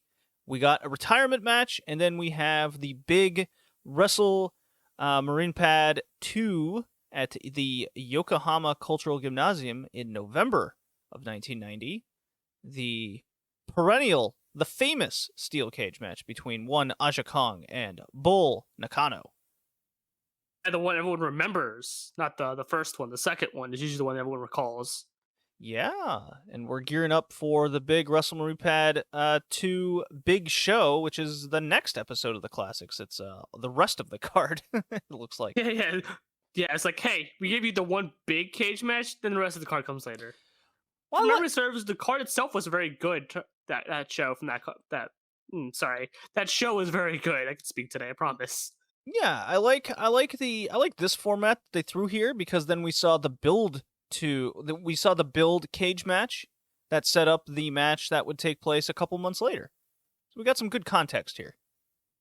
Yeah, it was very smart, especially because I'm pretty sure when I was doing research at the time, I don't know if this was the first ever women's cage match, but it was certainly being touted as that in the papers at the time. Mm-hmm. And remember people not being very happy with the finish to it. People weren't very happy that the first ever women's cage match didn't have a clean finish. Yeah, I could see coming out of this this first match being quite peeved and annoyed. Yeah, no kid, especially given the referee interference and just how it almost was like they didn't know what to do. Like they had a few ideas going into it, like of what they were gonna do, but just didn't know exactly what else to do in between there. That make any sense? It does. So the last we left off with it was in August 19th, 1990, and that was a big Aja Kong, Bison Kimura versus Bull and Grizzly kind of tag team beatdown match where they beat each other up and kind of gained respect, but Aja Kong was very frustrated with her loss, at least her team's with her not being able to beat Bull Nakano outright, and that kind of led into a couple storylines over the next couple weeks to get the first ever steel cage match. And here we are. It's Aja Kong versus Bull Nakano. Kay, take me through the match. So this match started with both of them coming down looking really, really cool, right? Oh God, forgive me, I'm not recalling off the top of my head some of the stuff in this match. I just remember Gatoh getting involved as the ref. I think he was going under a different name at the time. Could you remind me on his name? He was annoying ref asshole, interfering on behalf of Aja Kong. Name. No, Like that's definitely. I something. recall that is definitely his name. Aja Kong has "fuck you" buzzed into the sides of her head. Oh right, yeah, she does. So that was pretty awesome. The match itself is kind of a bloodbath, sort of, kind of. It's Aja Kong. It's really weird. Anytime Bull Nakano gets a weapon, annoying asshole Gatoh would proceed to try to take it away, but he wouldn't like get rid of it. He would put it back in the corner of the cage, like it matters. And then Aja Kong would grab her trash can and proceed to go after Bull Nakano's leg, and getting a decent little gash laceration in the side of it. And that was kind of the story of the match. Gatoh would interfere, Aja Kong would get away with it, and rinse and repeat for a little while. So for some reason, Gatoh was involved. Have no idea why. I don't know it was him to begin with because he looked so different. Like he was like jacked and had like a really good hair going on. Looked very handsome. Yeah, he was not wearing the trash bag gear that we saw him in the New Japan journey during the Super J Cup that we watched. No, definitely not. But I do think I'm starting to recall bits of the match now. I think they both targeted each other's legs, but I think Aja especially was going for Bull's leg, trying to make sure where she can't climb the cage, which is really smart. I do remember Bull bladed very deep. She was bloody all over her face. Of course, Gatoh, every time they would grab weapons, like you said, we also had seconds throwing weapons in too. You gotta remember that too. Both Grizzly and Bison were throwing things in over the top of the cage. That's how they got the trash cans and weapons and stuff like that. The nunchaku. Well, the most notable one was definitely the chair that Aja Kong initially used, and finally Bull Nakano does wrestle away from her, and instead of using it, she just straight up throws the chair out of the cage, which was pretty cool. I like that little spot. She just chucks it out. I hope she didn't hit nobody. She could have hit somebody, but it's Bull Nakano. You gonna tell her to say sorry? Yeah, right. The finish of this match was incredibly strange. So Bull Nakano knocks out Aja Kong he hits her move. So she's going to climb the cage. Legs worked, so she's selling it. And then all of a sudden, Gatoh grabs her, prevents her from climbing anymore, and Aja Kong kind of climbs over the top, over her, and gets out of the cage. And it's this cheap win. Bull Nakano's all pissed off. She's like, "What the fuck, bro?" and beats up Gatoh, which is, made me happy. And Aja Kong talks some shit. And that's basically where we're at. Sets up the rematch. It's a heated thing where the seconds on the outside of the cage got involved. Aja Kong gets a cheap win, and Bull Nakano kind of suffering her first loss that God knows how long that we've seen. Yeah, it was definitely. I mean, it very much, I guess, in hindsight, has vibes of building to the second cage match. You can tell they planned for 2 at this point with how this finished, but the fans didn't know that, and so there were apparently some very unhappy people in attendance because they were expecting this to have like a definitive finish. It didn't. It didn't have a definitive end to the feud, or it had like a very not clean finish, and ref definitely was a problem. I saw a lot of complaints because it went by Magnum something, because that was the name that kept being referenced as a ref, right? And we found that out when we were watching this, right? We looked up who the hell it was. It's like Magnum Tiger, Magnum something was Gato's name at this time, was a young lion at this time. So a lot of the fans knew who he was because he was presented as the special enforcer for them. And the fans weren't happy with him. Like, I think apparently he got a lot of shit from a lot of people for his role in the match. They didn't like that he didn't let them fight and that he kept taking things away from them. So I think on the whole, they kind of had to do that second cage match, whether they planned to or not, but I think they still planned for it. You can sort of kind of tell with how things played out at the end. Sets up the rematch, and we'll talk about that in a second.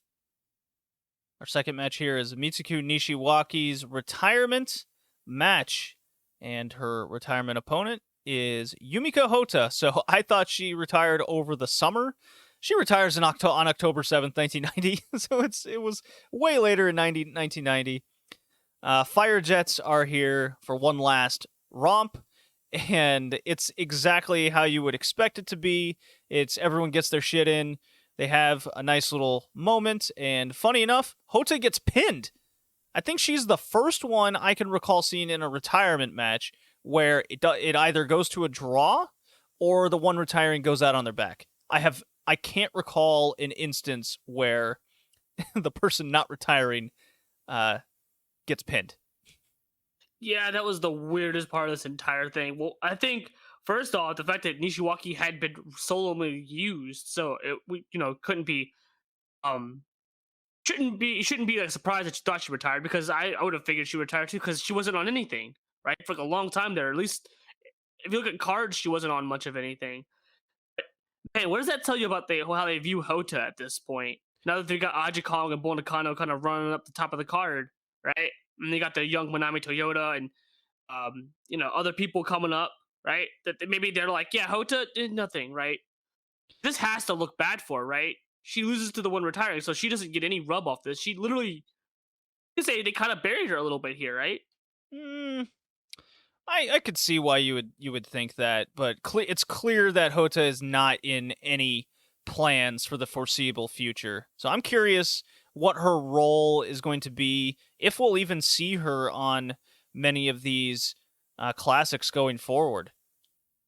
I think we still see her. I just think she's more mid-card pack at this point. And that stays true, I think, up until 97 when she finally wins the belt. Oh, it's going to be a hot minute. All right. Oh, yeah. Well, on to our main event. It is Aja Kong, 3WA title steel cage match. Bull Nakano defends. It's Wrestle Marine Pad 2, Yokohama Cultural Gymnasium, November 14th, 1990. The main evento, Dragon Gate-like faction warfare on the outside. If you're familiar with Dragon Gate, they have a steel cage match every year. It is the most shenanigans you can imagine, where people on the outside are constantly interfering, but only on the outside of the cage. So they basically fight with each other, and they provide assistance to the people inside without actually ever getting inside. That's what was here. It was kind of Team Aja against Team Bull on each side, with trying to throw weapons in, trying to prevent people from getting outside, trying to prevent people from getting inside. Most notably was Medusa on Team Bull Nakano. That was fun. Medusa and apparently Akira Hokuto. So I don't think it was a faction. I think it was like more babyface versus heels, because there's a lot of people that were not like a part at the time of Kokudome, or not Gotome, Kokumento, that were kind of on the outside. Like Hokuto becomes part of it, but like at this point she's not yet. The Bull is like full on babyface at this point. Like the fans are cheering for her. Oh yeah, I think they were she's cheering fully for her in turned. the last cage match. Like the last cage match too, she was getting a lot of cheers noticeably. So At this point, like, she's full babyface mode. Aja's clearly the heel. They're not cheering for her. They're like scared of her almost. Which they should be because she's Aja Kong and she's scary. I think this one is the one that everyone remembers for, well, the leg drop spot, right? Bull Nakano climbing the top of the cage and jumping off with their leg drop. Everyone remembers that spot. Everyone's seen that spot, I think. If you've watched any GIFs of AJW, that's usually one that most people come across. This is the star-making one for, I think, Aja, right? I think this is the match that I believe makes Aja Kong. At this point, she's being built up, and this makes her. Yeah, I would say a big chunk of it was her feud with Medusa. That helped to an extent. Her getting the All-Pacific title was the step before that. And now splitting away from Bull Nakano and going full-on warfare with her. She got absolutely the big rub, to use an industry term loosely, from just going toe-to-toe with Bull Nakano, whom has been this undefeatable force for well over a year, almost going on 2 years into AJW. Bull Nakano is absolutely a babyface. She has fully turned because there's just nobody else that can really compete with her, not at this point in time. And whom they're building up are heels. So it only made sense to embrace how the fans see her, because there's no real stars at this point in time other than Bull Nakano. So they really just want to cheer for the only person that's good. You get what I'm saying. Definitely. That's exactly what it was. The match itself is really, really fun. It is just nonstop action. They're killing each other. They're hardly selling. It's hitting moves. They're throwing each other against the cage. They're bleeding. There's shit flying in and out of the ring. There's people on the outside fighting each other, like I said. And Bull Nakano does the famous leg drop from the top of the cage. She even does the whole namaste pose. And then she leaps and she falls a fucking leg drop. I don't know how her ass isn't broken, but it's so high that she bounces right back onto her feet. And not the finish. No. It leads to the finish, though. Yeah, sort of. But, so, would you be surprised if I told you that Bull Nakano, when I was doing research as well, said in a paper interview follow-up to the cage match that it hurt like hell and that she couldn't feel that part of her leg for a week? Yeah, she was probably bruised beyond reason and maybe busted a nerve that had to heal. Pretty sure she busted the nerve because, like, because she's moving around, but that's adrenaline at this point in the match, right? She's moving. I mean, the finish comes not too long after, so it's like she has a whole lot more of the match to do. But you can tell she's moving on adrenaline because there's no way, like you said, there's no way you bounce because she just straight bounces to her feet. It doesn't like she bounces and kind of gets back up. She just bounces straight back to her feet. So the amount of force that took had to have done some damage, and it's clear it did when she said she couldn't feel her leg for a week. It's definitely a match worth checking out. It's a big place in history. It's one of the more famous matches out there. I am curious. I wonder what the Big Dave Meltzer gave this match. That is very interesting. I wonder what he gave it to. I want to say he gave it 5 stars. He should have. He better have given it 5 stars. It was so iconic. Aja Kong could come for him. So this is like one of the matches that I remember seeing on the recommended AJW matches. Like I think when I was looking for AJW stuff back, like when I was still getting kind of new in the fandom, people said these are like the top 5 AJW matches, and this was among the top 5. This is the first hair match. 4.25. NAMI and Hokuto. Dave Meltzer's out of touch. It has always been out of touch. Come on. He's out of touch. How do you not give that 5 stars? Because? I bet you he gave a boring. Did he give like the stupid match we saw with Dean Malenko like a huge amount of stars? Oh, just because you disagree with one doesn't mean this one's too far off. Oh, I think the Dave Meltzer has been out of touch for many years. Oh, come on, so harsh. The old man.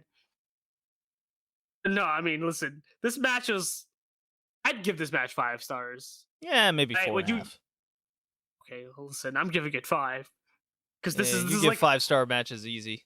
You're too nice. I do not. Listen, my spectrum is either too nice or too harsh. I have no in between. Well, you need to work on that. Whatever. I'm super think this curious. match- I'm super curious where Aja Kong goes from here. I mean, obviously she goes on to become a major star for years to come, but in the near and direct future, I wonder what's going to happen because she did not win. Bull Nakano's still the champion. I honestly have no idea who is going to be the next big challenger for her. What the feuds are going forward. Like I think we saw Kyoko Inoue make an appearance during this match, so maybe she starts to bust out. I think, as we go into 1991, we're going to see a lot more new faces being pushed. Yeah, I'm trying to recall because I don't remember because I know Bull wins the belt. I mean, Bull drops the belt to Aja eventually. But I don't remember if it's 91 or 92 when that happens. I know it's not in 1990. I could see them going through all of 91 and Nakano still has the title just to continue to build up people. That leaves a huge question on the All Pacific title and what they plan to do with that and who is going for it. So that could be, I could totally see them utilize an entire year to building up that upper mid card area, and then they can advance people because now they've made Aja Kong to an extent. They got her, kind of on that third and final step before actually beating her, and so Aja Kong could be busy for all of 91, and then maybe at the end of that year or the beginning of 92, they can pull the trigger on her. I think the next challenger's Hokuto. I think Hokuto, when she came out, I believe that was a challenge. I don't remember now because I know Hokuto does eventually challenge for Bull because Bull holds this belt for a long time. Oh yeah, I think this is like the reign that goes like 2 or 3 years or some crazy stuff like that. Like she holds it for like an obscene amount of time and doesn't drop it to anybody. Because I know this reign is the one that she drops it to Aja on, so it's a little while before she drops it to her. Well, in full context of what we're seeing, it totally makes sense. Like no one should take it off her.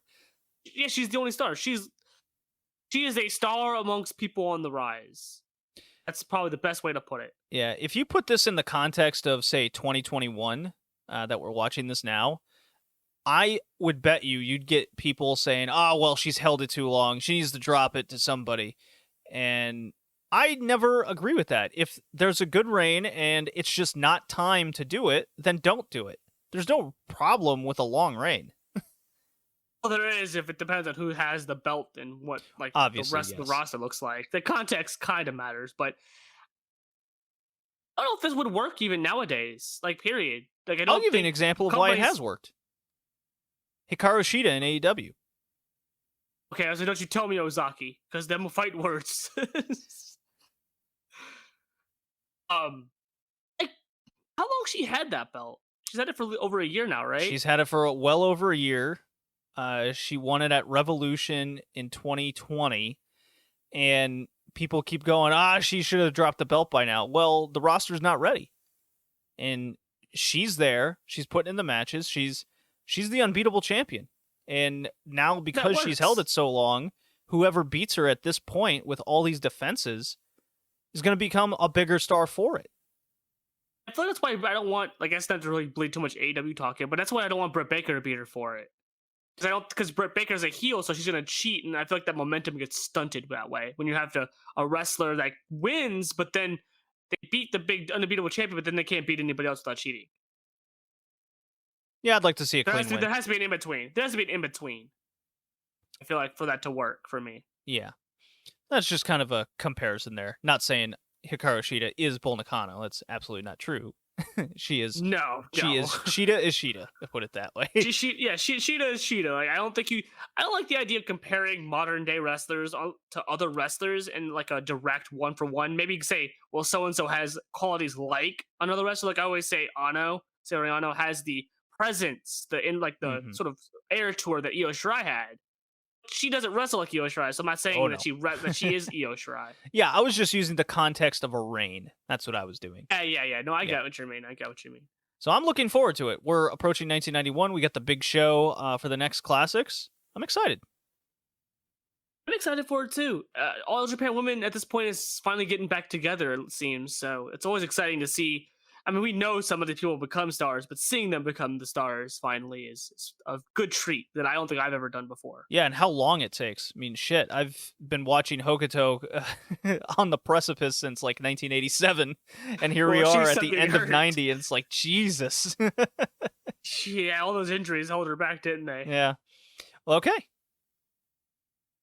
That does that. Time for the New Japans. Ready for some Liger that we haven't seen Yeah. Liger? They hit it anyways.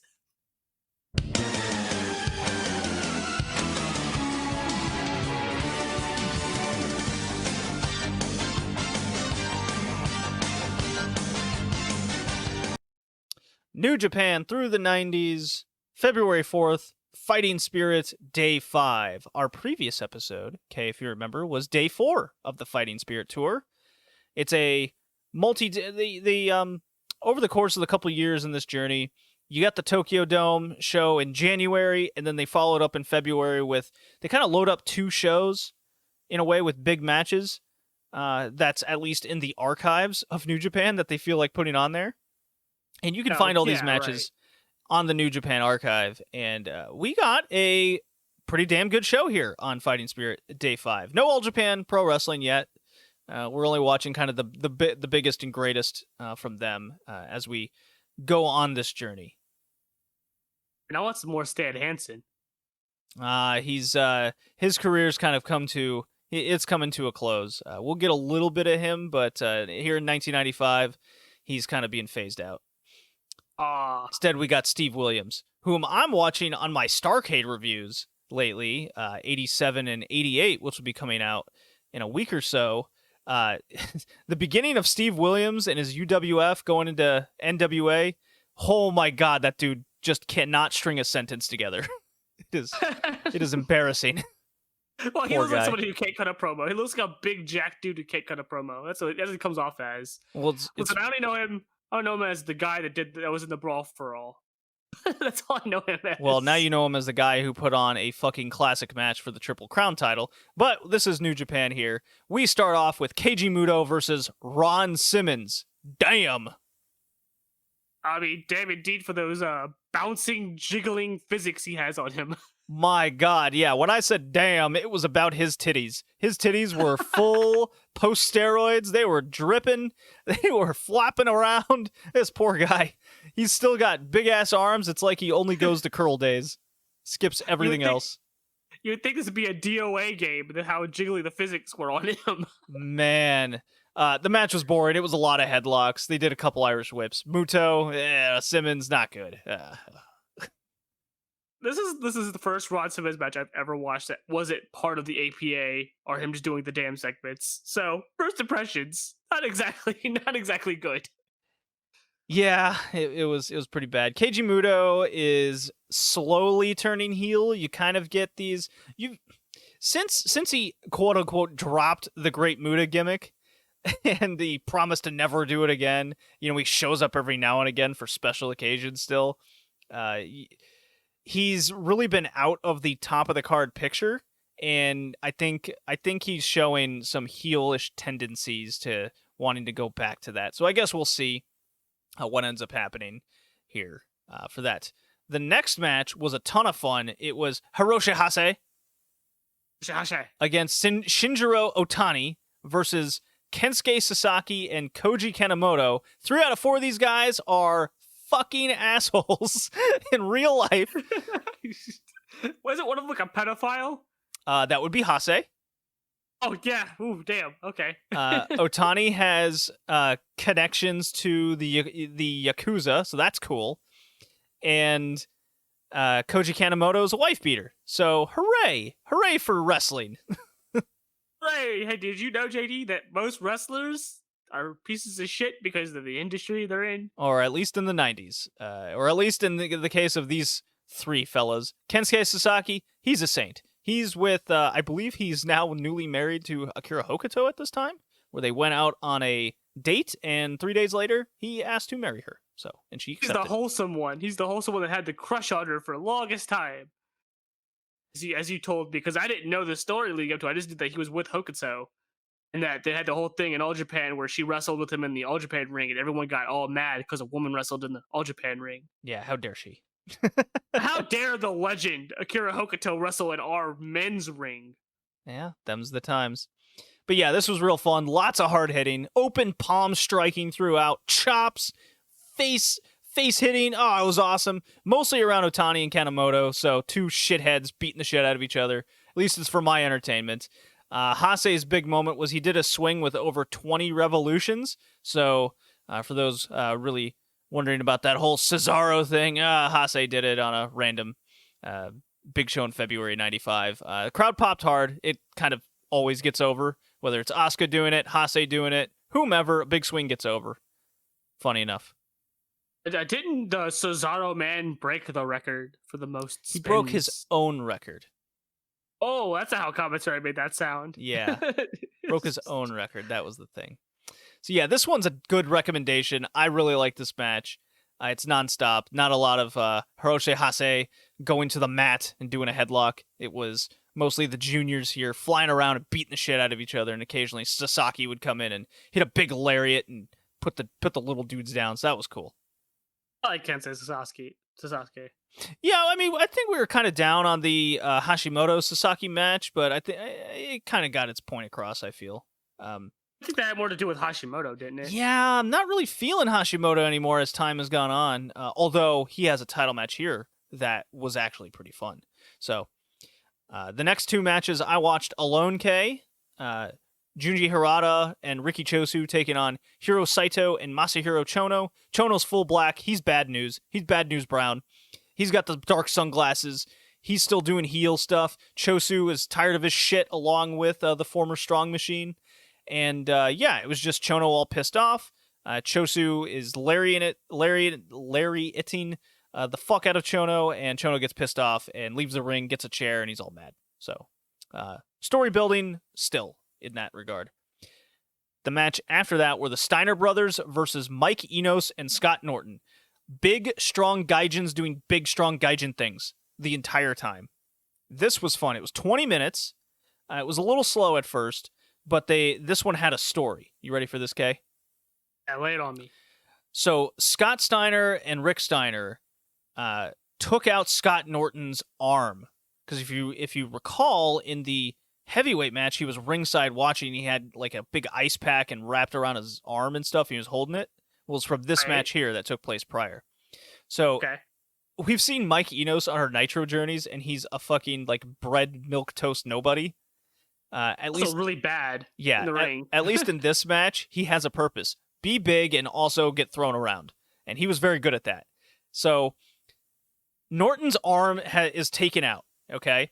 And he kind of crawls up the ramp after Scott Steiner kind of suplexes him up there, and there's doctors tending to him, and Scott Norton is fucking massive. He is a big dude. Big man. Yeah, he's even larger than we last saw him.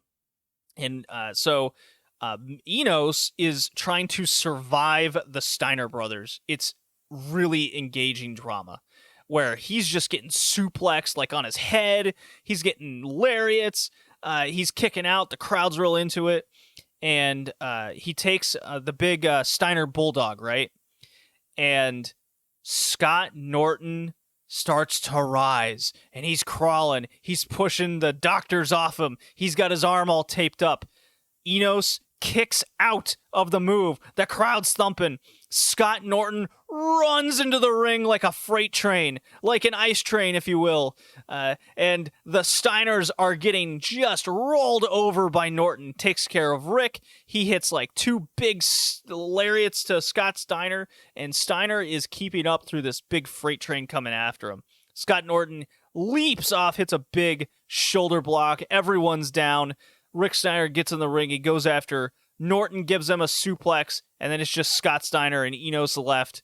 And eventually Rick Steiner gets back in the ring. They hit instead of the top rope bulldog, where Scott Steiner has the dude on his shoulders, Rick Steiner turns him around and they do a DDT off the dude's shoulders to pin him. It was a very fun match, very cool. The crowd was super into it. This was great. Sounds great. Listen, Scott Steiner. I like Scott Steiner. He's the only reason we're watching Nitro, right? The survival moment, like the one big hope for us there. As a wrestler, I think I remember seeing stuff of him being very good. So he's not just a character. He's a good. Well, I guess he was a good wrestler on the steroids. I don't know where you get that idea from. Come on. But the way you made this sound, man, it sounds like fucking awesome. Scott Norton coming in like you said, the ice train. I'm gonna call him the Scott train. Yeah, well, the ice train is a reference to his old tag team partner in WCW. Oh, I had called no Ice Train. idea. Yeah, Fire and Ice, I believe their tag team name was. Isn't that like a music band or something? Yes. Oh, okay. I think it was Ice and Fire, actually. Oh, so just switch it around, can't avoid the copyright. I got you. Right. Yeah, this Scott Steiner, like, coming back from the ramp and just running through everybody is so awesome. That is the classic kind of late 80s, early 90s, big dudes doing awesome things.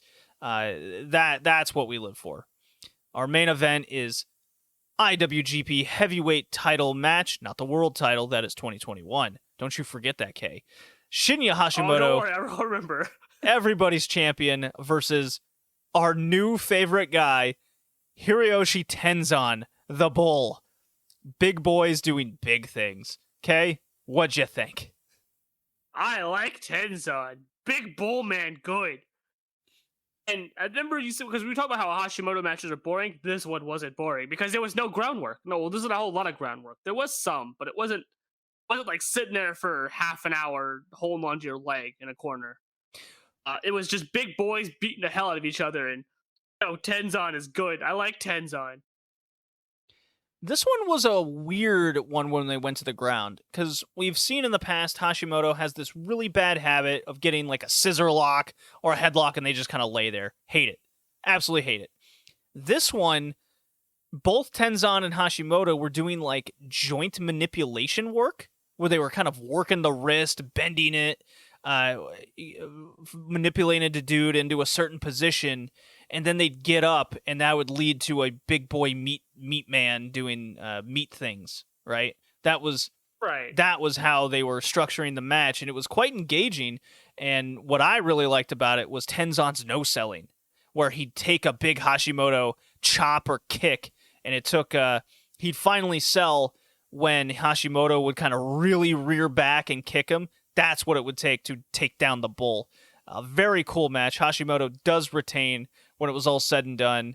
It ends in Y, so Hashimoto's nose gets busted and he's bleeding, so of course it does. It never fails. Tenzan's arm is just covered in his blood. It creates some fun visuals. Yeah, a fun match. So yeah, Fighting Spirit Day 5. I recommend it. Oh yeah, especially because, like you said, the match, like the mat work was there, but it was broken up between actually good power spots and then built to it organically. It wasn't like headlock, 5 minutes, then stand up, hit each other a little bit, then go back to the headlock. Seems to be how those were structured, anyways. I liked it. It was good. Hashimoto is good when he's not just sitting there, like you said, in a scissor lock for half an hour.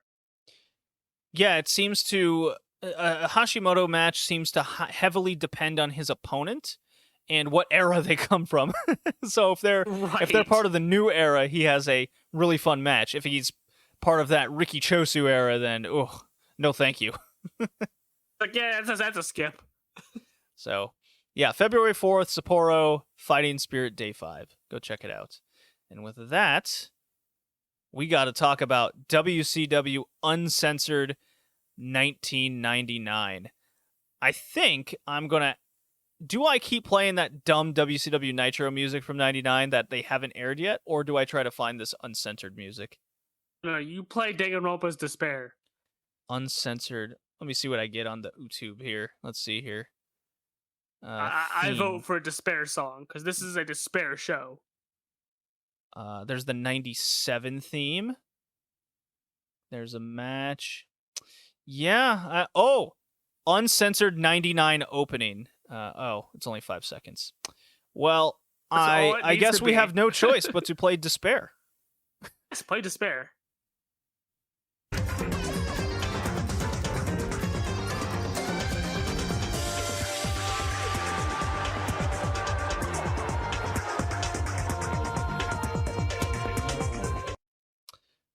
WCW Uncensored 1999. Oh no. The show hurts. The show hurts and weighs. Oh.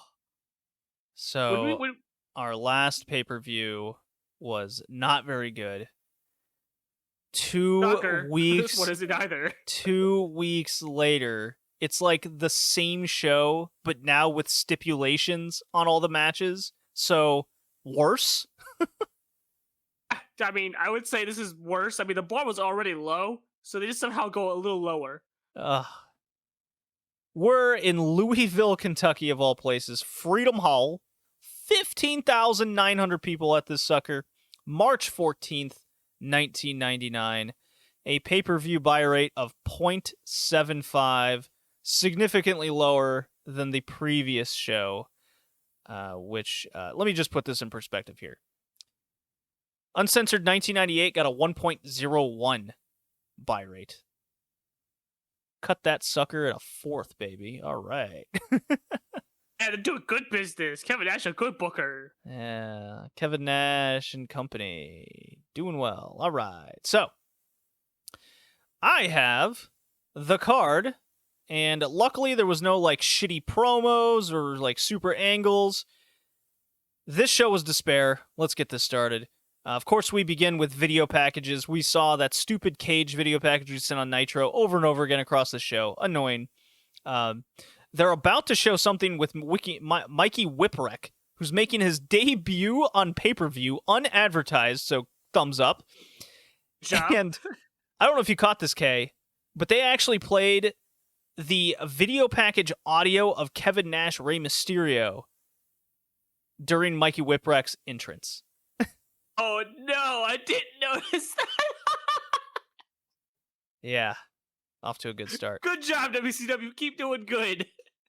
Yeah. So so as we do, we did guess the card because these people can't advertise or keep a card together. We guessed Hogan Flair. That happens. Jericho Saturn dog collar. That happens. Mysterio Nash. Check.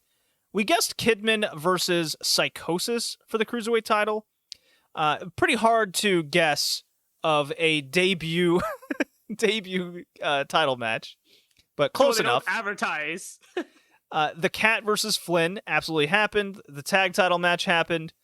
Scott Steiner did, in fact, have a match, but it was against Booker T. If you listen to our previous audio, I thought that they would do Booker T, but I'm like, well, that match just happened. Yeah, they did it on the show anyways. Rematch.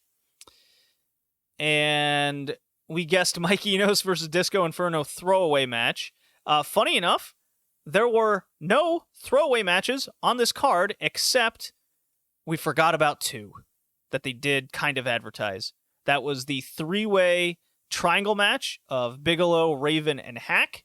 And I had forgotten about. Forgive us, how could we forget, Kay, Stevie Ray versus Vincent? Oh yeah, I mean that legendary feud. How could we have forgotten? How could we? We're professionals here. How could we forget? So we actually guessed the card better than we have ever done before. How about that? How about that? Kidman defeats Mikey Whipwreck 15 minutes. Look, as much as I did not care about this match, Mikey Whipwreck and his ECW grunge outfit going against Kidman's I don't give a shit, I'm mowing the lawn outfit, it was fine. It was 2 people wearing not wrestling gear. Yeah, no kidding. It was okay.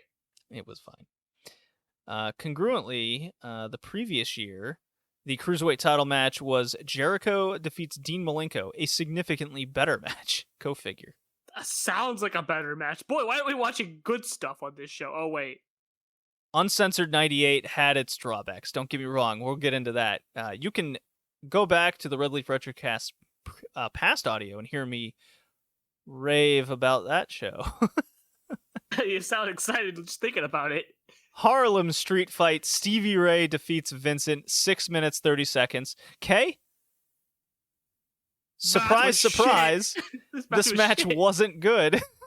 It It was so shit. So much so that they had a whole section, because they brought it to the crowd at one point. They had a whole section of chairs and things just taped off for them to fight in that they used for 2 seconds. Oh no. Hold the phone. Oh, I'm holding the phone. Well, first of all, this might be one of the worst pay-per-view matches I've ever seen in my life.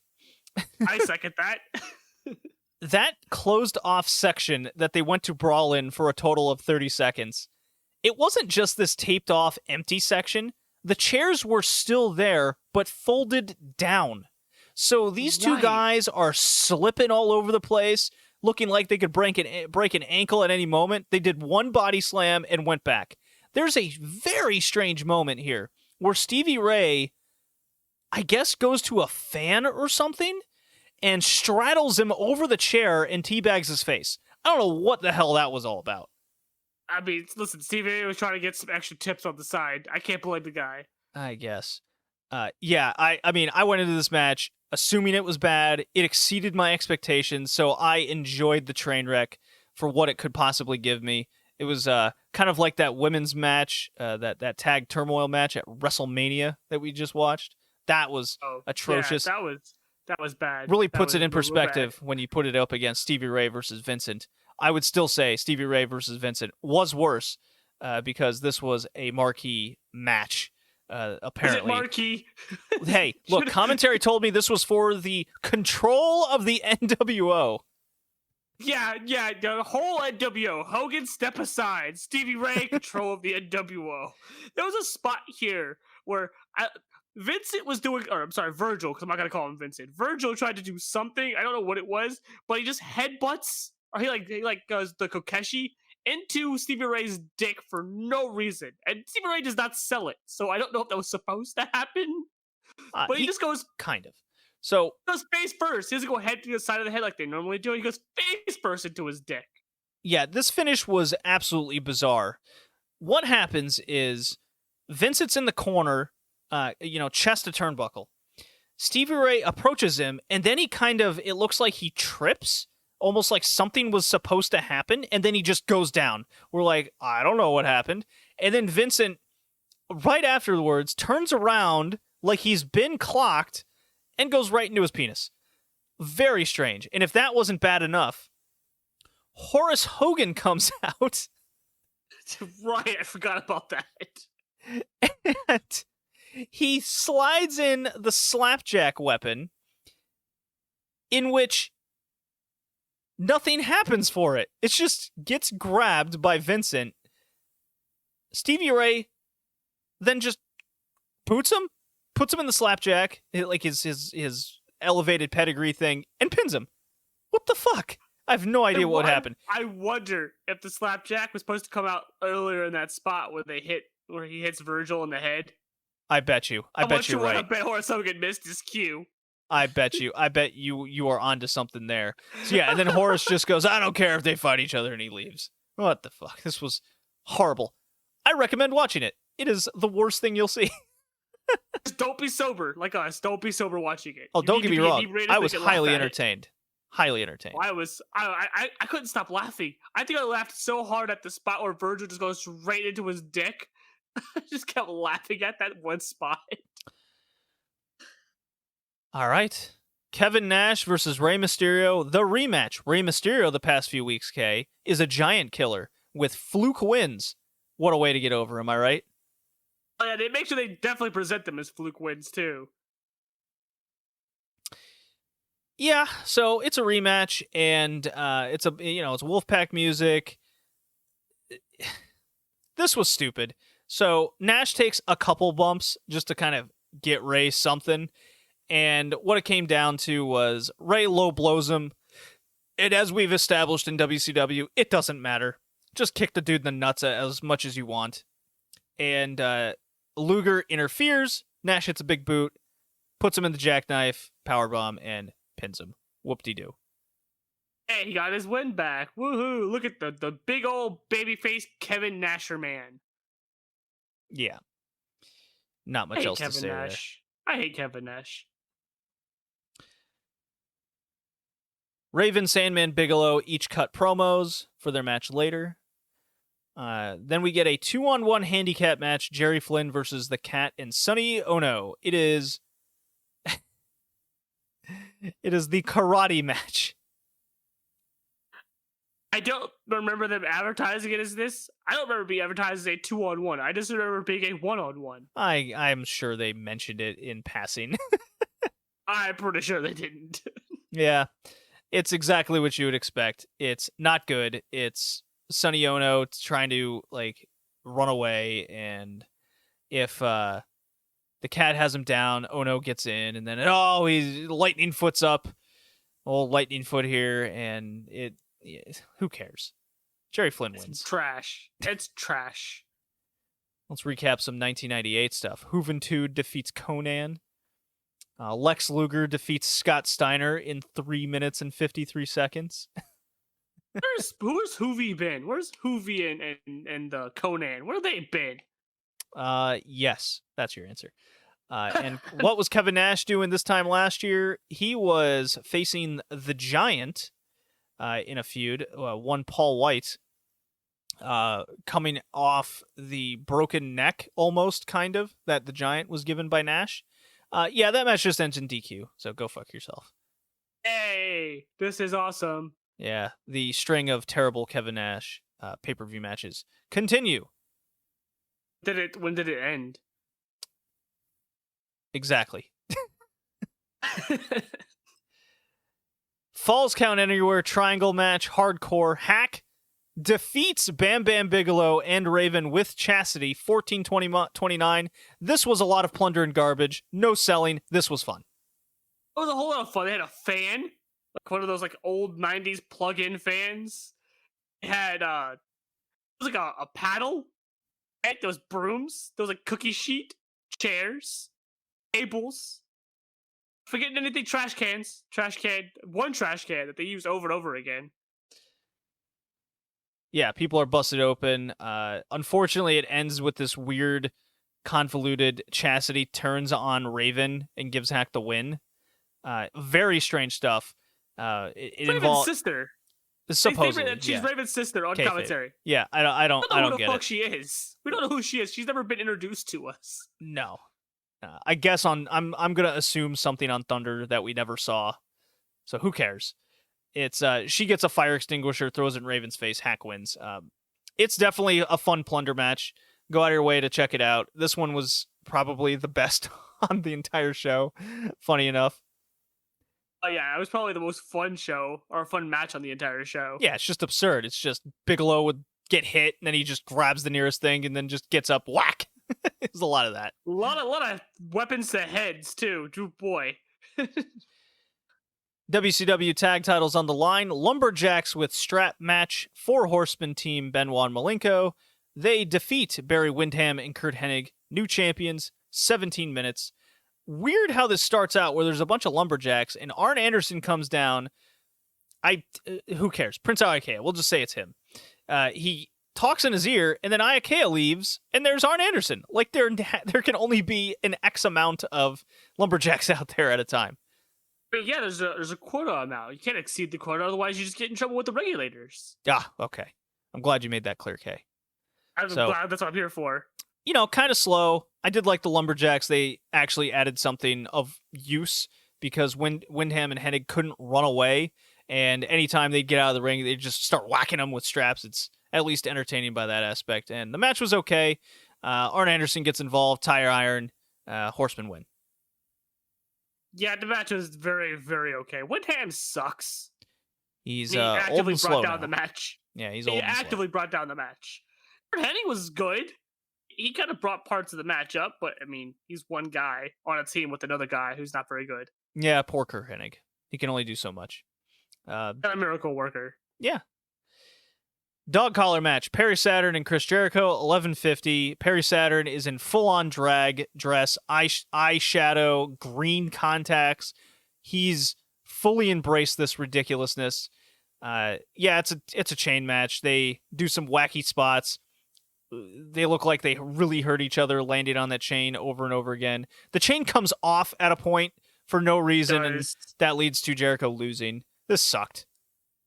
It was awful. I gotta mention one thing. So we're listening to this, and it has the original entrance themes for every wrestler, right? Yes. It's usually overdubbed. So it makes more sense, this gimmick for Perry Saturn, when he's coming out to Beautiful People by Marilyn Manson in 99. Okay, it all makes sense now. I get what you're going for. Not any good, even in 99, but I get what No. you're going for. Perry Saturn cannot get off my screen fast enough as long as he's in this gimmick. But don't worry, he gets better gimmicks, I promise. Great. World TV title match. Booker T defeats Scott Steiner with Buff Bagwell. Hey, Booker T got one over. 13:30. Wasn't this supposed to be his U.S. title match again? Don't worry about that. See, Scott Hall has the U.S. title, and he's not on the show. He's probably drunk in a hotel room somewhere. Hey, you're probably right. No Sting, no DDP, no Bret Hart, no anybody we actually like is on this show. Only Scott Steiner, Booker T. I've not seen Sting since I started watching with you, and I haven't seen DDP since his wife, girlfriend, whatever, got thrown out of a car by Scott Steiner. Yeah, this is getting rough. A year ago, Booker T was successfully defending the TV title against one Eddie Guerrero, who's out with a leg injury. So that poor guy. Poor guy. Yeah, So bummer. look at all he has to come back to. Yeah, I enjoyed this match. Not as good as the False Count Anywhere match or even the Kidman Whip Wreck match, but it was fine. We just see this combination like so much, and it leads nowhere. We just saw it on Nitro. Whatever. It was very okay. Scott Steiner is better promo than a wrestler. At this point, at least.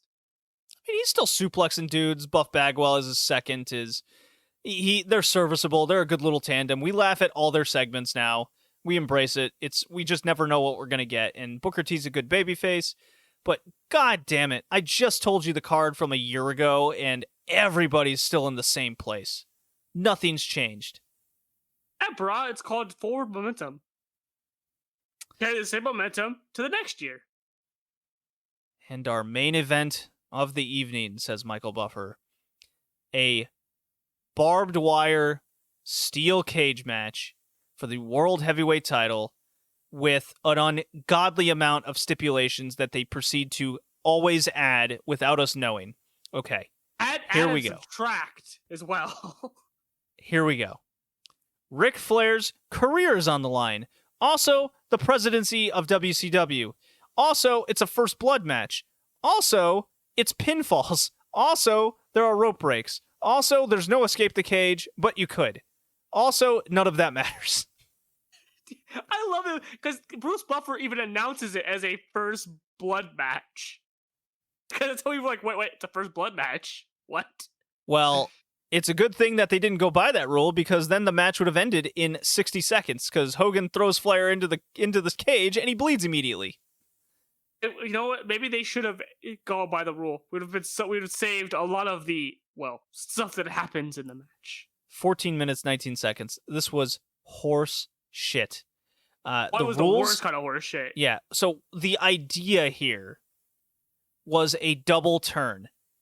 After all of what we've witnessed to Hogan coming back in January, that since the finger poke of doom, he has been the worst guy. And Ric Flair has been this, he's been the babyface, and he's this guy in power, but he hasn't done anything with the power other than try to go after Hogan. Well, first Bischoff, and now he just gets matches with Hogan. Right.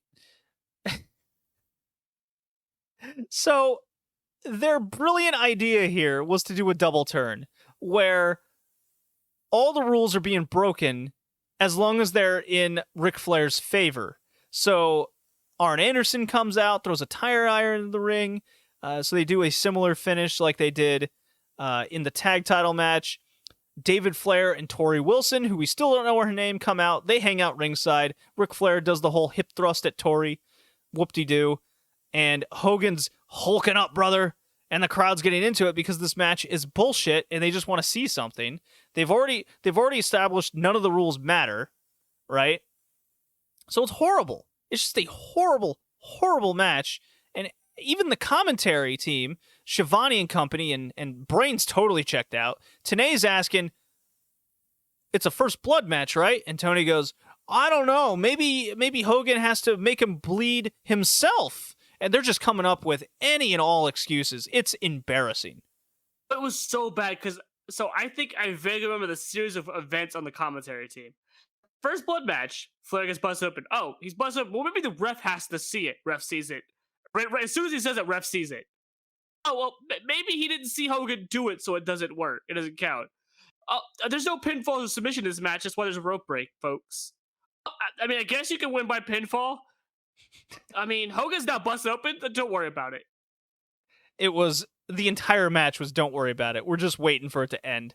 And so the double turn is, I guess, successful for all intents purposes. Hogan's now a babyface. Who the fuck cares? Ric Flair's a heel, I guess. I mean, I know he works better as a heel, but not in this fucking match. And it's all about the crooked ref. I remembered something. I just remembered something on commentary. It just popped back into my brain. So, remember how they said that it was for the presidency? Mm-hmm. Like somebody was in their ear telling them the stipulations, because a couple minutes later, I think, they're like, hey, his career's on the line. Wait, I thought his presidency was on the line. Both are on the line. Was an exchange that was had. Yeah, I could see that. I was just like, but if his career's over, his presidency's over, so what difference does it make? Yeah, I suppose you're right.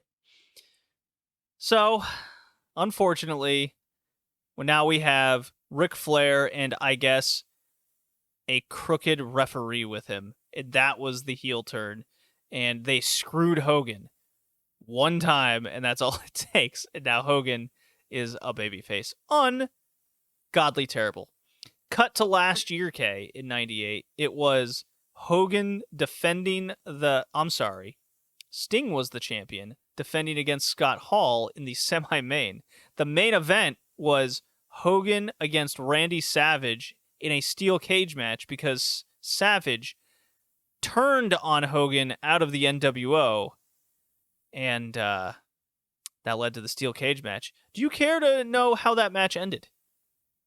I'm assuming Hogan got his win back. So good guess. Actually, what happens is Brutus the Barber Beefcake enters the ring, interferes, it goes to a no contest, Sting comes from the rafters and enters the ring, helps Savage kind of, and they leave. There's no finish. So, what you're telling me is that Savage refused to go over, and Hogan was like, brother, I'm going over. He's like, no, brother, you're not going over. Fuck it, just put Sting in the match. Horrible. Sting and Brutus in the Barber Beefcake. Yeah, Beefcake Man. Yeah, thank God he got phased out in 98. That was his role was the worst. So yeah, He's Ric Flair, also the worst. So yeah, Ric Flair is the new WCW champion. Yay! Don't congratulate them. Not for that performance. Fuck them. Great. I can't wait to watch Nitro. See the fallout. I need vodka. I'm gonna have to get a bottle of vodka. Ooh, that actually sounds pretty good with a cocktail onion. You throw it in. Yeah. No, just straight shots, bro. I gotta be drunk before I gotta finish Nitro. And that is the end of our episode. That is episode 79 of the Wrestlecast. Sakura Passion in Yokohama. See you next time. See ya.